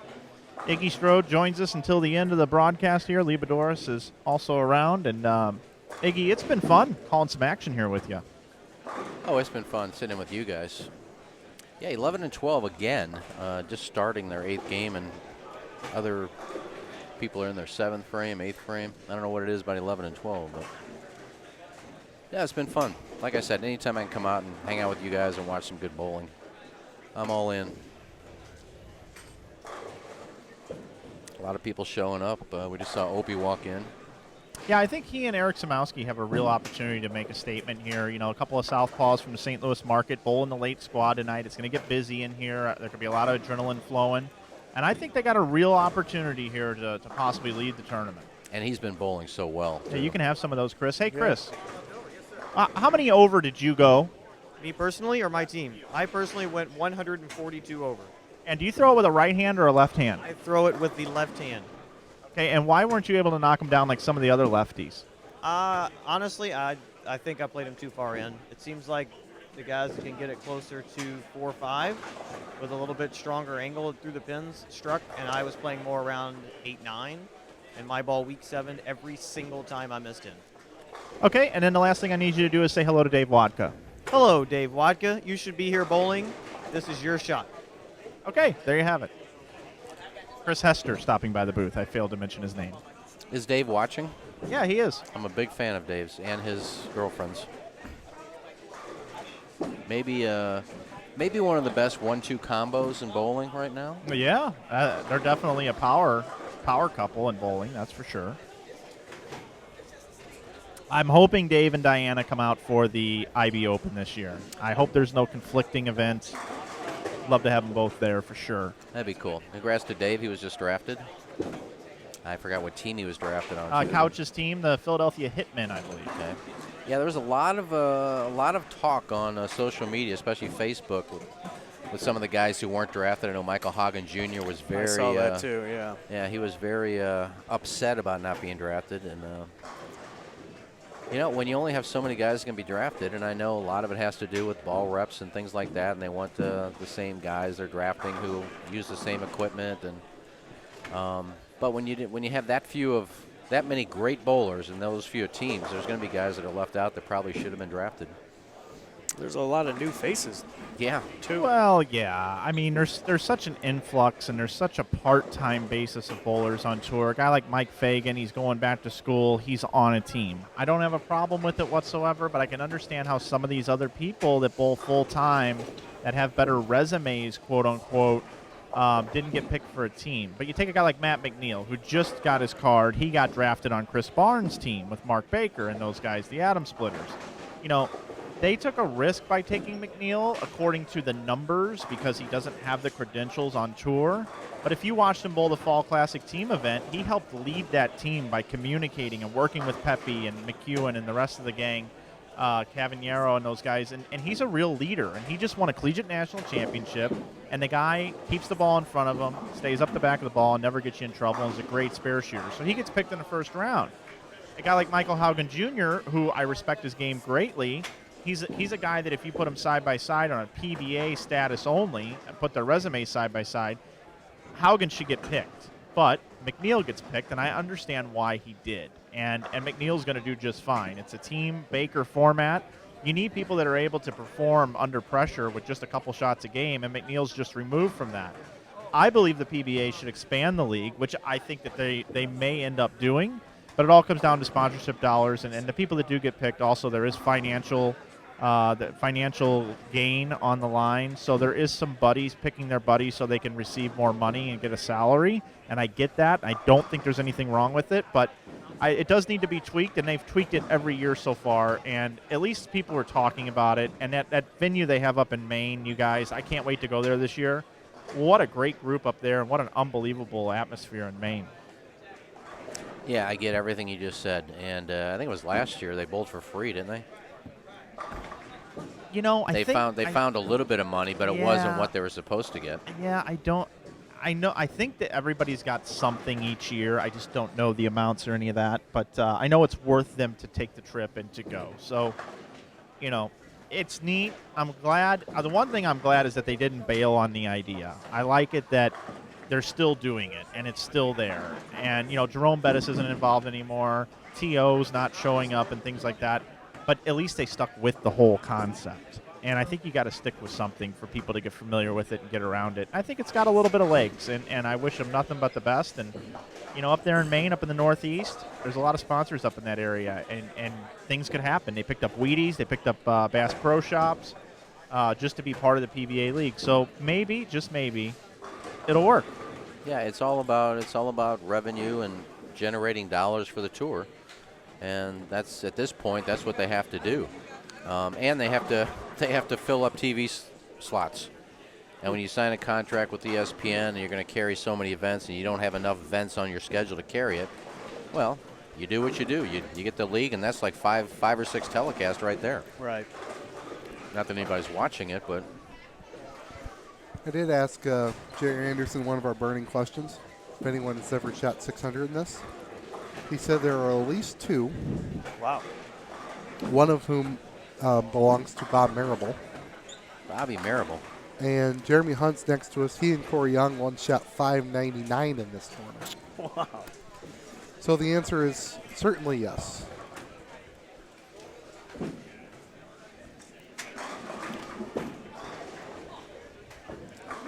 No, last year, I want to say that first game of match play Sunday morning, there was AJ Rice's team had 579, and his one miss was like a stone 8 or 9 or something like that. Yeah. It's like, oh, we lost count. Oh, yeah, you just shot 570. Oh, okay. And we have Amanda Green and Brett Cunningham right back in front of us. This is our TV pair, right? It is. 13 and 14. It sure is. Amanda just tripped a 2-8. Head on down there right now. Their last game, Iggy, was it's not good. 360-ish. Wow. Well, that's lights out. There's St. Louis Kurt. Well, if we've seen a number of 5s on this pair, so. Yeah, but when you shoot 380 in Game 7, that's that last game is almost you don't have enough time to make anything up. Yeah, it's a heartbreaker. But Amanda's enjoying our tater tots. Oh, she's got her own fries. I thought she was eating our tater tots. But you We've been can't sitting there for an hour. But you can't quit though if you're these guys. I mean, they got enough talent just to try. You never know.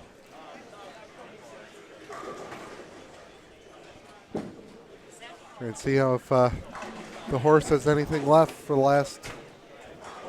last eighth.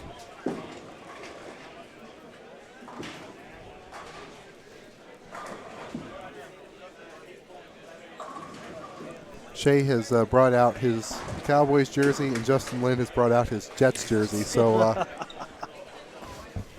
they'll have fun tonight. They'll have fun tonight. Game starts in an hour and change. Yeah, I need the Jets tonight to take the lead in my pool. So. See if I have any fantasy implications for tonight's game. I don't play fantasy football, so I don't. I'm just in a thing that we do with a bunch of friends that we pick teams every week, not against the spread, and I've yet to win this year. Any week.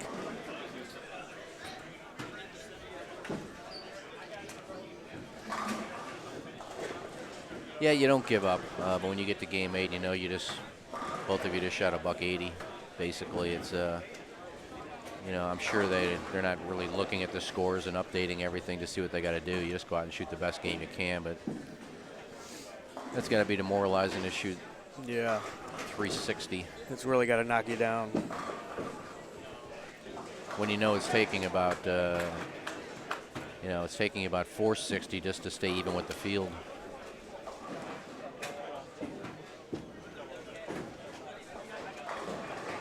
Amanda's doing what she can. I think she's made like 3 or 4 ball switches in 8 games.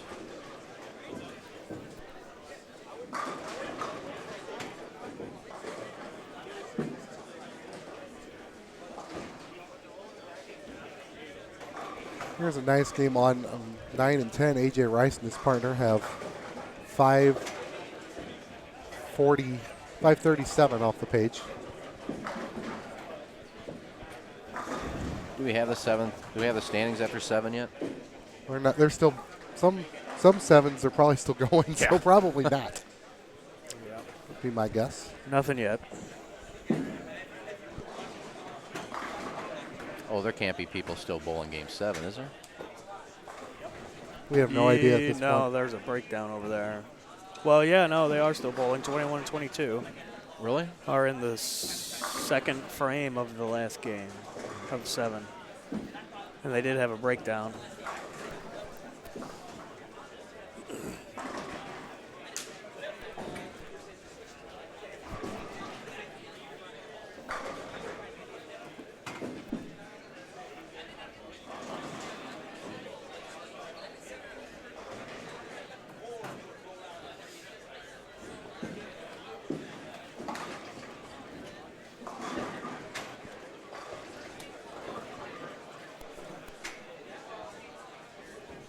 Here we go.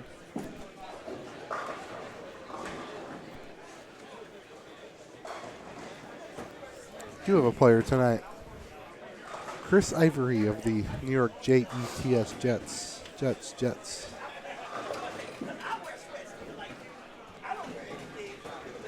So go Jets. Or go lots of points. I don't care if you win or not. Could use, 20 for 105 and a couple scores.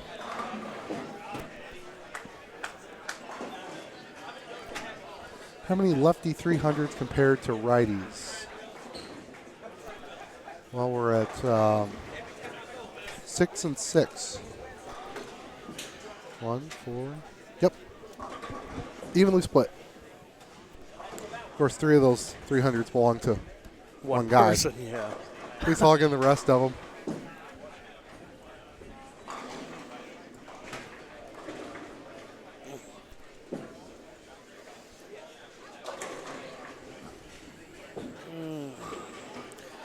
Kurt Thompson there with a mix-em.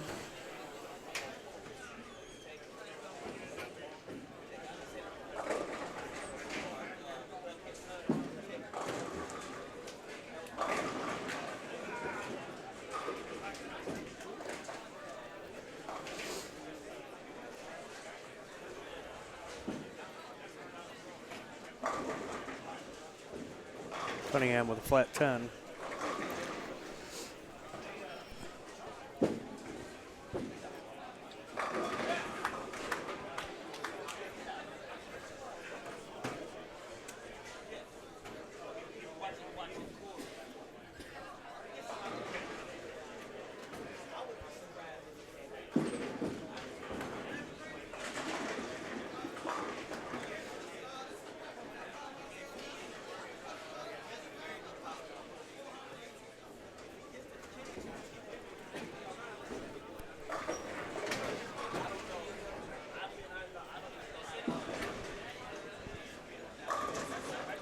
That was a good shot for Mike Sapolis.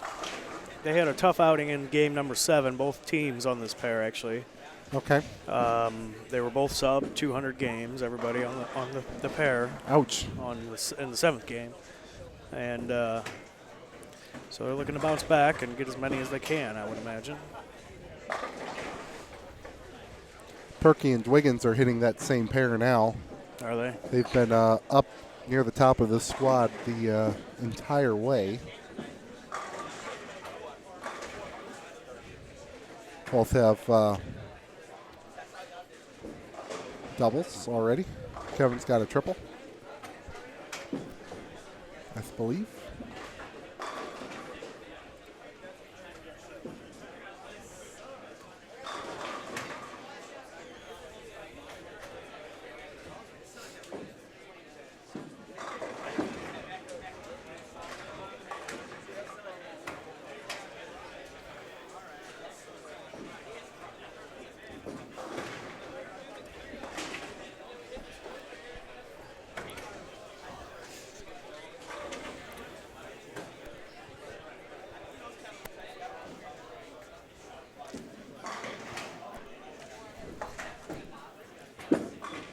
And it runs down that 10-pin, no problem. Marvin Hale runs down his deadwood, no problem. It's been a lot of deadwoods here this weekend. Lots of deadwoods. But I haven't seen any missed, so that's a good thing. There's some nice scores on 9 and 10 there. Yeah, 537. That was A.J. Rice's team, Iggy. Yeah. 460 over there, 240, 218.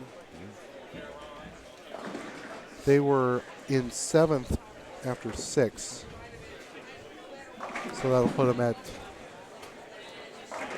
about 540 over plus whatever their other game was, or will be. Yeah. They might be done. 2, 3. That might have been Chris Taylor's team on the 242 team. I don't know Yes. where they were after 6. Plus 324 in 12th place. Yeah, I don't know what they did in Game 7. Right, so 384 plus a missing game. Yeah. If it was 520, then that's one thing. Yeah, probably not going to get it done unless they shot a big 4, a little 5 in that Game 7. Even then, that might not be enough.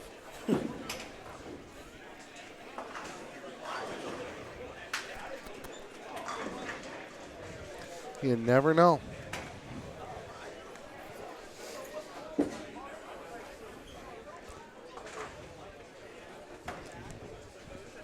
You know, and sometimes you want to go with the premonition 11, 11, 11 for each squad, but that's not quite the case, obviously. I guess it'd be 8, 8, 8, 8. Well, that's right. There's 4 squads. That's right. I made a prediction last night that'd be 6 off of last night, 6 off of tonight, and 10 off the other 2. It's probably a bit off because of how well the last squad scored. Yeah. They could easily get 11 or 12 in. Just the way they bowled.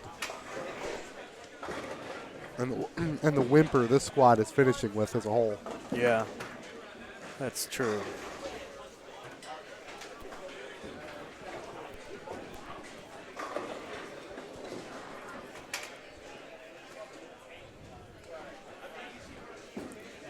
Brett Cunningham now. He's mixing them up. Puts an X on the board. It's only his second one this game through 5 frames. Yeah, and Amanda has 3, and neither of them have doubled yet. So. Right, yeah. Sorry I was away for a little bit, guys. I had to spend a little bit of time with someone I used to work with that is near and dear to my heart, one of my favorite people in bowling, Ralph Solon. I had to go say hello and talk to him for a little bit. Ralph? I haven't seen Ralph forever. Yeah, he's right over there by the pro shop, Iggy. I see him on Facebook all the time. Well, hello. I see your darling better half. Wow, this place just got a lot brighter. Yeah, my social media duties are going to be relieved, it looks like. Or are they? Yeah, or are they? Yeah, I'm sure that's what Kim came up for. That is what she came up for. Mike, let me get up here and take care of your social media. Yeah, Mike, please let me work. Yeah. Please put me to work. Hey, she is a team player. I know. She did a really good job. Really good job. There is no Ian team, but there is an Ian Kim. There is an Ian Kim. That's a good point. No Ian team, but there is an Ian Kim. That's a Lee. I'm going to use that every time she's mad at you. Aren't you? Yeah, anytime there's some sort of spat or something, I'm going to be like, hey, look, Lee Bedoris told me once there's no Ian team, but there's an I in your name, and I get why you're acting this way. I always say there's no I in team, but there is an ME in there. Well, King could come back with the same way. There is an Ian Mike. Well, Lee, why did you go there? Yeah. Why did you go there? She's yawning. We're putting her to sleep. Already. Be here all week, folks. That's actually true. So, yeah, everything's out of whack. Did you guys talk about why we're out of whack? There was a little bit of a breakdown. Yeah, 21-2. Yep. But it's fixed now. It is. They worked through it, got it fixed really as quickly as they could, and now they're finishing up Game 7 down there. Yeah, and it happens from time to time. Yep. It's going to push things back a little bit. But, Plus all of the autograph requests from Amanda after Iggy talked her game up quite a bit. Exactly.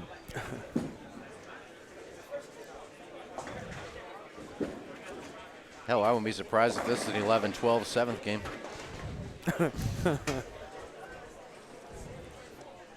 There's Amanda Green looking to get that double on the board and just can't do it. Kurt Thompson on that pair is not having any issue. Mike Zapolos came in light, left the bucket the last frame. After 6 games, they were plus 292. But last game didn't help. Last game was a little subpar.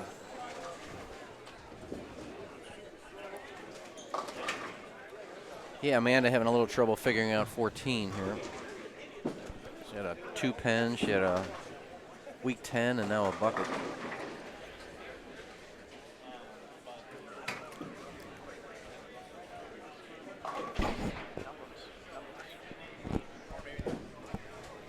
Yeah, last game, Kurt Thompson and Mike Zapolos went minus 23 as a team. So. Yeah, you can't do that. No, not at that position they were in. Uh-oh. Oh. When you're on the live stream, you hope for 5 or 0 off of that. That's the way I always try to pick that when I leave it. I take my spare ball and I try to throw it as hard as I can and clip the head pin, and I always miss it. Right, and I'm always picking off the 610. Right at the spot. I mean, you bounce it right into that 610. I'm just not that accurate.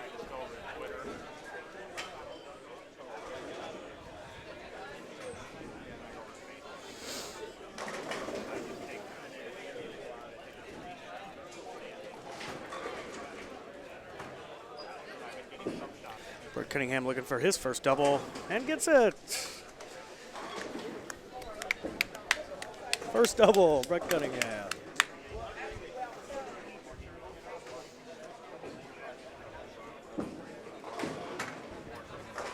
Amanda's got this lane down. Yeah.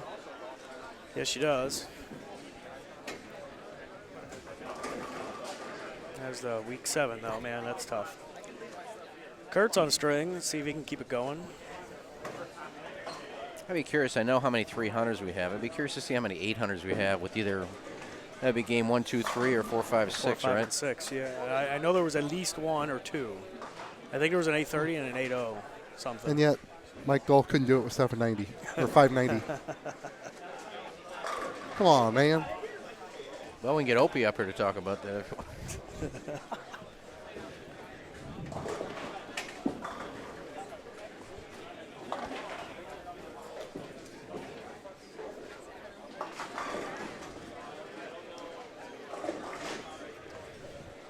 That's not taking a shot at Opie because Opie has bowled so well this year.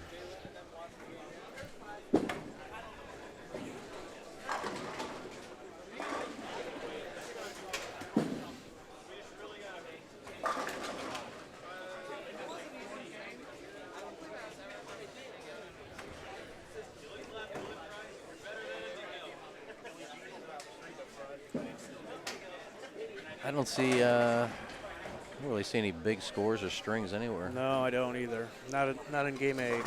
Biggest string is right in front of us. Yeah. Kurt Thompson. He's got 5 in a row, 280 max score. Greg Look in the building here. Still kicking. Cunningham gets 3 in a row.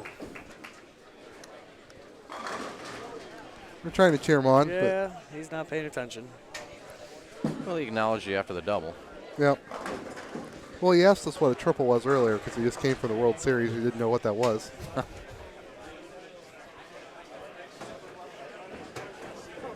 Where's he living these days? Brett? Yeah. Washington, isn't it? No, that's Dean. Did he go back home to He lives New York? in New York, but he coaches for who? Maryland Eastern Shore, doesn't he? Oh. So I don't know. With Brett, you take a map, you take a dart, you throw it, and Brett might be there. Yeah, I just didn't know if he's still living in New York or not. Another good shot for Kurt.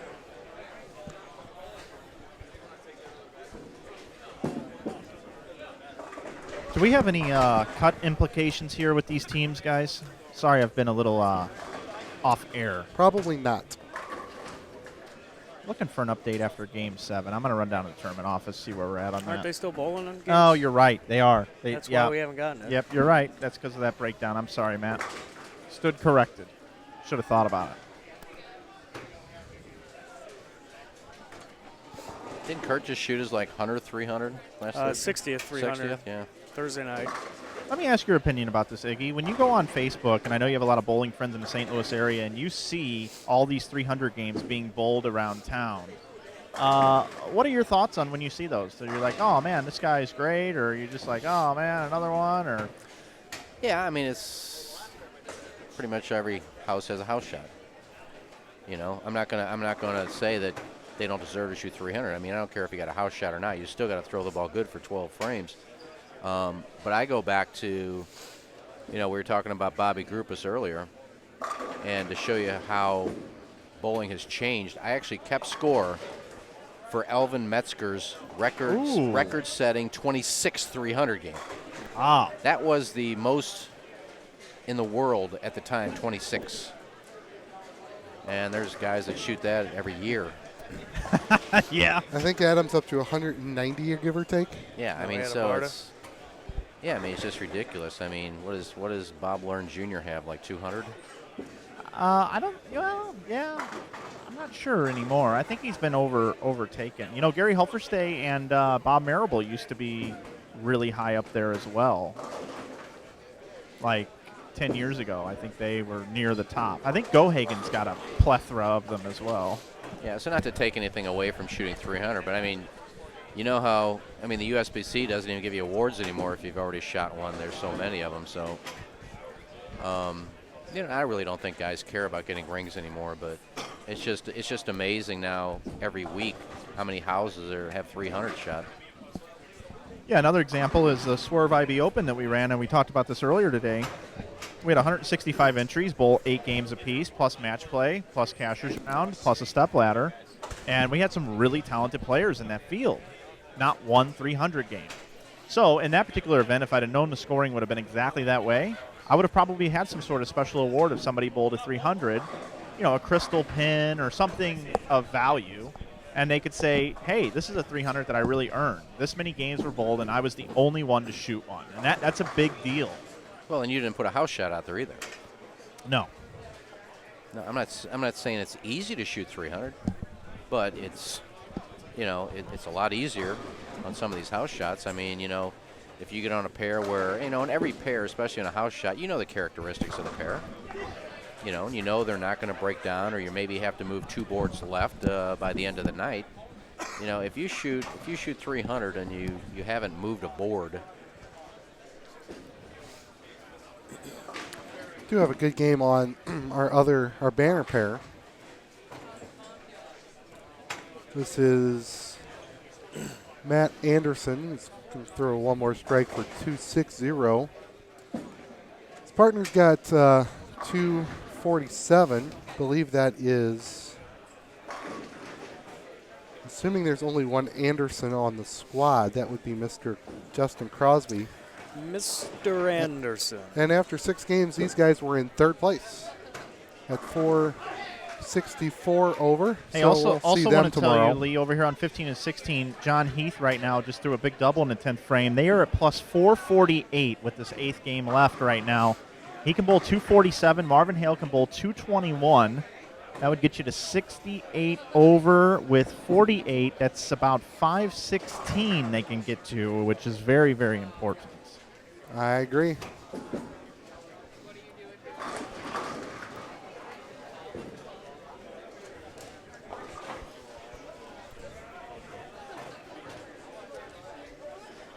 Yeah, Matt Anderson today, 224, 244, 253, 216, 195, 258, 234. They're at 534 coming into this game. 260 by Matt Anderson and possible 247, as you said, by Justin Crosby. Hey, Matt Anderson, I'm sitting here with Matt right now. Tell me about Justin Crosby. I don't know much about him. Can you tell me a little bit about him? He's one of my buddies I grew up with, and I've been living in a different state right now, and I just decided to bring him down here to bowl this, have a little fun with him. Known him for about 15 years. So you guys grew up bowling together and stuff like that, and you're just like, hey, man, will you come bowl this doubles tournament with me because I just want to see you around the holidays? That and he can strike, too, so it's a little good for both, I guess. Are you surprised by this effort and this score today? No, I had full confidence in us bowling good today. I flew halfway across the country to get here. I wasn't planning on not striking. Yeah, where do you guys both call home? Vegas, and he's from Flint. Wow. Michigan and Nevada. Well, nice bowling on the block. Hey, I'm going to introduce myself here. Justin Crosby, Mike Flanagan. Hey, nice bowling today, man. Appreciate it. It was a lot of fun. Yeah, man. Well, hey, good luck to you and Matt tomorrow because we know you're going to make it, and it's going to be fun watching this all play out. Yes, sir. I appreciate it, and hopefully it keeps going as it is. That's great, Matt. Thanks. Shout out to David Haynes. Shout out to David Haynes, Haynes Pro Shop in Las Vegas. Love David Haynes. Hey, there you go. You just met these guys. All right, thanks, Mike. John Heath struck out. Marvin Hale's got the first one in the 10th already. That is so big for these guys. They could be the number. Like you said, this a strike would put him in the 5 teens over. Especially since that's kind of where we think the number is going to hang out. So it's a big shot here for Marvin Hale over on the right of our screen.